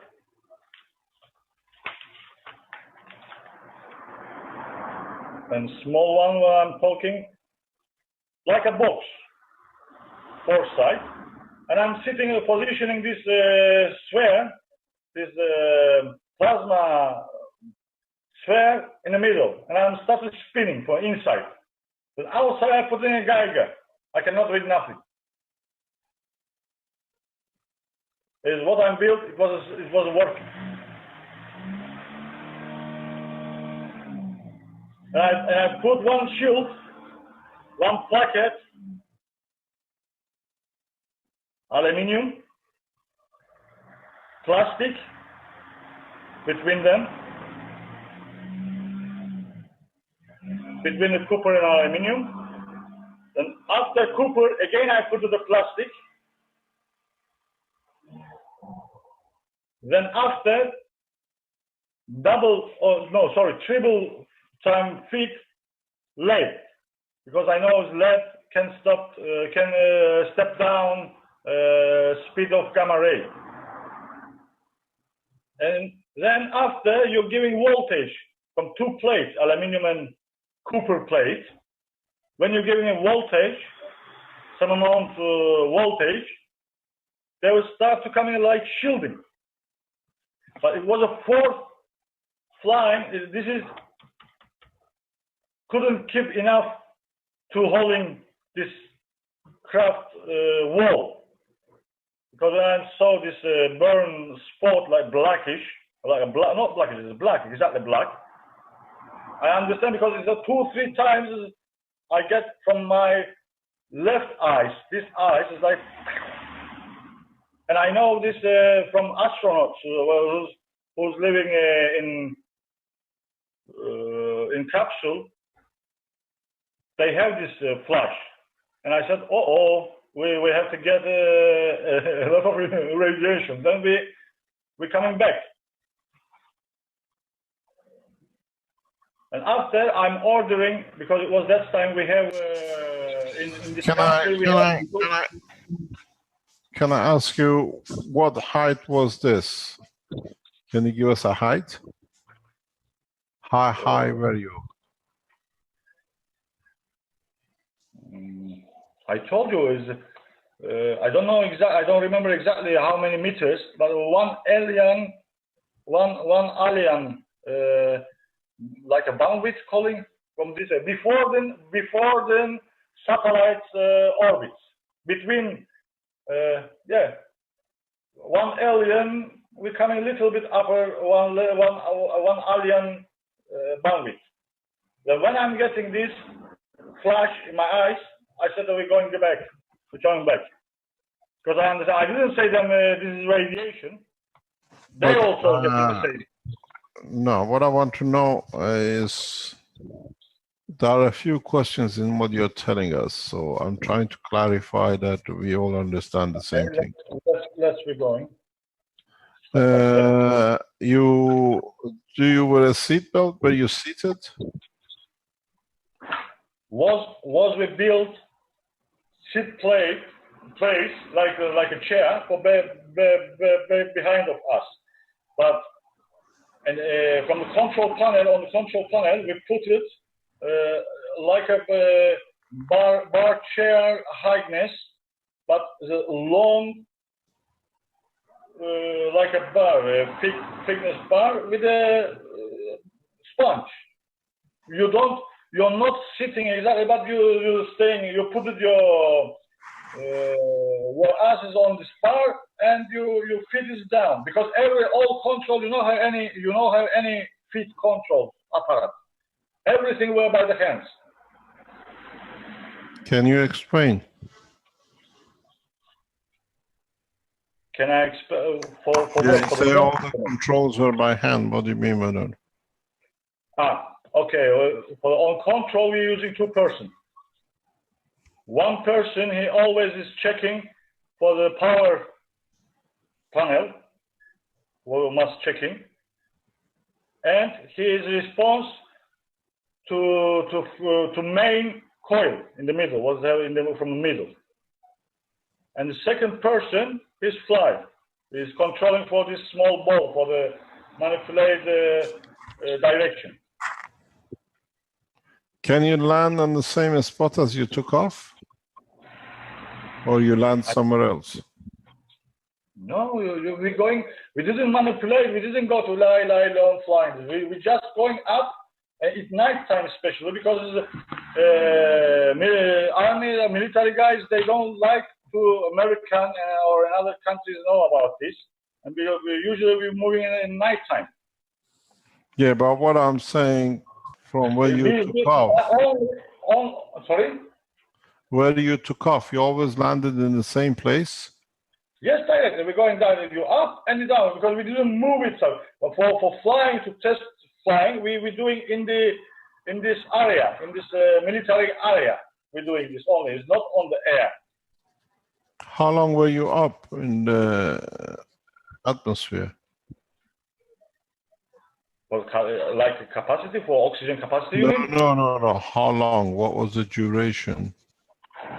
Doesn't matter if you could to switching on No. When you went up, how long were you up each time? Each test, you mean? Each test flying. Yeah. Is reality inside always be losing a time because our clock working when we were coming back? It was a difference from downstairs and up. It was downstairs. They told us for two sometimes you don't know. One time we staying 3 hours. Well, my another question. 2 hours we staying. If you're not moving sideways, you can't land on the same spot. I didn't tell you exactly on the same, but in same area we're coming.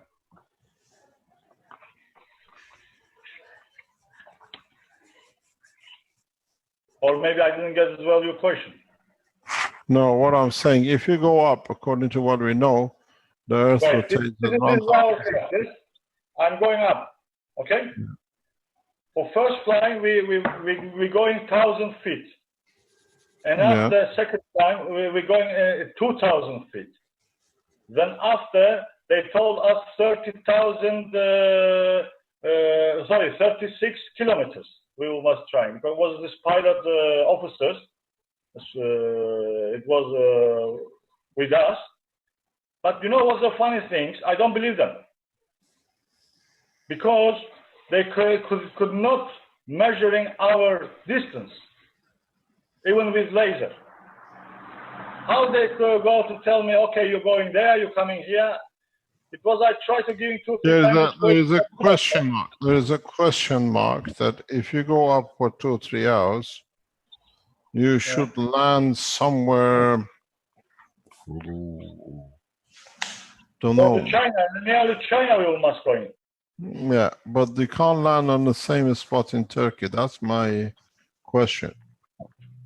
Yes, because the world is moving at the same time. I know about this. Yeah, but how can you land on the same place? We're coming on the same place again. Same place, I mean the same area. When we're coming and we open a door, again it's coming there. How's happened this? I don't know. And always is it our time, our clock, I'm checking this, we're staying about, we're staying back. It's not like not moving. Okay, stop. There's a question. I'm going to ask you something because we have a reference point. You told us that you made the craft 7 meters in diameter, correct? I think 7. So from the middle, when you open 7 meters going and then around. But was it closed structure or is it a flat structure? How I showed before, last teaching. Was not exactly like this, but it's here. But you can change this. No, I'm gonna ask a question. Where did you see the black spots? On the shielding, on the craft. When we switch off everything, always I'm checking up and down everywhere. It's happened something. Inside or outside? Outside, on the aluminium, I'm so black spot. Okay, no problem. Because I have to ask you these questions, and the others would say he didn't say this, he didn't say that. So I'm trying to that we understand fully. Let me tell you what we see now. In the test, somebody who's listening knows who it is. We are seeing the same black spots on the ceiling where the test is taking place. We're talking black spots on the ceiling of a house, yeah. And there, I was asked, what are these black spots? Understand that there is a self-formation core in the building. Yes. And understand that the system, why do you think you have these black spots?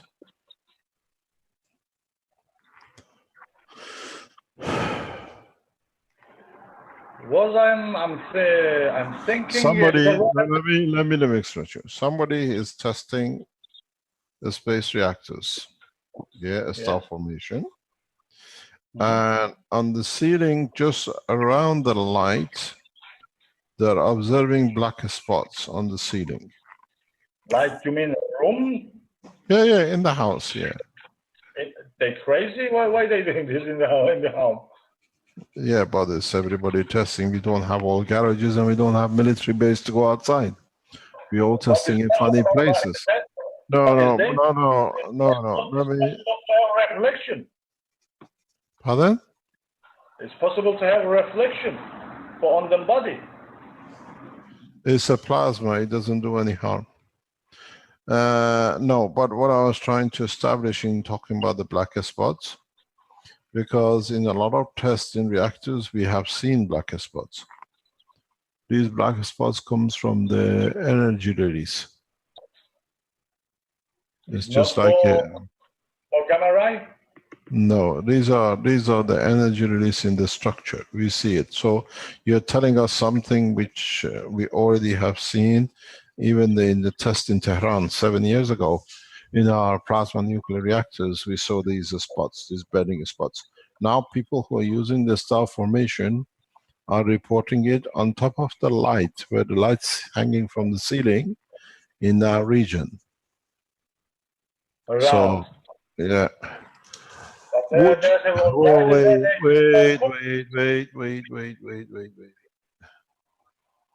Is Alex about? Do we see Alex in the background? Rick? No. I cannot. Wait, no, wait.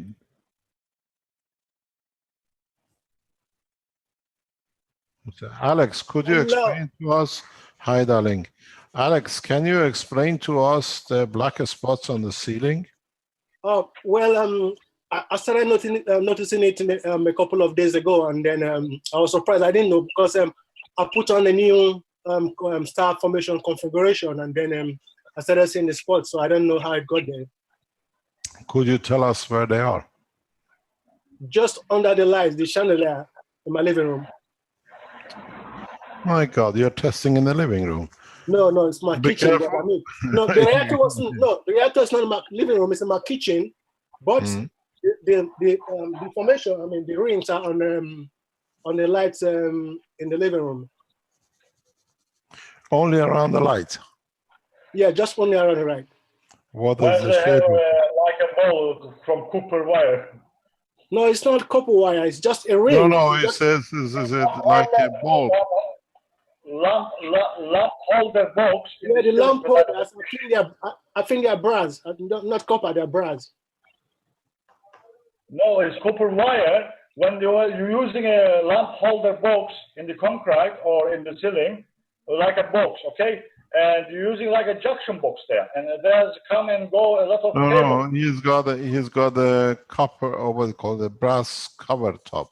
Yeah, the chandelier has some brass, and then well, I think it's copper wire in there.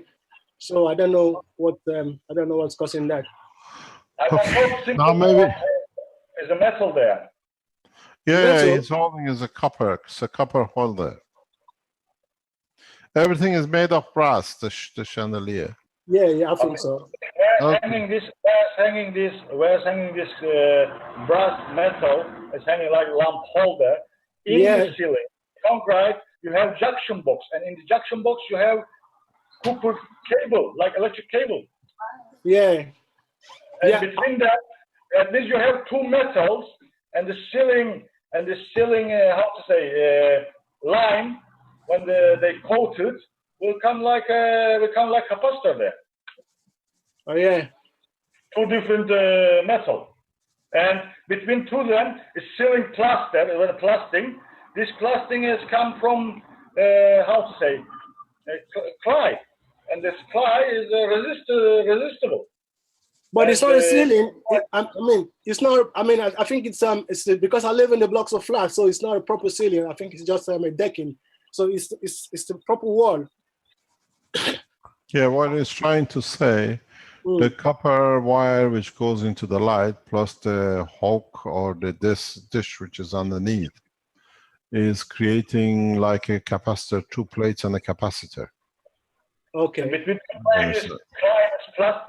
plastic climb on the ceiling, working, I think this is my opinion, it started working because clay is resistible for the electric, potential electric. And started working this to, okay, they have high distance, maybe it's atmosphere also making gap between two of them, but we're giving like a capacitor effect.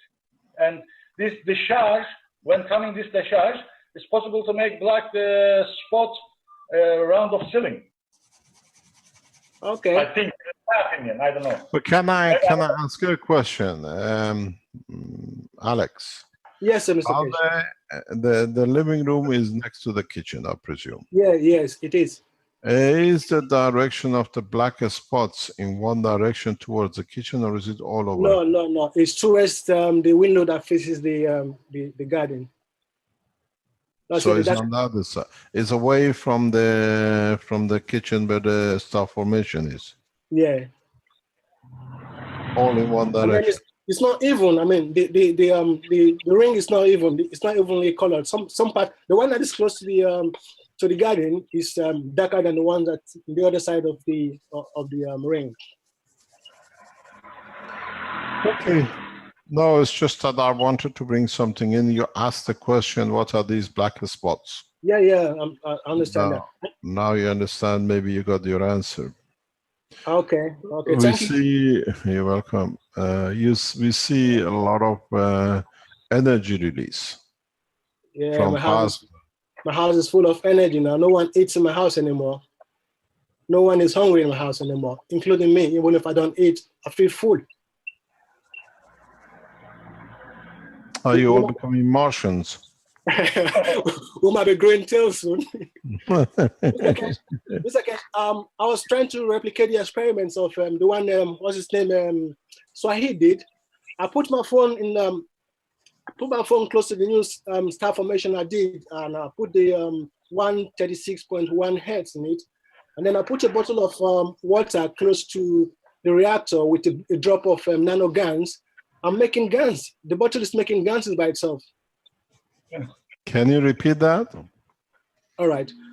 The new star, the experiments Swahili did, yeah, with the signal tone generator. So I have. Explain to what the test was. A lot of people haven't read chat. Not many people have access to that chat room. Okay, the test was that I think he was able to control the reactor, the single core reactor, which is mine. Yeah, what it is, let me get, but here, is Sohail around, or is he still not, we can't see him? He was supposed to be here. Rick, can you see him around?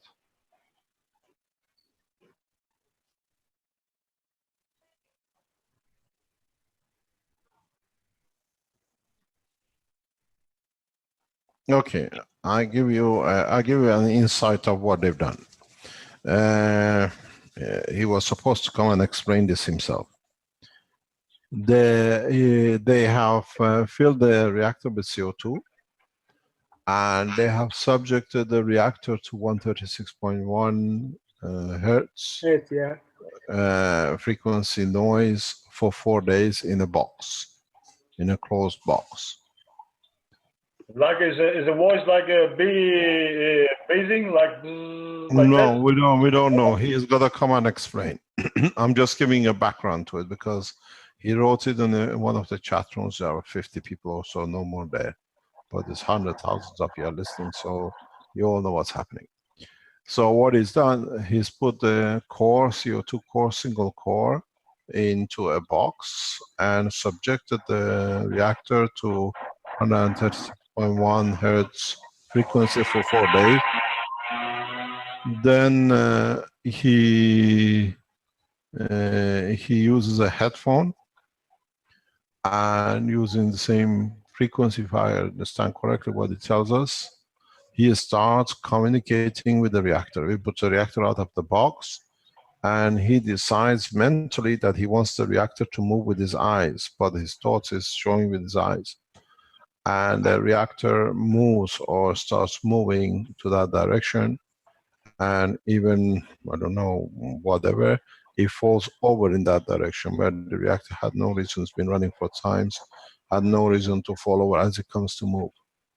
So he has tested the situation in telepathically to control the movement of the reactor by his thoughts, and they have found some parallel work or something that can investigate the correctness of the thought movement through 136 hertz.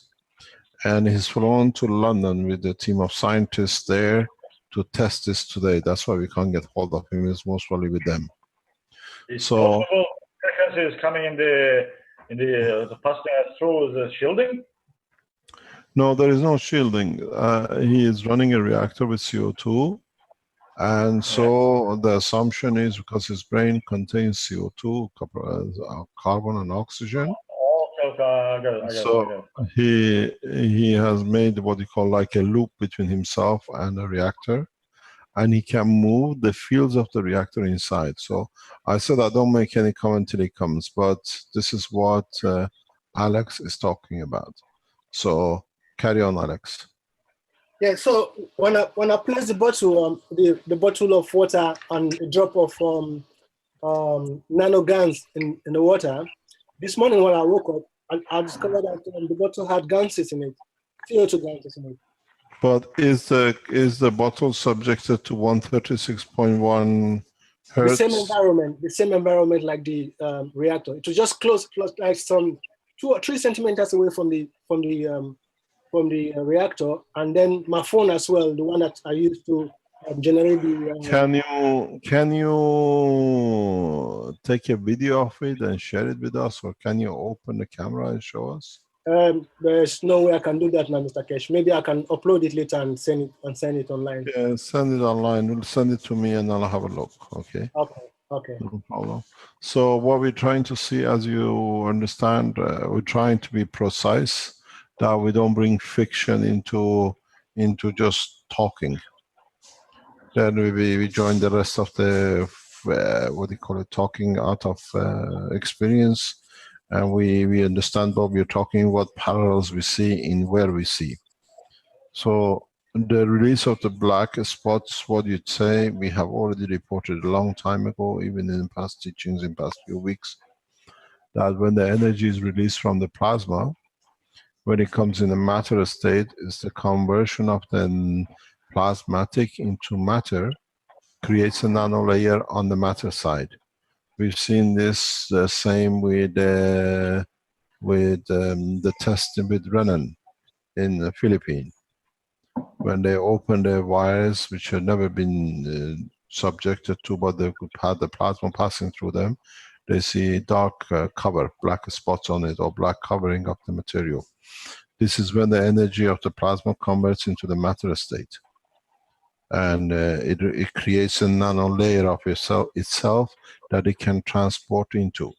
The reason I'm going to go on camera that we understand this, is if you can see it, if it's the material, and No, if this. no, I cannot see you. Can you see my drawing? No. Yeah, I can see it. You can. Okay. This is the copper wire. This is the nano layer. And then what happens when the plasma comes with a higher strength, passing in either way the material, in the contact layer, it releases its energy. That this release of energy creates nano layers. Is the interaction, is exactly putting a low current through the wire.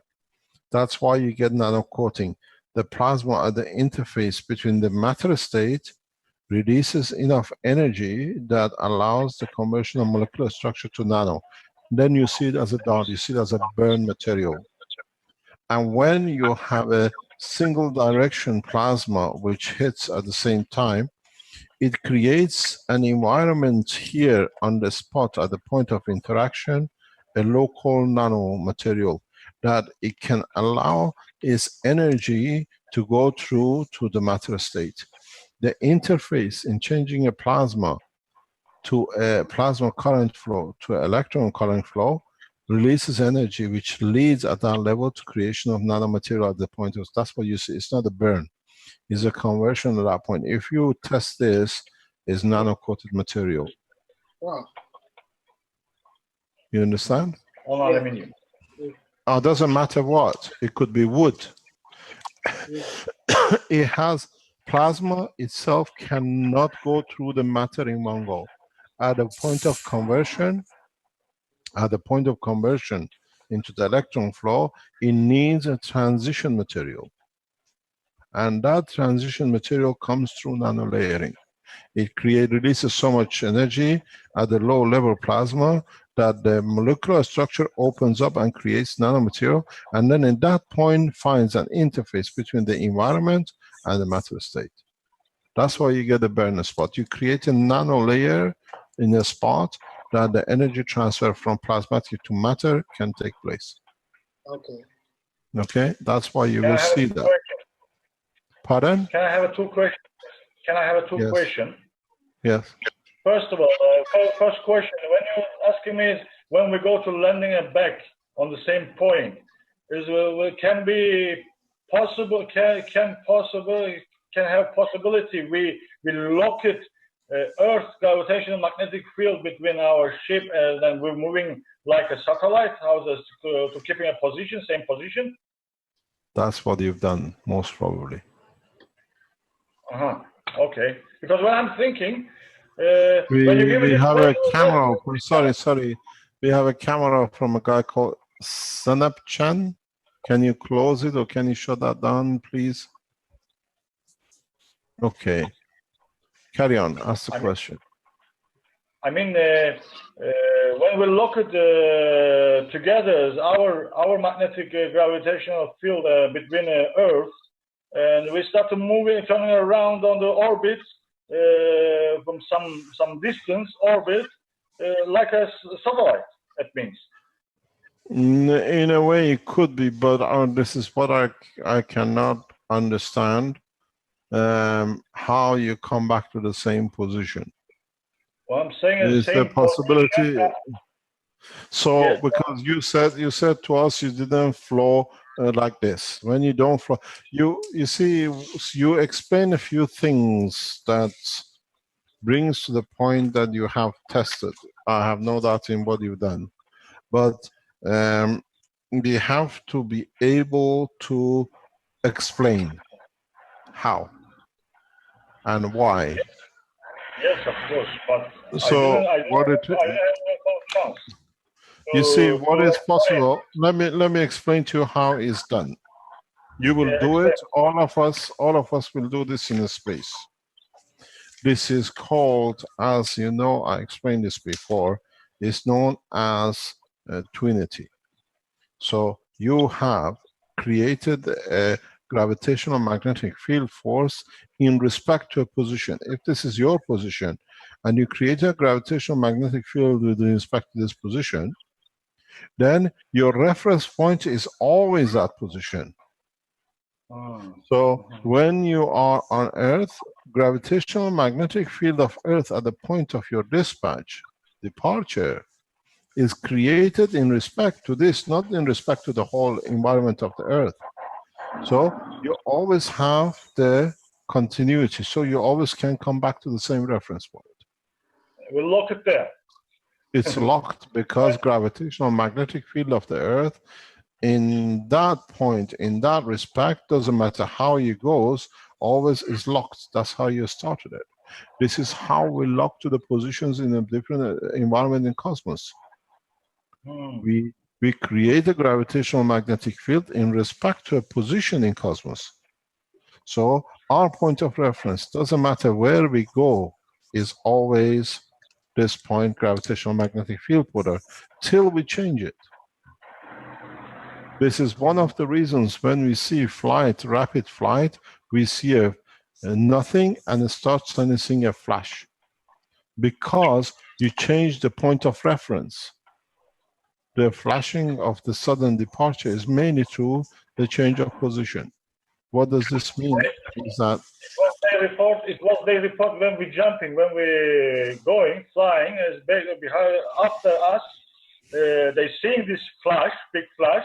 Then after they get some smell of ozone smell, a huge ozone smell. quite possible? It happens. But what happened doesn't matter where you fly, in what position, your point of reference is this point, because you created your gravitational magnetic field in respect to this point to gain position. So doesn't matter how you swing, unless you change it, you always, this is always your point of reference. I understand. Yeah. When you go into space, you create a gravitational magnetic field in respect to the gravitational magnetic field of the Earth at a given point. So you always come back to the same point. It's a self-locking system. Okay? Because you take off, you always come back to the same point as long as you haven't changed the point. Mr. Kesh, is that yes. in a straight line from the center of gravity of the bigger sphere to that other X point? Is that always in a straight line to the middle of that sphere, the middle of the center of the gravity of that sphere? More or less, yes, but in a way from the point of reference. But you can't do it at an angle. You couldn't do it at an angle to that sphere, right at the edge. You would have to go straight in and then what happens depends on is when we take a position in respect to Earth at a given point, not only the gravitational field of the Earth is interacting, is the inertia of the matter within the structure counts too. This is why a lot of you have a problem, you reduce weight and you don't see lift and you're getting frustrated because you are handling half of the situation because of the matter state reactors. So you always fly in respect to this, but when you fly outside zone, you fly in respect to the totality. And then when you come back, you create a reference point gravitational magnetic field, let's say Arizona, what do you call it, airport and such a position. You just land in the place because that's the gravitational magnetic field which is created at the point of departure. It's always remembered. Even though the gravitational magnetic field internally of the planet is continuously changing. Because you lock to the inertia part of it more than the gravitational magnetic field part of it. It's in time you will understand. There was thank you very much, Mr. Ali. We're going to do a little bit of expansion on knowledge, and we come back to you next week again. Can I have one more question, please? Yes. Okay. If it's happened this, and we built our shielding around. It was I'm thinking. This is my opinion. What we're doing is like experiment. It was an electric discharge, but you said it's plasma. It's possible. It's a plasma. Okay. If this is where mainly the work of Tesla got stuck. Tesla could not differ between the magnetic field and the plasmatic field. He worked on vectors in the wrong way. Sorry, can I continue on question? Okay, if we create around of us our shielding from plasma, and my ship positioning in the middle of this plasma, and I see this black spot, it means from my environment has to come some energy, plasmatic energy. Is it possible to punching on the metal, for example, aluminum is card, and after transferring from plasma condition to but you get these spots on both sides, inside and outside. Depends what field is attracting and what field is repelling. Are you repelling high at the level, or are you receiving high? inside I didn't found, only surface, on the outside. Outside, that's so your gravitational field is absorbing at the level of the radiation. Where because that's what I said, 80% of the loss of life in the space will be not understanding the process of plasma transfer. This is one of the biggest problems. Thank you very much, Mr. Ali. We learn more from you.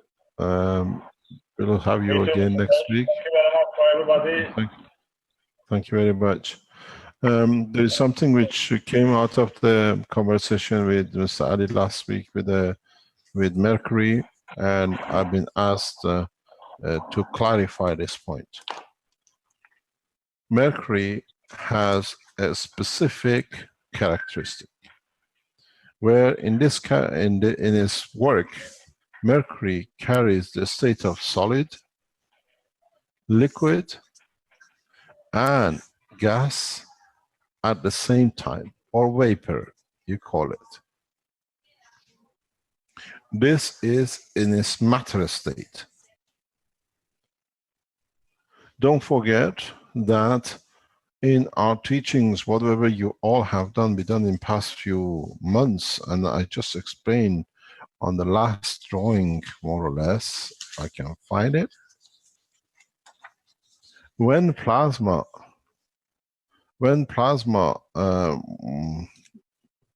enters a body or leaves a body, or we try to create nano layers, we go from the state of matter to nano, from molecular to atomic in gas state, in plasma state, and then into plasma, or vice versa. It's both ways. So the problem with Mercury at Earth gravitational magnetic field is, as we said in the creation of the nano layers on a copper plate which use CO2, is that we loosen the magnetic gravitational field strength from molecular we create enough heat, just enough energy is given on this layer, on the boundary layer, that the atomic structure loosens up to individual. So the heat converts molecular structure to atomic structure. If you look at the behavior of Mercury, this happens in these levels. So Mercury, when is in the atmospheric condition, behaves in the matter state. When enters the body of the man, the same state, we see it as solid or liquid, but for the transformation, remember what we said, the minute an entity, matter or gas, enters the mouth of the man, passing the back passage or within the closed mouth of the man, where it has no interaction with the atmosphere, or when you the air enters your nostrils, it does not confer and work in a matter state atmospheric condition. It works in a gas state condition. So now the Mercury, which is in a both liquid or solid or a vapor state, entering the body of the man, behaves as a nanomaterial, it behaves as a gas. Because it behaves as a gas due to the salt condition of the body of the man. And this is the point when it becomes in a gas state, now operates within the gas state of the body of the man. And this is where our problem sits with Mercury in the body of the man. Because Mercury, we think we put it in amalgams of our teeth when they do a tooth filling, but in breathing, in chewing, we continuously grind it into its vapor state by chewing, and we breathe it through our nose. So it's automatically converted into the GANs. We continuously breathe in GANs. And then what happened, because it has a specific GANs condition, then it behaves and interacts with the coordination part of the, what you call it, motoric section of the body of the man. And this is partially the reason in half interacts with motoric, and it confuses the emotionalic with the motoric. And this is the reason we see such a huge damage with immunization, that they add mercury to it as a matter state, but in the world of science, they have not understood that the mercury in the body of a man behaves as a GANs. And then it creates a mayhem with immunization, and we see all the dyslexic, motoric problem, and psychological problem which comes with it. This is the important part. This is why we see psychological damage with the tooth filling, with the mercury filling. Because every time you chew, you vaporize it. You rub your teeth together, you become fine of it. And because the heat is just right enough when you're chewing due to the fraction of the teeth. If you look at the structure of the tooth and the jaw, you can roughly say who is vulnerable to, what do you call it, diseases like neuro diseases through mercury. The way you chew it, you vaporize it automatically in a very small dose. As it's vapors, automatically goes to your nostrils. It doesn't go into your blood. It behaves like a GANs, affects the brain, and slowly increase the mercury content in the brain. And that has a gravitational magnetic field strength, which affects partially the motoric and the emotional part, which what we call in the present time, we see autism. Do not forget, every single cell in the brain of the man has a specific gravitational magnetic field in respect to where it is and the position it's holding. So now, in so many ways, we know why immunization, the 3mm they do, is dangerous. That the world of science, even we've seen to the reports to the House, to the Senate, to the American government, that it has proven that there's mercury in the immunization injections. The reason for it is that the world of science, first of all, has never understood that the body of the man does not work on the matter level, it works on the plasmatic GANs level.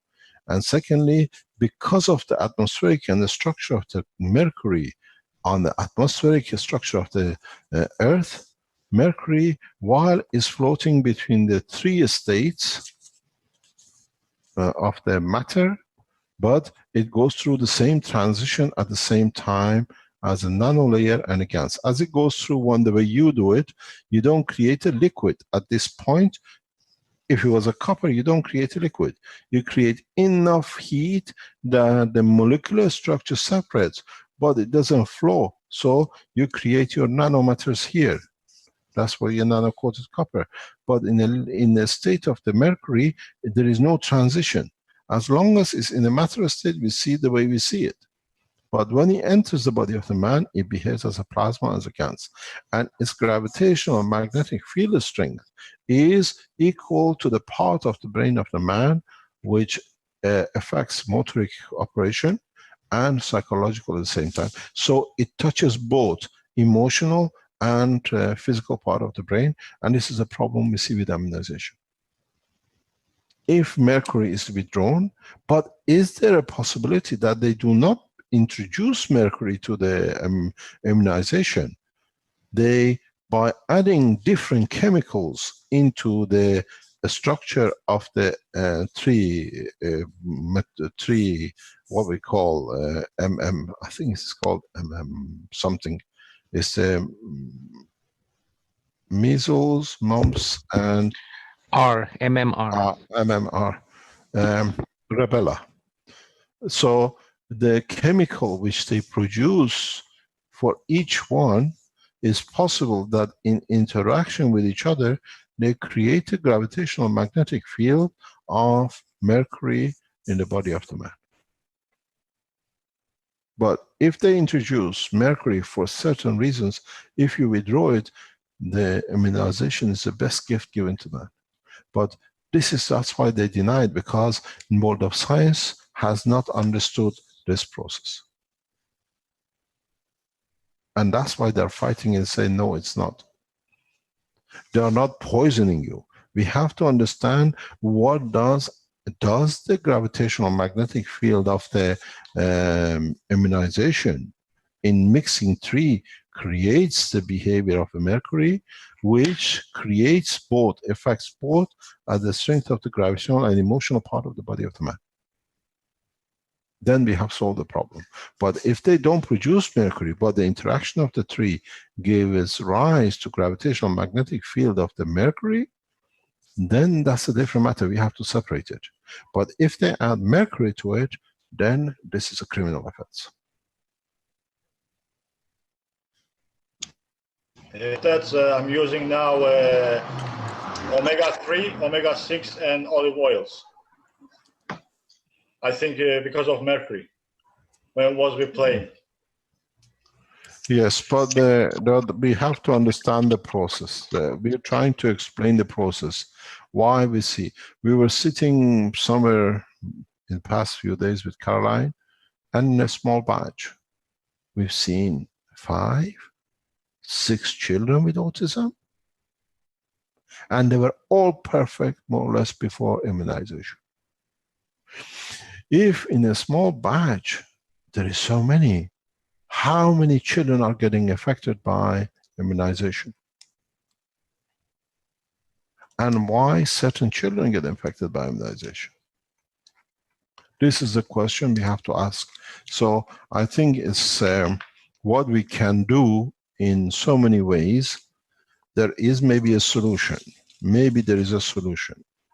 Is that if we can produce very much a water which carries the gans of the, we can put a mercury on the top. Let me get it out. And we do the same thing as we did. And before our children receive the injection of the mercury, or what we call the MMR, we allow the syringe or whatever the medicine to be floating in the water, where here we place the gans of mercury, that we transfer the damaged mercury energy out of the glass, out of the environment. Is it possible? Can we do such an extraction? Can we cover and safeguard our children? But is it possible even if they didn't have, now we put here, we add to it, we increase the problem. There is a machine which we know can tell us what is the problem. We can now, there is a scientific scale which can judge, we can measure, which can identify if mercury is damageable to the body of the child before he receives the injection. We can exclude those. I've seen it, it's coming back to me sometime in next 2 or 3 weeks here in Barletta. We can, the machine, the technology is available, is Italian, that we can specify, and I know other people have this machine, that if mercury is acceptable by the body or not. So we can find a separate solution for the children and reduce the risk of autism and all the mental damages which comes with immunization at this moment of time.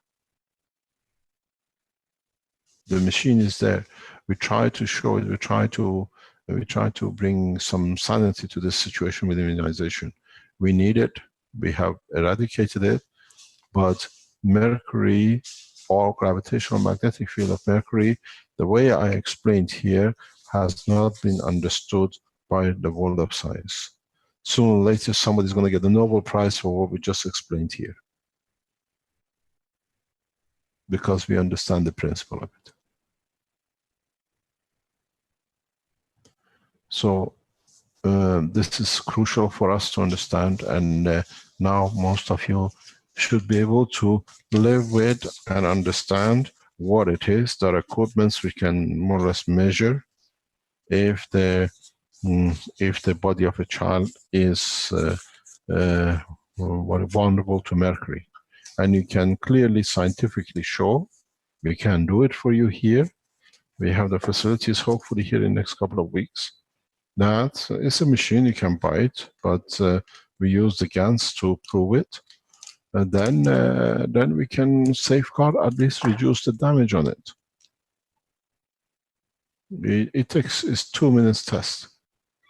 Then we see how we can at least reduce the immunization damage. Thank you very much for today. As usual, we don't answer questions because we're teaching so much. By this time, we've been on nearly 6 hours. Thank you for your time, and hopefully we meet each other next week at the same time. We have 2 more weeks of teaching of the center till the teaching courses starts back with masters. As you know, we have changed the process of the teaching to 24 what we call seminars. You have to attain a number of seminar sessions, which each seminar is 1 month. That in these seminars you collect enough balance to carry you through your what we call the degree which we give. So from opening of this year, the October or mid-September, we go by seminars and we don't give lectures or teachings. We stay with the seminars because we've seen some people can come for 2 or 3 months and then they want a gap to do something and come back again. We don't work on what we call it, the way the American system is done, by units. We work by seminars, and each seminar gets its own certificate. So you attend the seminar, you complete the seminar, you need 8 of them for 1 year, and 24 of them for 3 years. Thank you very much indeed for being with us. We learned a lot today. We learned a huge amount of information, especially with agriculture and the new generation of the nano teachers which are coming online. Nano teachers indeed. Thank you, Mr. Kesh. Great afternoon, morning, evening, whatever it is in the world here. You're going to bed. You're about 3 o'clock in the morning for you lot, I presume? 6 in the morning for me, and I have to take Guy home still, so it'll be another hour or so before I get to bed. Would you like a coffee, not to fall asleep? I just have one here, actually.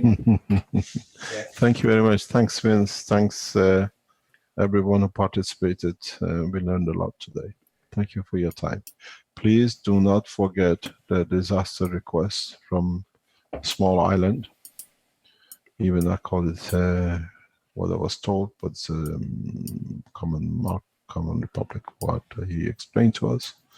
The Keshe Foundation has committed itself to first relief, and you can do the rest, because I think this is the point we need to come together. Thank you very much.